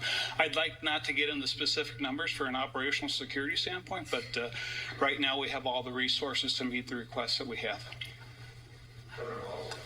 I would note on this one, too, that we'll be billing the federal government for the cost of the National Guard because they are incurring the costs that are falling on us by their reckless actions. Yes, sir. You alluded to this earlier, but are you projecting the narrative that has been presented by federal officials that this man, this 37-year-old civilian, told to threaten these agents? And are you rejecting the idea that he played some role with his weapon and lead? I'm rejecting the rush to judgment within 15 minutes of this, which they did last time. That's why you need to have a fair investigation. And that's why a video can show one thing, but what happened beforehand. But they already will slander this individual. They've already made this the case. And I will just say you will all start to see it, and some of you probably have. There's multiple angles of this. And I'll go back to what we talked about before. They're telling you not to trust your eyes and ears, not to trust the facts that you're seeing in front of them. And at some point in time, you're reporting, and I think the reporting this week has been spectacular across Minnesota, that there's not two sides to every story. But in this situation, what I'm saying is we need to have a fair investigation, understanding what's happening, and held accountable. We continue to hear, and we heard it from the vice president, that these folks can do whatever they want. They can have full immunity. And what I'm telling you is they will not. There will be justice to Minnesotans. Continue to gather the information. So I won't say where it is because I think it's irresponsible to make that judgment. But what I see with my eyes and what you're going to see with your eyes makes that pretty hard to believe. And I would imagine as a federal officer, they would have come out and sounded like these professionals sound and say, we need to gather the information, we need to gather all the facts, we need to put them forward, and then we can make some informed decision based on the fact. They've written the narrative already. And the audacity to critique the police chief of Minneapolis after what work that those heroic officers are trying to do, and to be critiqued by this guy, I mean, I don't know, I've said it a lot, but America, as you're listening, enough is enough. Enough is enough of this. End this. end this, and we see them moving to Maine. If you're in Boston, you're in Chicago, you're in Philly, you're in Miami, it doesn't matter. We can't live like this. Our children are in trauma. A 5-year-old, you saw the picture, the bunny hat and the Spider-Man. Is there not like some narrative to throw around, to parade around in some coat you had made and act like you're a tough guy or whatever? These are people's lives, and we have rule of law. So I'll let the investigation play itself out. We will do our best to find it, but I don't know, you kill a man and then you just leave, your law enforcement just leave him. Is there a single case in American history where you just like walk away and say, I guess that just happened and we're not going to clean up our mess? I'm proud of Minnesotans. I'm proud of law enforcement here and our partners, and we'll get to the bottom of it. I think we have time for another one. So, yes, ma'am.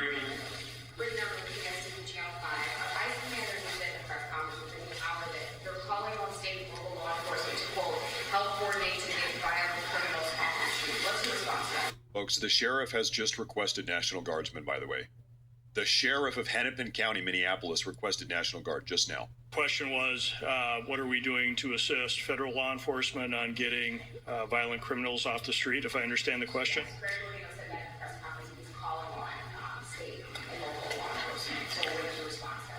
State and local law enforcement are always ready and willing and able to arrest violent offenders. We do not stand down from that, no matter where we get that information from. If there are violent offenders or violent criminals or violent crimes, we will investigate and we'll bring those to justice. If the federal government would like to work with us, to continue to work with us as they have in the past, to locate those violent offenders, we are always open to those discussions and always willing to assist. We do not ignore that. We are ready and able, and we do that. All of you as part of the media hear us arresting violent offenders all the time. We have not stood down. That is our mission. The federal government is not alone in arresting violent offenders. State and local law enforcement does that every day at great risk to their life, at great risk to the community. We do it because we want a safe Minnesota, and the federal government is not the only one to do that.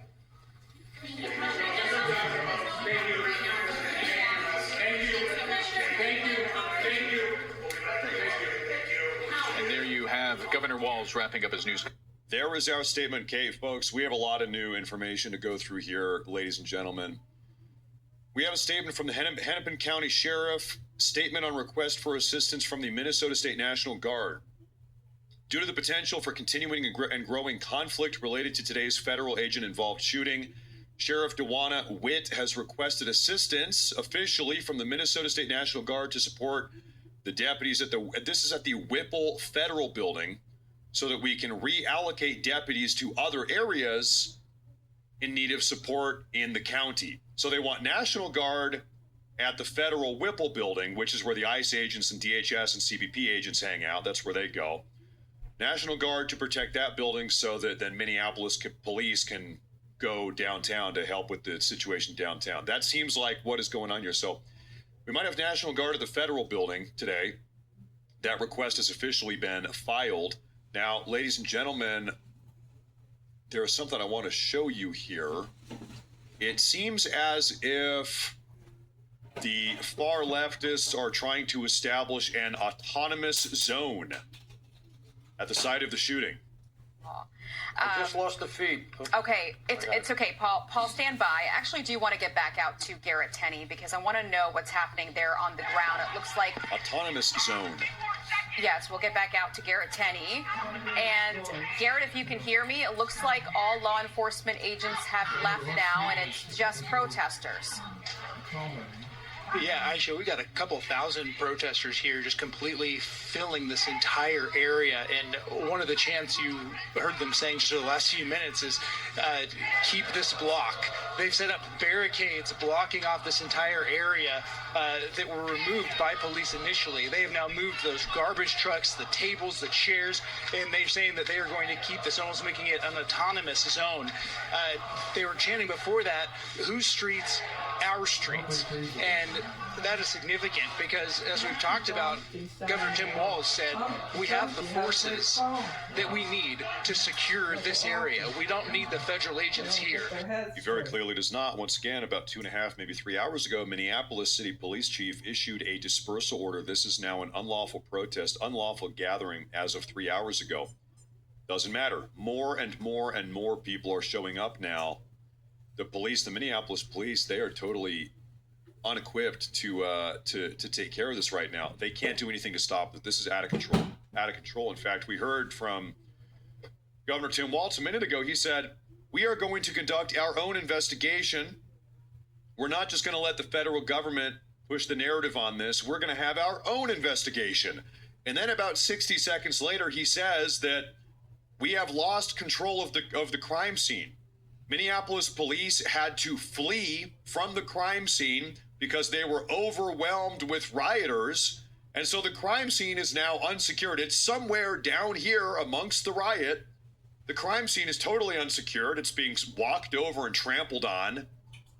So good luck, dude, conducting your own investigation. You can't even control the crime scene. How are you going to conduct an investigation here? We saw, though, what happened as soon as the federal agents left this area. Local and state police were completely overwhelmed by the sheer numbers of protesters that were here and got driven out of this area altogether.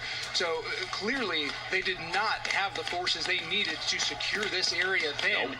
The question is, going forward into tonight, when things tend to get a little dicier, will they have the forces to control and to secure the city as a whole, or is it going to be a repeat of what we saw after the... It's going to be a repeat. Well, okay, so they're making one move to try to get control back is right now. So for the last couple weeks, they've had some Minneapolis police officers standing outside of the Minneapolis, the Whipple ICE building, Whipple Federal building. So they just said, hey, listen, we want to deploy the Minnesota State National Guard to the Whipple Federal building so that then we can reallocate the Minneapolis police downtown to help get control of this situation. Is it going to be enough? Probably not. We know for a fact Minneapolis only has around 600 police officers in total. We have thousands of rioters down here. They have flooded the streets. They have built an autonomous zone. It's totally out of control. In fact, look at this.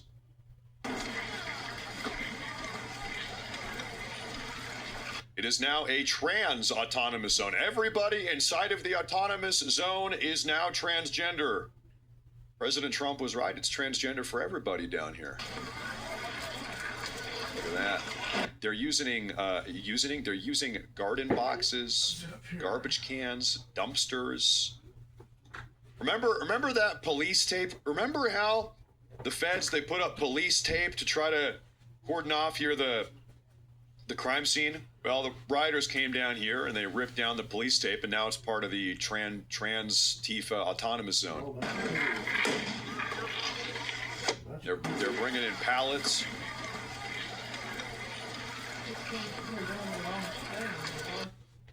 You got to wonder, what is the plan here? What is the objective here? Why are we doing this? Somebody over there. Got another one here. Look at this. We got our Antifa rioters down here. Great. Love to see them. How do you do? Ice out. Of course, this has something to do with Palestine. Of course, obligatorily, this has, I don't know, something probably to do with Palestine. I guess. I don't know. What is that from Star Wars? What is that? Ice out. Ice out. Hi!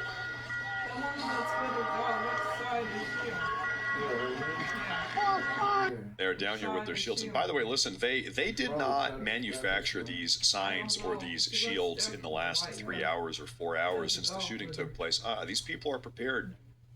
These people, they're full timers down here doing this. They've got their shields ready to go. They've got their gas masks, their signs. They can't just Of course, make it's it their always own. about Palestine. Has to be about Palestine. We have another video here. Take a look at this one. Bondi chimes in on this. This has been hard to watch for everyone involved. I'm gonna crank up the audio. Stand by here, folks. I'm a one-man show. All right. This has been hard to watch for everyone involved. Let me just get your initial thoughts of what's happened here in Minneapolis in the last couple of hours. Well, why this has happened in Minneapolis is because you have a mayor, you have a governor who has declared Minneapolis a sanctuary city, saying, bring your worst of the worst to Minneapolis. You're invited here. We will protect you. Aisha, these are the arrests. These are just the arrests that ICE has been making. And that's why Donald Trump has ICE in Minneapolis to protect the citizens. Sodomy of a boy, strong arm robbery, sexual assault, sodomy of a girl under the age of 16, rape, 12-year-old girl, strong arm, rape, ag assault, convicted rape, child fondling. These are all the illegals that Joe Biden was letting into our country. And they were all going to Minneapolis because the mayor, the governor, the AG, they were protecting them. And Donald Trump is going to protect the citizens of our country.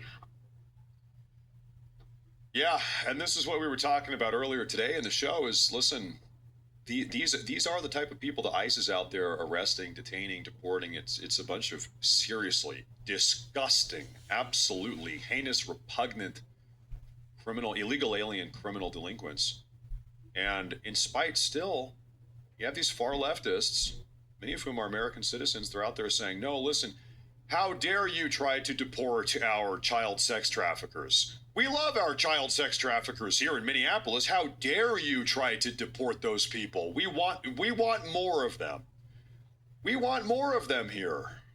Open up the border. We're a sanctuary city. We love human traffickers and Trende Aragua gang members and murderers and homicidal psychopaths. We love them. We want more of them down here. Bring them in. Is done. This says state patrol line on it, do not cross. That was ripped. I've seen a couple other areas where the police tape has been ripped, so not any evidence collection happening here. Again, being on scenes with the Minnesota BCA, they typically hold scenes for many hours, so no state investigators here looking at the crime scene, no federal investigators that we've seen either. The only police presence are those Minneapolis police squad cars that are doing traffic control in the surrounding areas, but this crowd is definitely growing. You see people standing on dumpsters here in front of me, holding signs, holding flags, things like that, chanting. Things have remained very peaceful from what we've seen so far. Super peaceful. Just people shocked. Yeah, super peaceful, other than the guy earlier today who tried to pull up a 9mm 6 Sauer on an ICE officer. Other than that guy who was attacking an ICE officer and potentially tried to pull his gun on him and shoot him. Other than that, and all of the fires and the autonomous zone, and the fact that local Minneapolis police were literally forced out of the streets, abandoning the crime scene. They're not even able to conduct an investigation. All these people are violating a dispersal order from Minneapolis police chief. Other than that, other than all of that, it's totally peaceful. Other than that. We've had to kind of navigate a couple of blocks because it was tough to find parking around here. And we saw people streaming in. We parked kind of over by the Minneapolis Institute of Art, and there were groups of people walking in. So it appears that people have heard about what has happened, and they are coming down to this area to participate. And Mary, I see, we got the upside down flags that we're showing right now. I saw somebody walking with a bullhorn. What other things are they bringing there? Did you say water bottles?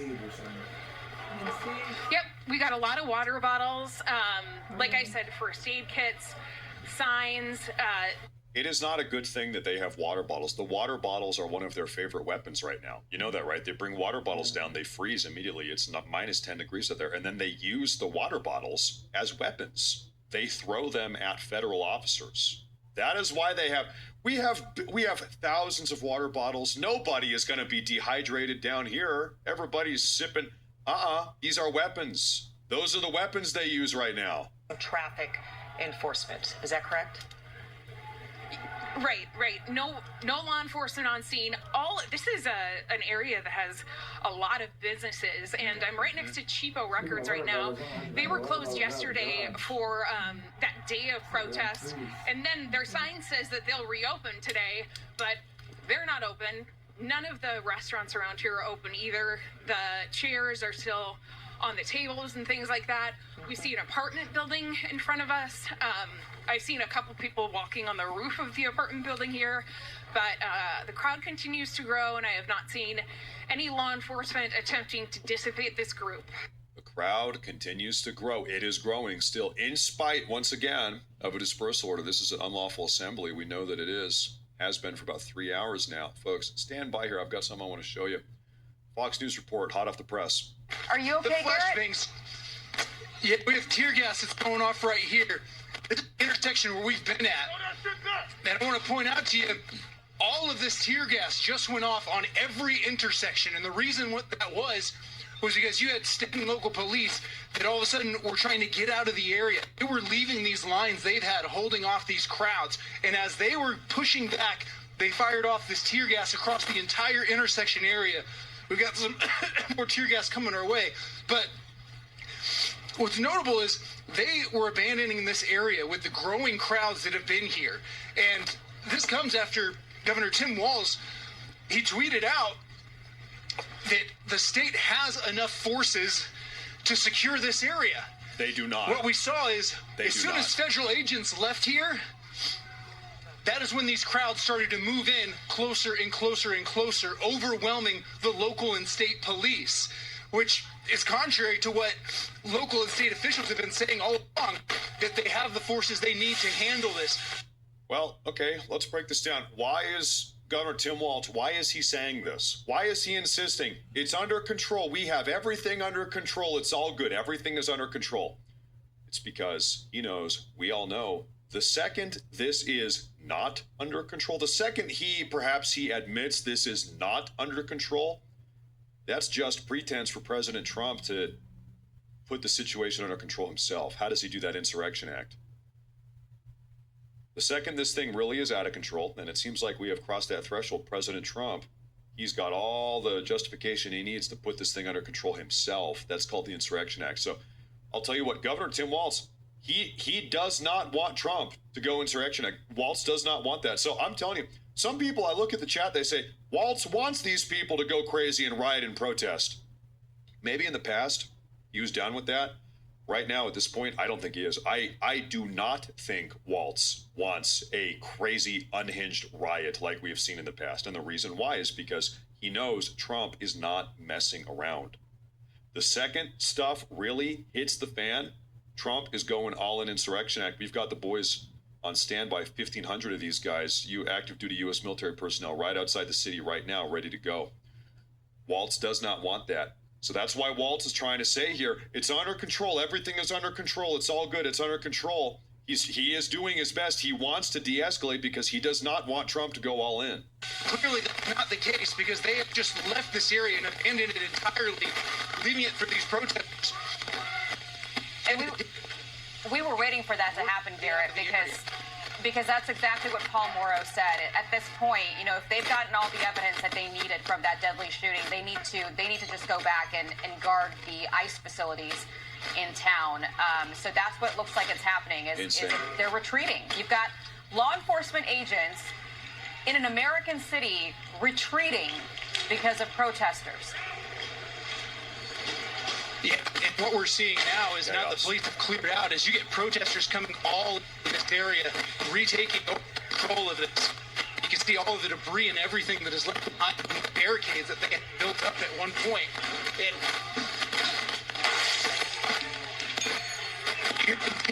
Okay, Garrett, we're having some audio troubles, and we want you to get safe. We want you to be able to be in a safe... Complete and total chaos. But according to Walz, no, it's under control. Everything is under control. It's under control here. Trump, don't worry about us. You do not need to invoke the Insurrection Act. It's all under control. Now, here's what I'm going to do at this point, folks. At this point, the day is evolving. The situation here is evolving. And what I want to try to do is get some footage. I want to get a live feed outside of the federal Whipple building. Because right now it seems like the feds, they are diverting their forces over to the Whipple building. It seems like something might be happening over there. So I want to try to find a live feed of that. But first, there's something else I'll show you here, folks. Thank you, everybody, for tuning in today. I appreciate it. Make sure to like and subscribe. It means a lot.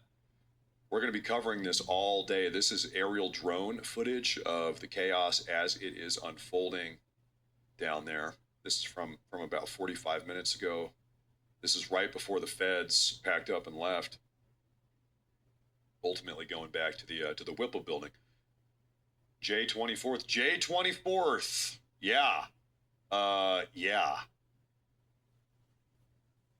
It is getting crazy out here. Tim Walz has just officially endorsed the autonomous zone. Tim Walz has endorsed the autonomous zone, allegedly here. Now, folks, stand by. I need to try to find another live feed. In fact, I'm gonna put this one up big here. I'm gonna give you guys that point of view here for a minute. Stand by here, ladies and gentlemen.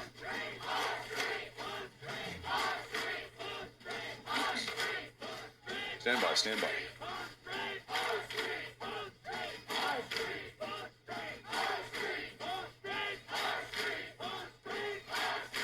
They have taken over the city.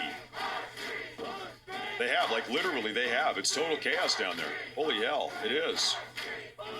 It is.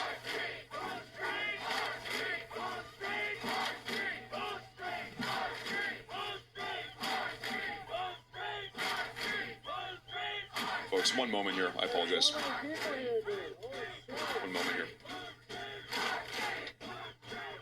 One moment here, ladies and gentlemen. Stand by here just for a second.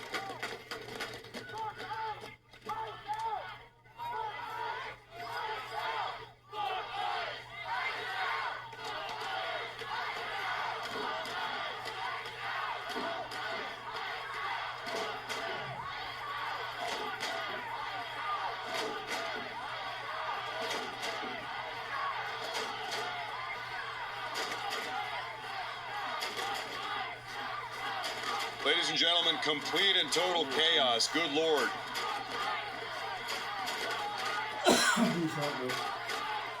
Once again here, folks,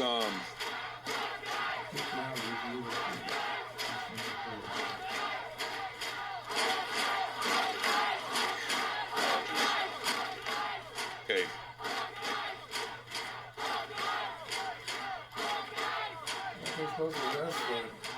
Okay, folks.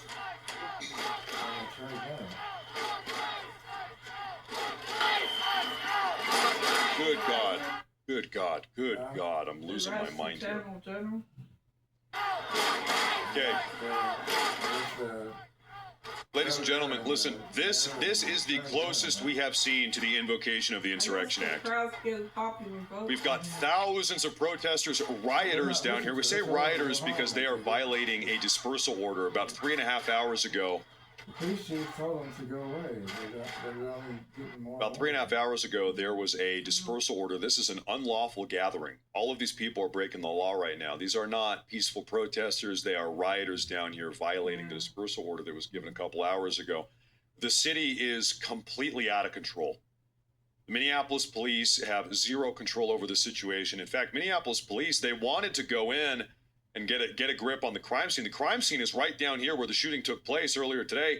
The police themselves, Minneapolis police, they themselves were pushed out. They were forced out by these crazy rioters. The crime scene is just, people are walking all over it, destroying it. You're not going to be able to get any good evidence, proof of anything. Better get that water around the drawer. So this is just complete and total chaos. Like I said, this is the closest we have come so far to Trump actually invoking the Insurrection Act. This is the most chaotic we have seen it become. And that might end up happening. I'm going to keep on looking for updates here, folks. We're going to be here all day covering all the news. If you are new, do me a favor, make sure to like, subscribe. Welcome to the show. You know, a lot of people doing what I'm doing. They do these live coverage news broadcasts. They try to say, I'm not biased. I'm totally impartial. You know, no disrespect. In fact, I love the guy. He does No Agenda TV. I watch No Agenda TV live coverage all the time. That being said, I do have an agenda. My agenda is America first. My agenda is mass deportations. My agenda is pro-Trump, MAGA, America first. We got to save the republic. So I just want to put this out there, get it on the record here. I do have an agenda with my show, with my broadcast, with this community, with my coverage. I do have an agenda. The agenda is we are saving this country. That is my agenda. I'm not impartial. I am anti-far left extremists. I am anti all these anti-ICE agitators. I am anti all this far left violence. My man's down here drinking Fireball at the ICE riot, or the anti-ICE riot. There you have it. I am pro-America. That is my bias. That is my agenda. I'm not No Agenda TV. I am Maximum Agenda TV. I am America First Agenda TV. That's what it is. Welcome to the show, folks. There you have it.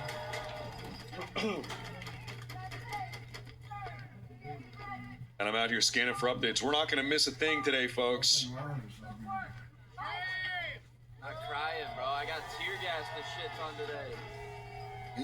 My face still stings like shit. He's down here getting tear gassed. It's cold as fuck, too. I look fucked. Need some teeth whitener too.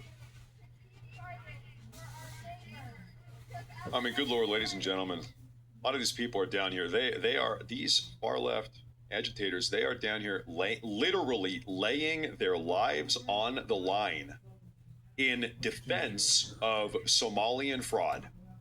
Because really, how did all of this get kickstarted in Minneapolis proper?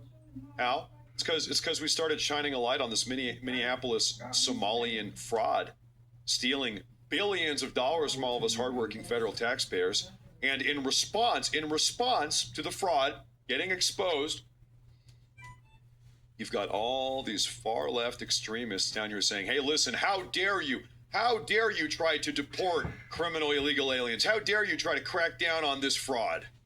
How dare you do that? We love our Somalian fraudsters. We love our criminal illegal aliens. We love them. We want more of them. Insanity. Insanity. They're like a bunch of petulant babies. Look at them. They're like babies down here having a tantrum. Probably need their diapers changed. Or do they need their bottoms? Maybe they need their diapers changed. Oh my God. That's probably it. Yeah. Never mind. False alarm. Sorry, never mind. False alarm. Oh, thank you, sweetheart. Thank you, dear. Thank you, dear. Wife got a hold of some food. We got some food this morning.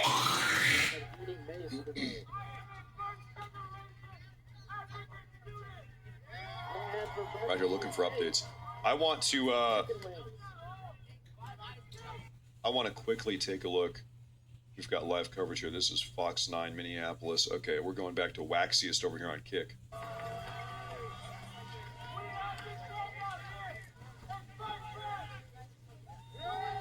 Ladies and gentlemen, hey, it might happen. It might happen here, folks. And by it, I mean Insurrection Act. In fact, I'm going to take a look at Polymarket. What are the betting odds? Polymarket betting odds, Insurrection Act. Yeah.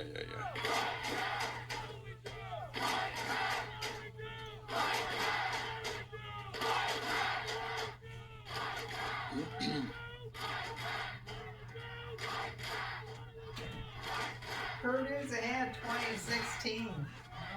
Purdue's ahead 20-16. They are?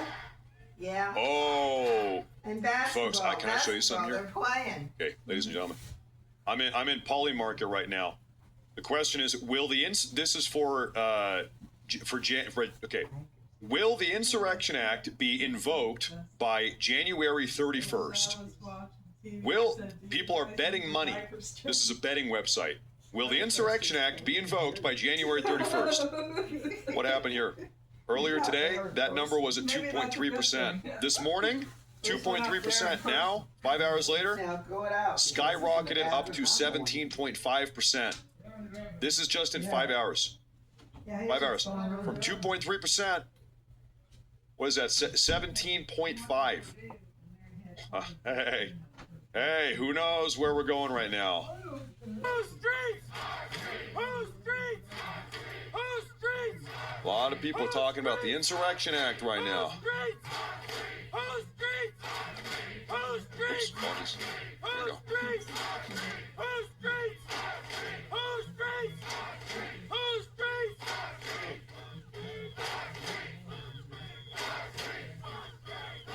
Right here, scanning for updates. By the way, on Rumble, Persnick, hey, thank you very much for tuning in. I appreciate that.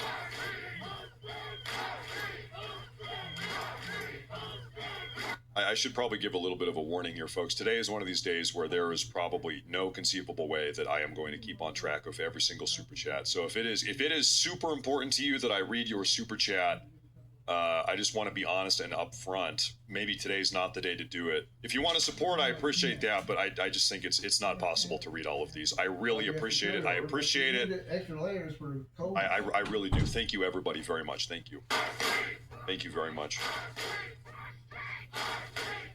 I know. Can't do it. Oh, we've got an update video here. Something to show you folks here. They need their diapers changed.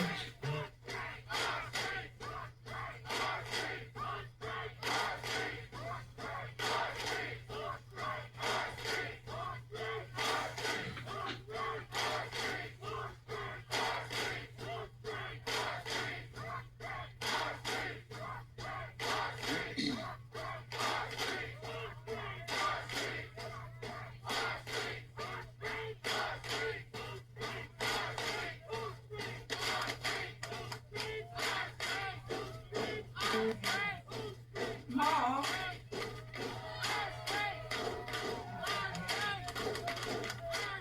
Mom. Okay, stand by. Stand by here, ladies and gentlemen. They are continuing to build their barricades. How this is here? They're wearing their mask. That looks like diaper mask. The COVID-19 outfit. You can ask this, Mom. What is the plan? What are you doing? What are you doing? They're wearing their diaper mask with their trash cans. Yeah, I am too. Don't they look ridiculous? What is the plan here? So they look foolish to me. This is not going to stop anybody. That's what it looks like. COVID-19 mask. I'm just saying. Hold on, and then what is and then the police officers here? They're taking them behind the tape. What is going on? There's food for you. I'm sorry, Mom. Oh, you know what? I think the protesters, they pushed them too close, and then the police officers just stole them. That's what happened. They're like, wait a minute, back it up, back it up, back it up. That's funny. I left it on for some reason. Nice try, idiots. Nice try.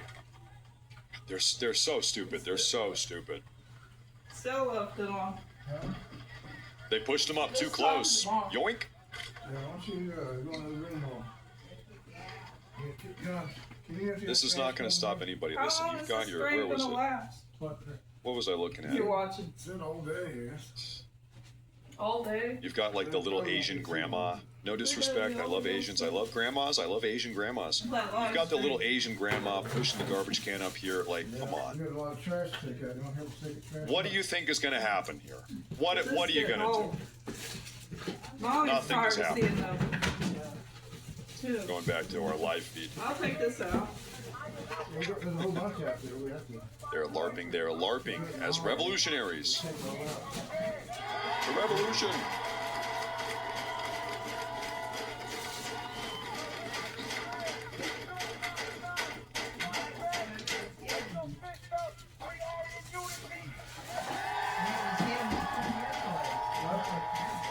Pretty quick stuff on the floor out there. Well, he is on hung them all up. Real quick update. I'm seeing reports all over X right now that Antifa members are getting ready to kind of like deploy downtown, if I can use that word. Antifa is planning on seizing this opportunity to come on downtown and cause some chaos.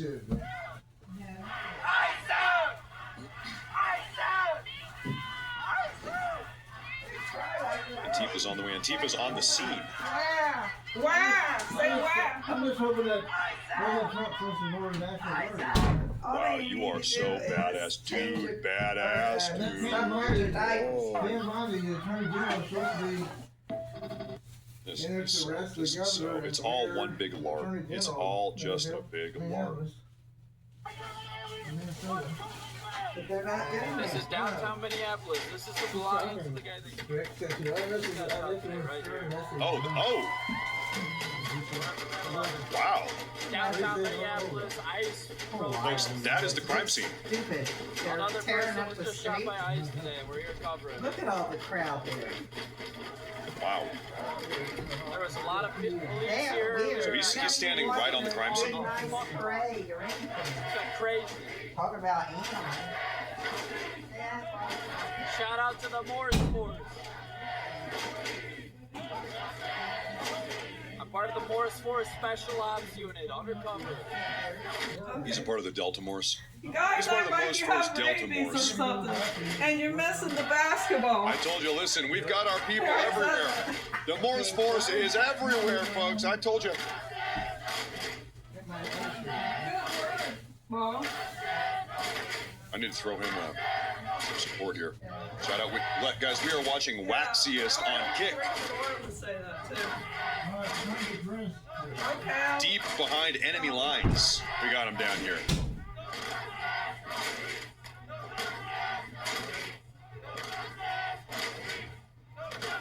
And they have no idea. He's deep undercover.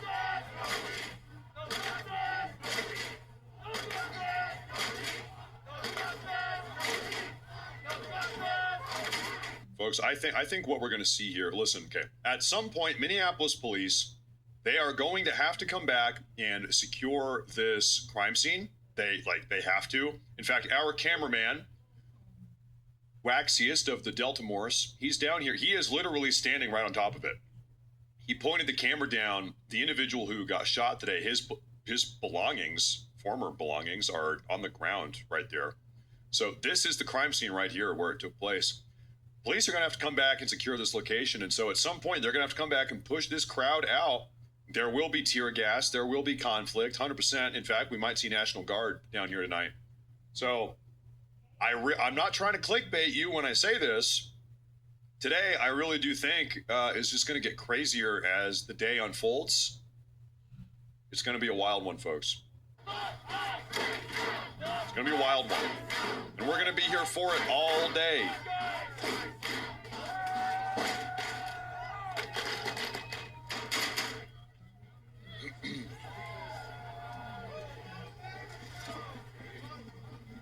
All day. And of course, we're scanning for updates. All the latest news, we are here. You're in the right place. Who streets? Who streets? Who streets? Who streets? Who streets? Who streets? Who streets? Folks, the Morse Force is so embedded. We are so deep behind enemy lines. We are actually the ones leading the chants. The Morris force is so deep undercover, we are leading the chants now on the streets. And they have no idea. They don't even know. This is the Delta Morris PSYOP division.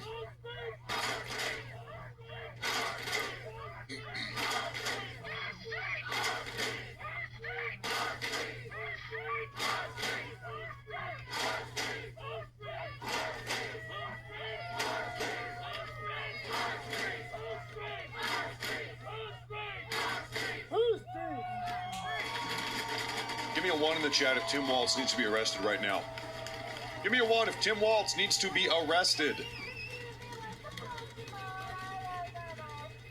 Go buy some forks. Chopsticks are not America first. Am I getting deported? Am I going to get deported for using chopsticks? It's over.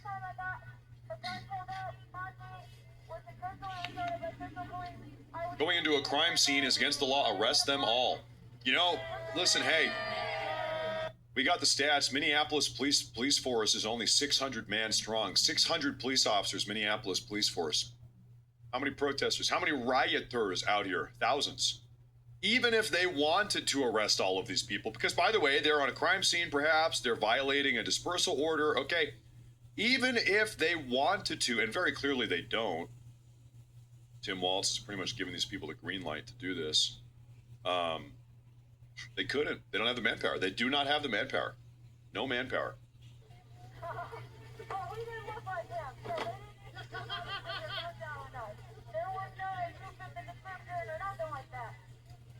They couldn't even do it if they wanted.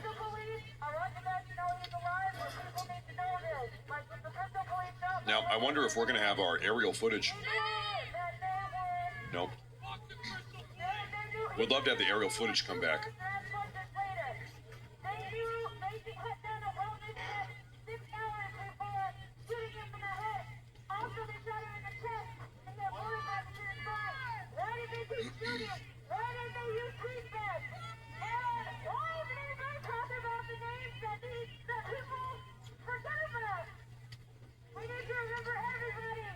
Folks, I think it's only getting going. Oh. Like I said, Antifa has a presence down here.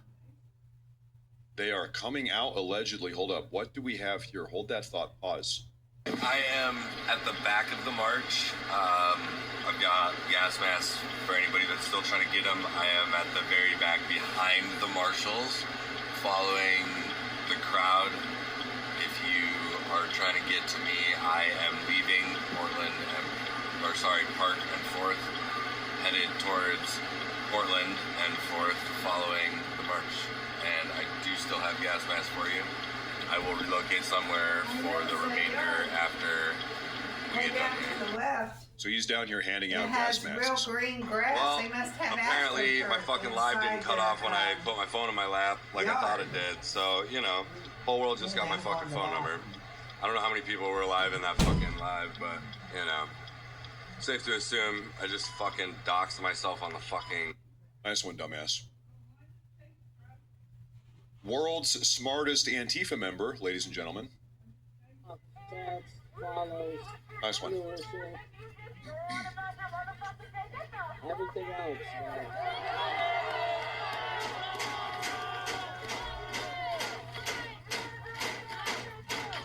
I appreciate all you, man. Thank you.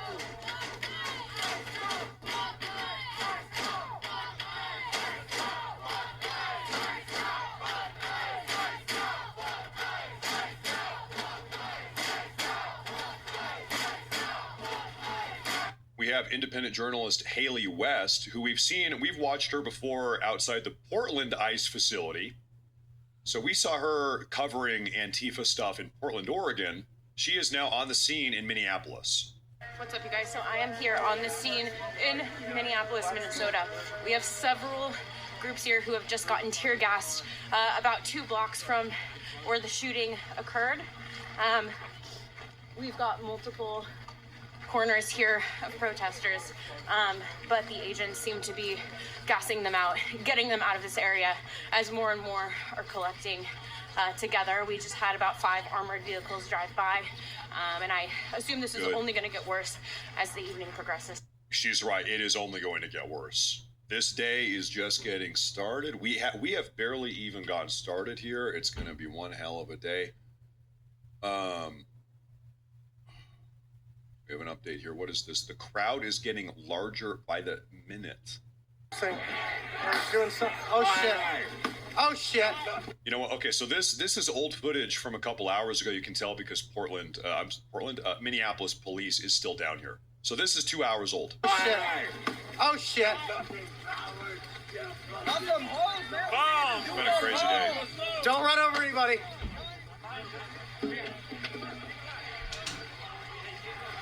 Holy shit! Cover your nose, guys. Cover your eyes too. Oh fuck! Cover your nose, guys. These people always, if you listen to them on their videos, they always LARP as like freedom fighter revolutionaries. We need to keep solidarity. We're all in this together. We need to push back on the evil fascists. Listen, you are an overweight, chubby, mentally ill trans person taking at least 3 mood stabilizing drugs. Clearly it's not working. You have a $15 gas mask you bought on Temu from China that probably doesn't even work. You are wearing a plate carrier without any plates. Have you noticed that half these people are wearing plate carriers without plates? It's like Halloween. They're just dressing up. We're deep undercover, man. Morris Force Special Operations Unit. That's right.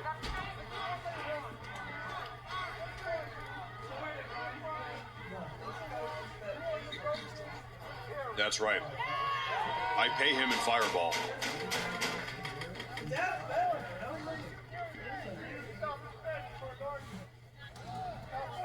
I let him take one sip of Fireball every 30 minutes. I missed the Purdue game. Purdue's ahead. Playing basketball. Oh, those fools.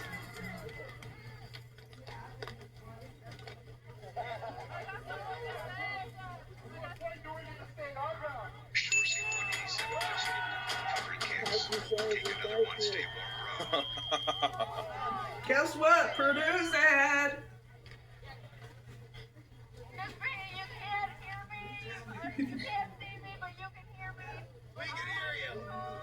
Matt, the feds should use water cannons to disperse the crowd. My brother, listen, if they used water cannons, these people would immediately turn into ice cubes. Yeah. It would be like, what's his name? Dr. Freeze from Batman. Remember Dr. Freeze from the old Batman cartoons? You would turn these people into icicles immediately. Another thing that's coming is a bad storm. They'd be down there.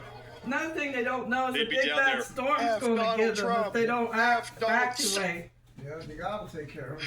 Yeah, I know. We stand in solidarity. They would be just frozen immediately. It's so cold. They got their head in the sand. Ice out, ice. Maybe that'll help drive the devil out of them. Their head's too buried in the sand, aren't they? Are they gonna do it all night? Sounds like to me it's gonna be an all night thing. Right. They're gonna be wiped out really soon. Look out. Yeah, thank you, dude. Thank They you don't so look much ready. For the power chat, bro. Thank you. And guess what? Purdue's ahead. Big reach, bro. Basketball, they missing out. Ladies and gentlemen, real quick. They don't know we're having a snow day. That's crazy, man. We are tuning into Waxiest on Kick. I'm going to drop a link. From a little laptop at my mom's house. I'm dropping a link to the Waxiest broadcast. Streams, man. A couple years later, here we are, man. 35,000 people watching live. We got to show some I'm already love. losing my voice. Wow, man, here is this same guy, this same Antifa guy. This guy is all over the place, Daniel. What's up with this guy? Listen, my link to my Venmo is in my bio. Okay? If you can't give via Venmo, you can fucking, send me gifts now. I'm monetized. It's a freedom and defense fund, okay? It's an emergency freedom and defense fund. And I'm not going to tell you what I'm spending my money on. I'm not going to tell you why I need you to give me large sums of money right now. I just want you to understand that this is a fucking actual guerrilla war in our streets now. They're using live ammunition to kill our citizens. I need everyone to show up fully prepared, whatever that means to you, to whatever degree you can, right? Legally, we need to be there. Okay. Aging the crowd. Okay.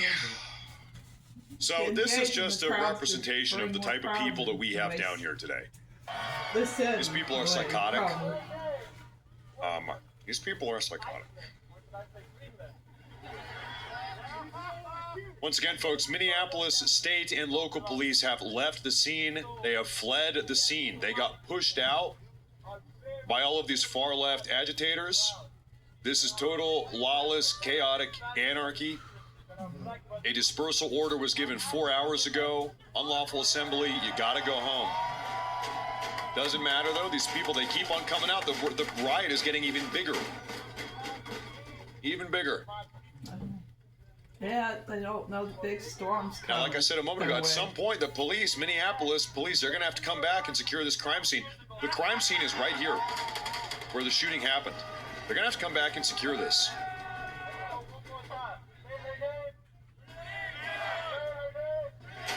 So at some point, they will come back in. They're going to be firing off tear gas. They got to push these people out. They have to disperse the crowd at some point. Eventually. There was something I wanted to show you here, ladies and gentlemen. Stand by. Ladies and gentlemen, okay, what do we have? They built even more barricades here. Record this, VP, record this. Even more barricades. So it looks like they broke into somebody's restaurant. These are like yellow restaurant tables. Chairs and tables. Where did they get all this stuff? It's here. Record this, VP, record this. Even more barricades. They brung out looks to be chairs and tables from a local restaurant, and even a whole... Yeah.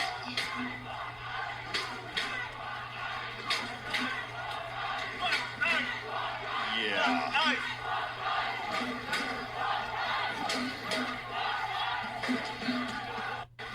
Yeah, that'll stop them. Oh yeah, that'll stop them. That'll get them. Couple $100 worth of IKEA furniture. That'll stop. Listen, IKEA furniture blows up on its own. IKEA furniture just falls apart on its own, man. It's not going to stand up to an armored DHS tank. No. It falls apart on its own. Yeah. I'm gonna go back to our brother Waxiest here. We've got a super chat here from Curtis. He says, Antifa with what looks like a literal swastika tattoo on the back of his hand. Is that what that would be? Is that right?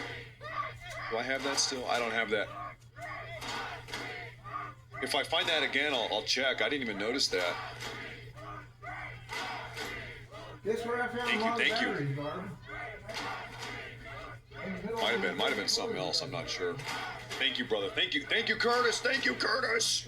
Well, you must have been something. I'm losing my voice. Thank you very much. I appreciate that.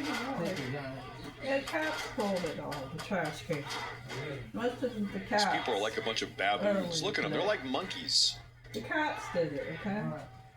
Not a big shower.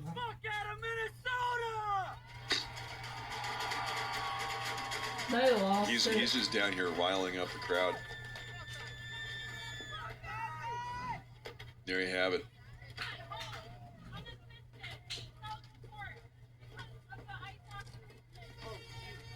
Use H2O for crowd control. Yeah. Hold up. Do we have tear gas? Ladies and gentlemen, look. It's the Riders of Rohan. They're coming back. I think the police might be coming back here, folks. We might have tear gas being blasted up. It might be Gandalf the White with the men of the West coming back to clear out the streets of the orcish hordes. These police tonight need to get the fuck out of here! That might be what's up. That's what it is this time, Chinatown.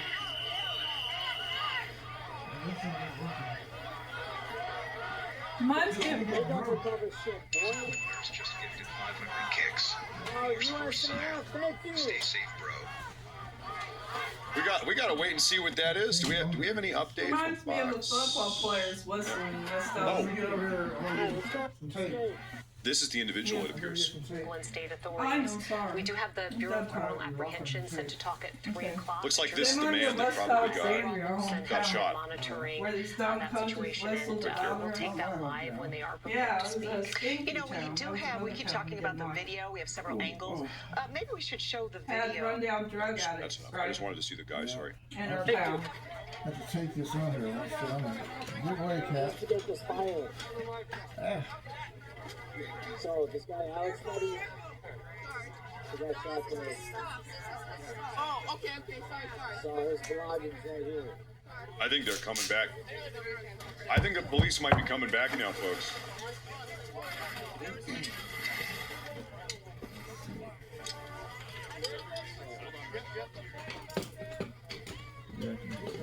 Everyone's coming, bro. Sticking my fingers. Ah.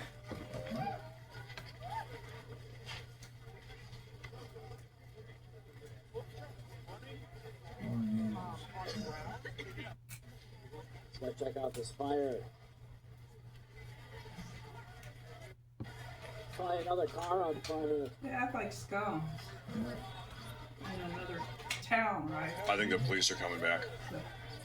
Sorry. This is Los Angeles. They're so. And then, once they do, ladies and gentlemen, you know what time it is.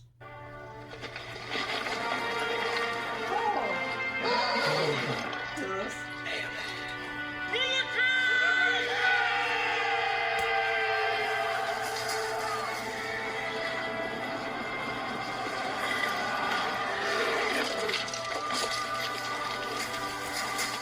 This is pretty much a one-to-one recreation of what is about to happen. This is it. Yeah. Any minute now, ladies and gentlemen.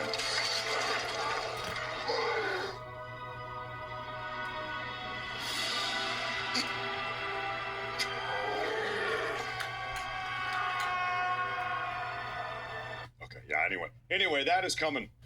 Yes, it will. Ah, look, we've got fresh tear gas. Better than what they think. God, I hate to Might keep be saying coming, it. like you said, I hope he knows what he's talking about. Oh, I'm it's broke 4 as o'clock. shit. I'm just trying to reinvest in this. Uh-oh, storms. Trash out. Winter Be able to storms travel coming. It's on gonna front get lines dark. like this every time. We get I'm know back what? around You 6 guys have yesterday. seen it. Where is this guy's You could be right, it is probably coming. PayPal? How do I send this guy money here real quick? Donations. Okay. Okay, apologize for that. Thank you. Okay. View. Everything helps, you know. Everything helps. So We got to pay it forward a little bit, ladies and gentlemen. thank you guys. Still alive. That was tear gas. It's coming back.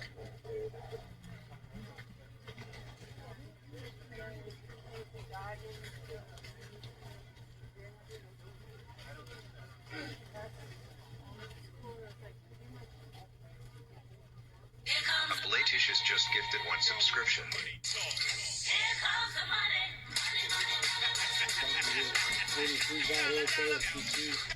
How about Jumpy Jack Flash? It's a gas. From Mick Jagger. All right. That'd be a good one. I thought They of have Mom a thought of fire that down one. here on the streets. Look at that. You think they'll play that on the right? Jumpy Jack It was Flash, really- it's a gas. It was really funny though. Like a bunch of people over there when this started. You think they'll play that on the right?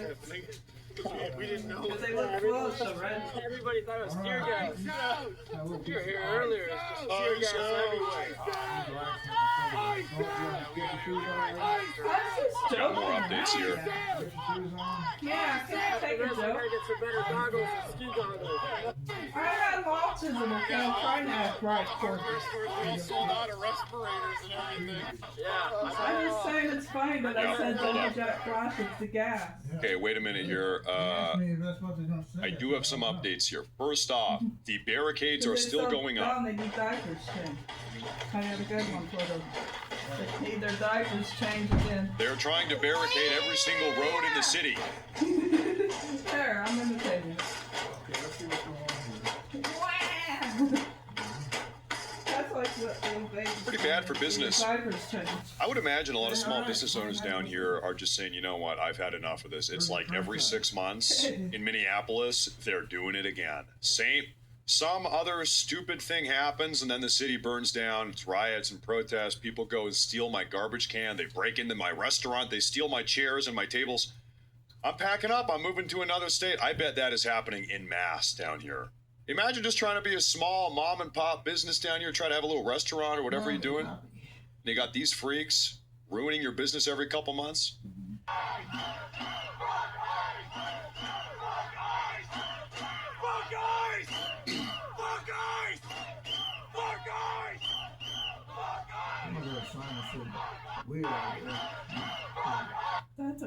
There's thousands of them down here violating the dispersal order. Thank you guys for supporting. I appreciate it. Now, are they moving or what? Yeah. I say to them, heavens to Betsy, what is wrong with their heads? I'm broke as shit. Heavens to Betsy. I'm willing to get your lines every minute. He's down here, he's doing it. How about heavens to Betsy? Is that a better word to use? Everybody's trying to go into they think it's tear gas and police, but it's just a fire. Oh, heavens to Betsy. Okay, it was not tear gas, it was a fire, I guess. Well, that means somebody lit a fire is what that means then.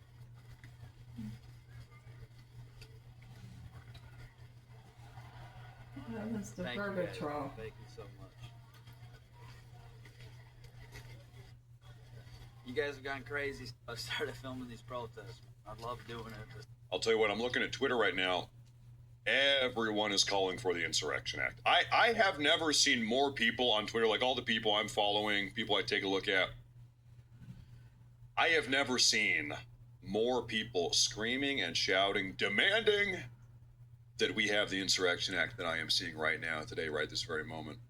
There was an uproar. There was a national uproar. Insurrection Act is what everybody's talking about. President Trump himself, he made an announcement on Twitter or on Truth Social about 2 hours ago. All those rich people there. And he said that these people are insurrectionists. Okay, well, listen. Using it for mainly for other things. What do you like do? Greed. Who knows what? What do you do to insurrectionists? You invoke the Insurrection Act. That's what you do. Just hosted with 151 viewers. He was in on the Nazis back then. Before that and now. This happened. Yo, who just hosted? Oh, Vagabond hosted. Hell yeah, man. Let me get back up on this trash can over here so I can get the good angles again. W Vagabond. Classic Vagabond W. Good Lord. He's getting back up on the dumpster.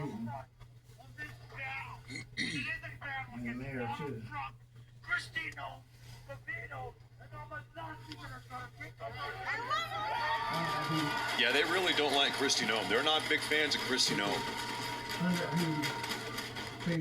I'll tell you what, though, personally, Kristi Noem is quickly becoming one of my favorites. I like Kristi Noem. I am a big fan of Kristi Noem. Pam Bondi, okay, you know, we got to work on that a little bit, but Kristi Noem, I'm a big fan of Kristi Noem. Good for her.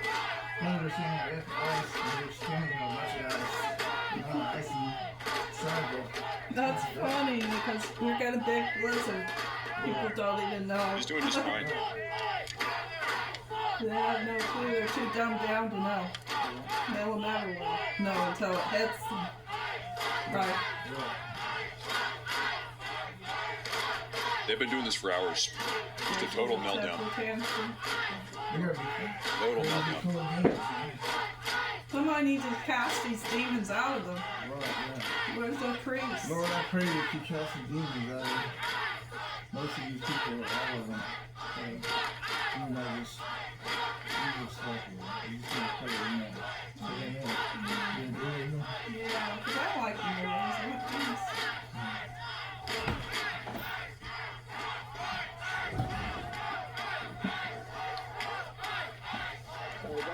People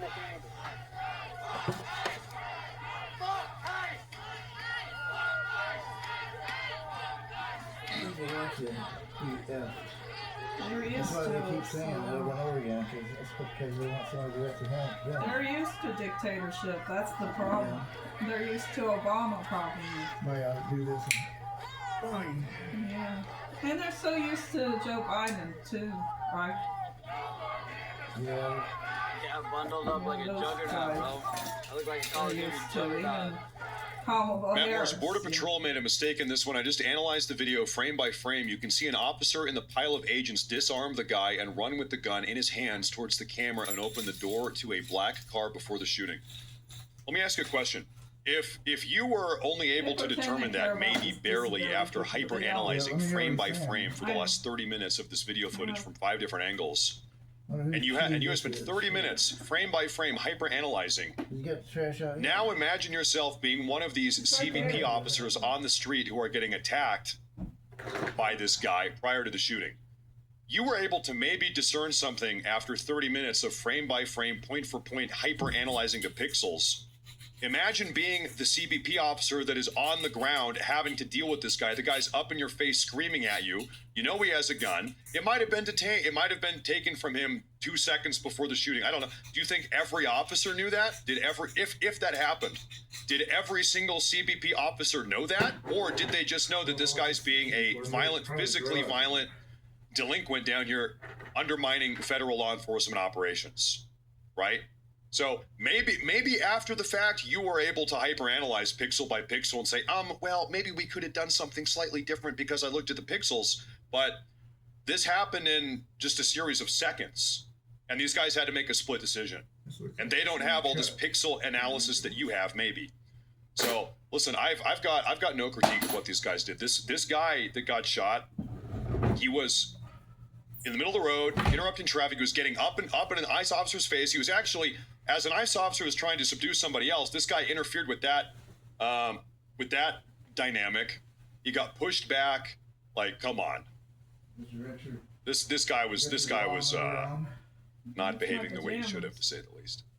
Say something in the chat. If you don't chat ever, say something. Just flood the fucking chat right now. If you don't want to get shot by a CBP officer, you should not get in a physical altercation with the CBP officer. That's my humble opinion. That's my opinion. Amazed all this shit for you guys, man. Just fucking run that chat the fuck up. Okay. Yay. Let's go. What do we call it? Indiana. Yay, Purdue. Indiana. They're having a meltdown. Actually, they won't actually go after him. We're going to take a look Probably at some sexual libtards on the intercourse street. is We on got the their libtard take idiots' here, everybody. minds, probably. I got off of work this morning and immediately saw that they had seven guys. I had a guy on the ground and just shot him in cold blood. It was an execution. Oh shit! What the fuck? I don't know how you look at this video and say it was an execution. Instead of That's using ridiculous. quiet and well-meaning words, these vanity, that's what you call it. Did they fucking kill that guy? And so I came out here to use my First Amendment right to protest that. I can't believe what's happening in our city. Everything was so peaceful and beautiful and loving here until these cowards came in with masks and guns and started inflicting tyranny on our neighbors. They're killing us. They're killing us. Yeah, and that's not an exaggeration. It's not. You think this guy was marching around protesting when illegal aliens killed anybody? When illegal aliens human trafficked 500,000 women and children? Was this guy out here protesting in minus 10-degree weather? Was he shedding tears over Lake and Riley? You think he was? You think he was down here marching around? I'm in the middle of something here. You think he was down here protesting to the hundreds of thousands of young Americans overdose on fentanyl coming across the border? You think this guy gives a shit about that? 2 people that have been killed by the federal government here.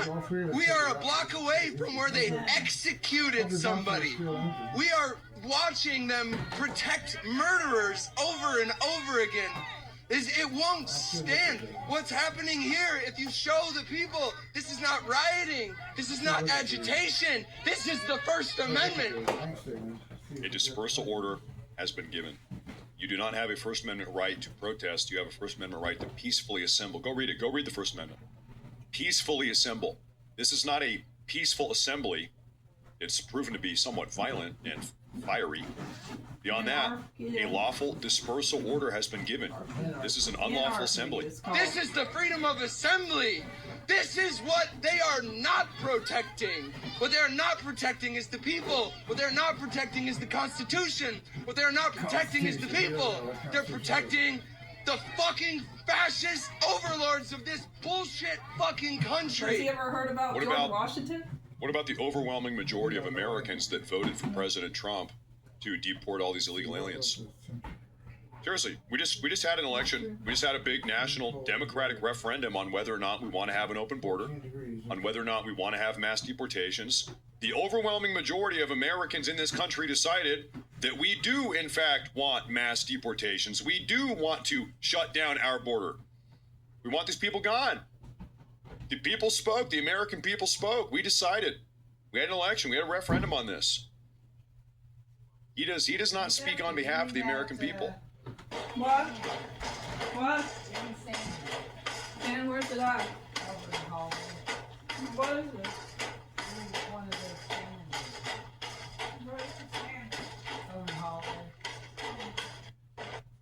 They're blocking down the roads. We're blocking down the roads now. Our dog champion just gifted 1 subscription. Corn dog. Hell yeah, bro. Real one, brother. Thank you, man. Here comes the money. Okay, I'm not gonna keep listening to the money song. I apologize. I can't keep listening to the damn money song. I apologize.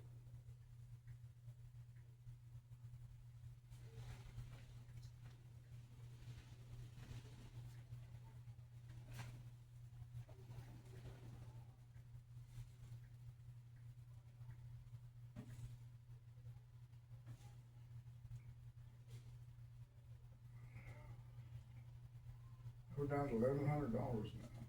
We're down to $1,100, Barb. Yep. What day is today? Saturday. What? Oh, I'm muted. Oh, that's embarrassing. Oh, well, maybe it's for the best I was telling all of my super secrets. Anyway, no, I was saying we had a Rasmussen poll come out probably 2, maybe 3 days ago. It said right now, still to this day, 64% of Americans 64% of Americans still to this day are in favor of mass deportations. 64%. And that's after Renee Good. That's after all this drama. That's after all the far left propaganda. That's after all the spin they're trying to apply to this stuff. Still to this day, 64% of Americans are in favor of mass deportations. We're down to $1,100. The people want it. These people gotta go. Yeah, keep it going, guys. Thank you so much, Sassy. These people gotta go. Mom says so what? So that's all we got. What are they singing songs? You got enough coffee? Swing low, sweet chariot.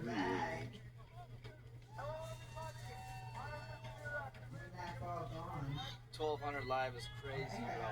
That's how you know you're doing something right. We went from 100, 200 last night to 1,200. Ladies and gentlemen, these leftists down here, they have decided that this is an autonomous zone. Remember Chaz, the Capitol Hill Autonomous Zone in Seattle during 2020?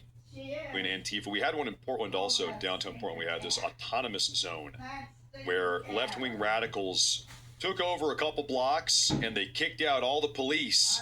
It's an autonomous zone. Well, guess what? They're doing the same thing down here in Minneapolis. No police allowed. It's an autonomous zone.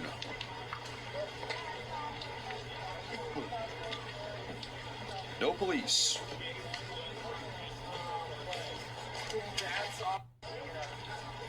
Setting up chain link fence. Yeah, we got 400 in there. Now this is epic. Now that is epic. What is ICE going to do about that, huh? Donald Trump, do something about that. Huh? What?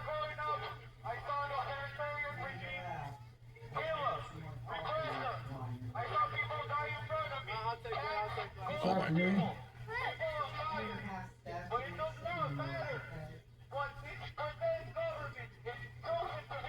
I even have skin popcorn. One of them's cheddar cheese, the other one is sea salt. Look at this. Oh, Nicolette and East 26th Street has been liberated. More and more are joining the cause to kick out ICE. Minneapolis Police Department and state level law enforcement tear gassed everyone without warning moments before. We have liberated the streets. We have pushed back the police. Well, I got the shower is dripping. That's good enough, right? Yeah, wait a minute. This is kind of weird because for the people that always talk about how much they hate borders and we shouldn't have borders, the first thing they do in situations like this is establish borders on their own autonomous zones. Hey, this is our autonomous zone. If you take one more step, you are illegally, you are trespassing into our Antifa autonomous zone. You are not welcome here. Wait a minute. Hey, wait. I thought borders weren't cool. What happened to no borders? What happened to no borders, huh? The autonomous zone has borders? Yeah, they don't like borders, but they set up their own borders. All right. They created their there own. you go. They're down here setting up borders. Look at that. Thorough and large investigation to really understand what occurs in those very few moments that investigation we often see. Here, take a look at this. We'll continue to pursue partnerships with our federal partners in these investigations and others going forward, as it's clear to us and it's clear to all of us in Minnesota that we at the state and local level have an expectation when something happens in our communities that Oh my God, ladies and gentlemen, Tim Walz has just activated the National Guard. Ladies and gentlemen, National Guard inbound. Tim Walz has just activated the National Guard just now. On these sorts of incidents and conduct those independent investigations at the request of our local partners. Whenever that happens, Minnesotans deserve that so that they can fully understand what occurred in each and every one of these incidents, so they can really have an understanding of what occurred each time something happens in our communities. With that, I'd be happy to answer questions. Said you got assigned Excuse me, I'm ready. to gain access and were still denied by federal agents? Yes, that's accurate. The question was, we had a signed warrant and we were still denied access to the scene. That's accurate, correct. How uncharted is that? And have you had any contact? You said you understand DHS is leading now. Have you had contact since then? And is there any reason to believe that there is now a new way forward? Yeah, the question was, have I had any contact since it's my understanding DHS is running this investigation? I attempted to contact the individual that I was told was the overall commander at the scene, and I have not received a call back from them. We will continue to work together to gather that and make that contact and understand their process, but we have not had contact yet today. How much investigative work were agents able to do at the scene when they did get access? We were not able to do really any work at the scene once we had access because it was quickly overrun and overtaken. That being said, we have been out talking to witnesses, gathering information, gathering various video, and we'll continue to do that work. You saw in the recent shooting in North Minneapolis, if and when it's prudent and we need to, we can always return at a different time if there's relevant evidence at the scene. Do you know the identity of the federal agents who were involved in the shooting? The question is, do we know the identity of the federal agents involved in the shooting? Not only on this case, but the other two that have happened, the federal entity, Department of Homeland Security in particular, does not provide us that information. They have not provided us that information in this case as well. Good. They should box you out. Yes, Aaron at Channel 5. How will you be able to ensure a thorough and fair investigation if they weren't able to collect evidence? Yeah. So the question is, how do we ensure a thorough investigation if we weren't provided access to the information? It's complicated. You know, that's why the long history of jointly working investigations when the federal entities conduct their own investigation is really important. And we have a long established process of doing that, and we'd welcome that now, or we'd welcome parallel investigations where they share information with us. And to be clear, the BCA will share everything we obtain in our investigation with them. To say that we can do this in the manner that our team normally does, which is a very strict and established protocol, that obviously is disrupted. When we don't have access to the crime scene, we don't have the ability to map the scenes that we normally would in that process. So it will be compromised in some level of getting all of that. The hope is that we'll use all the different tools available to take different paths to do the best that we can with the information that we do have. Will it ever happen? On the point about Just a dream. you said you took that step preemptively, knowing that that's might be denied, and then secondly, can you share what agents were told on the scene by DHS as the reason that they were not allowed access, or that your agents weren't allowed to access the scene? So the question was about the warrant and then access to the scene.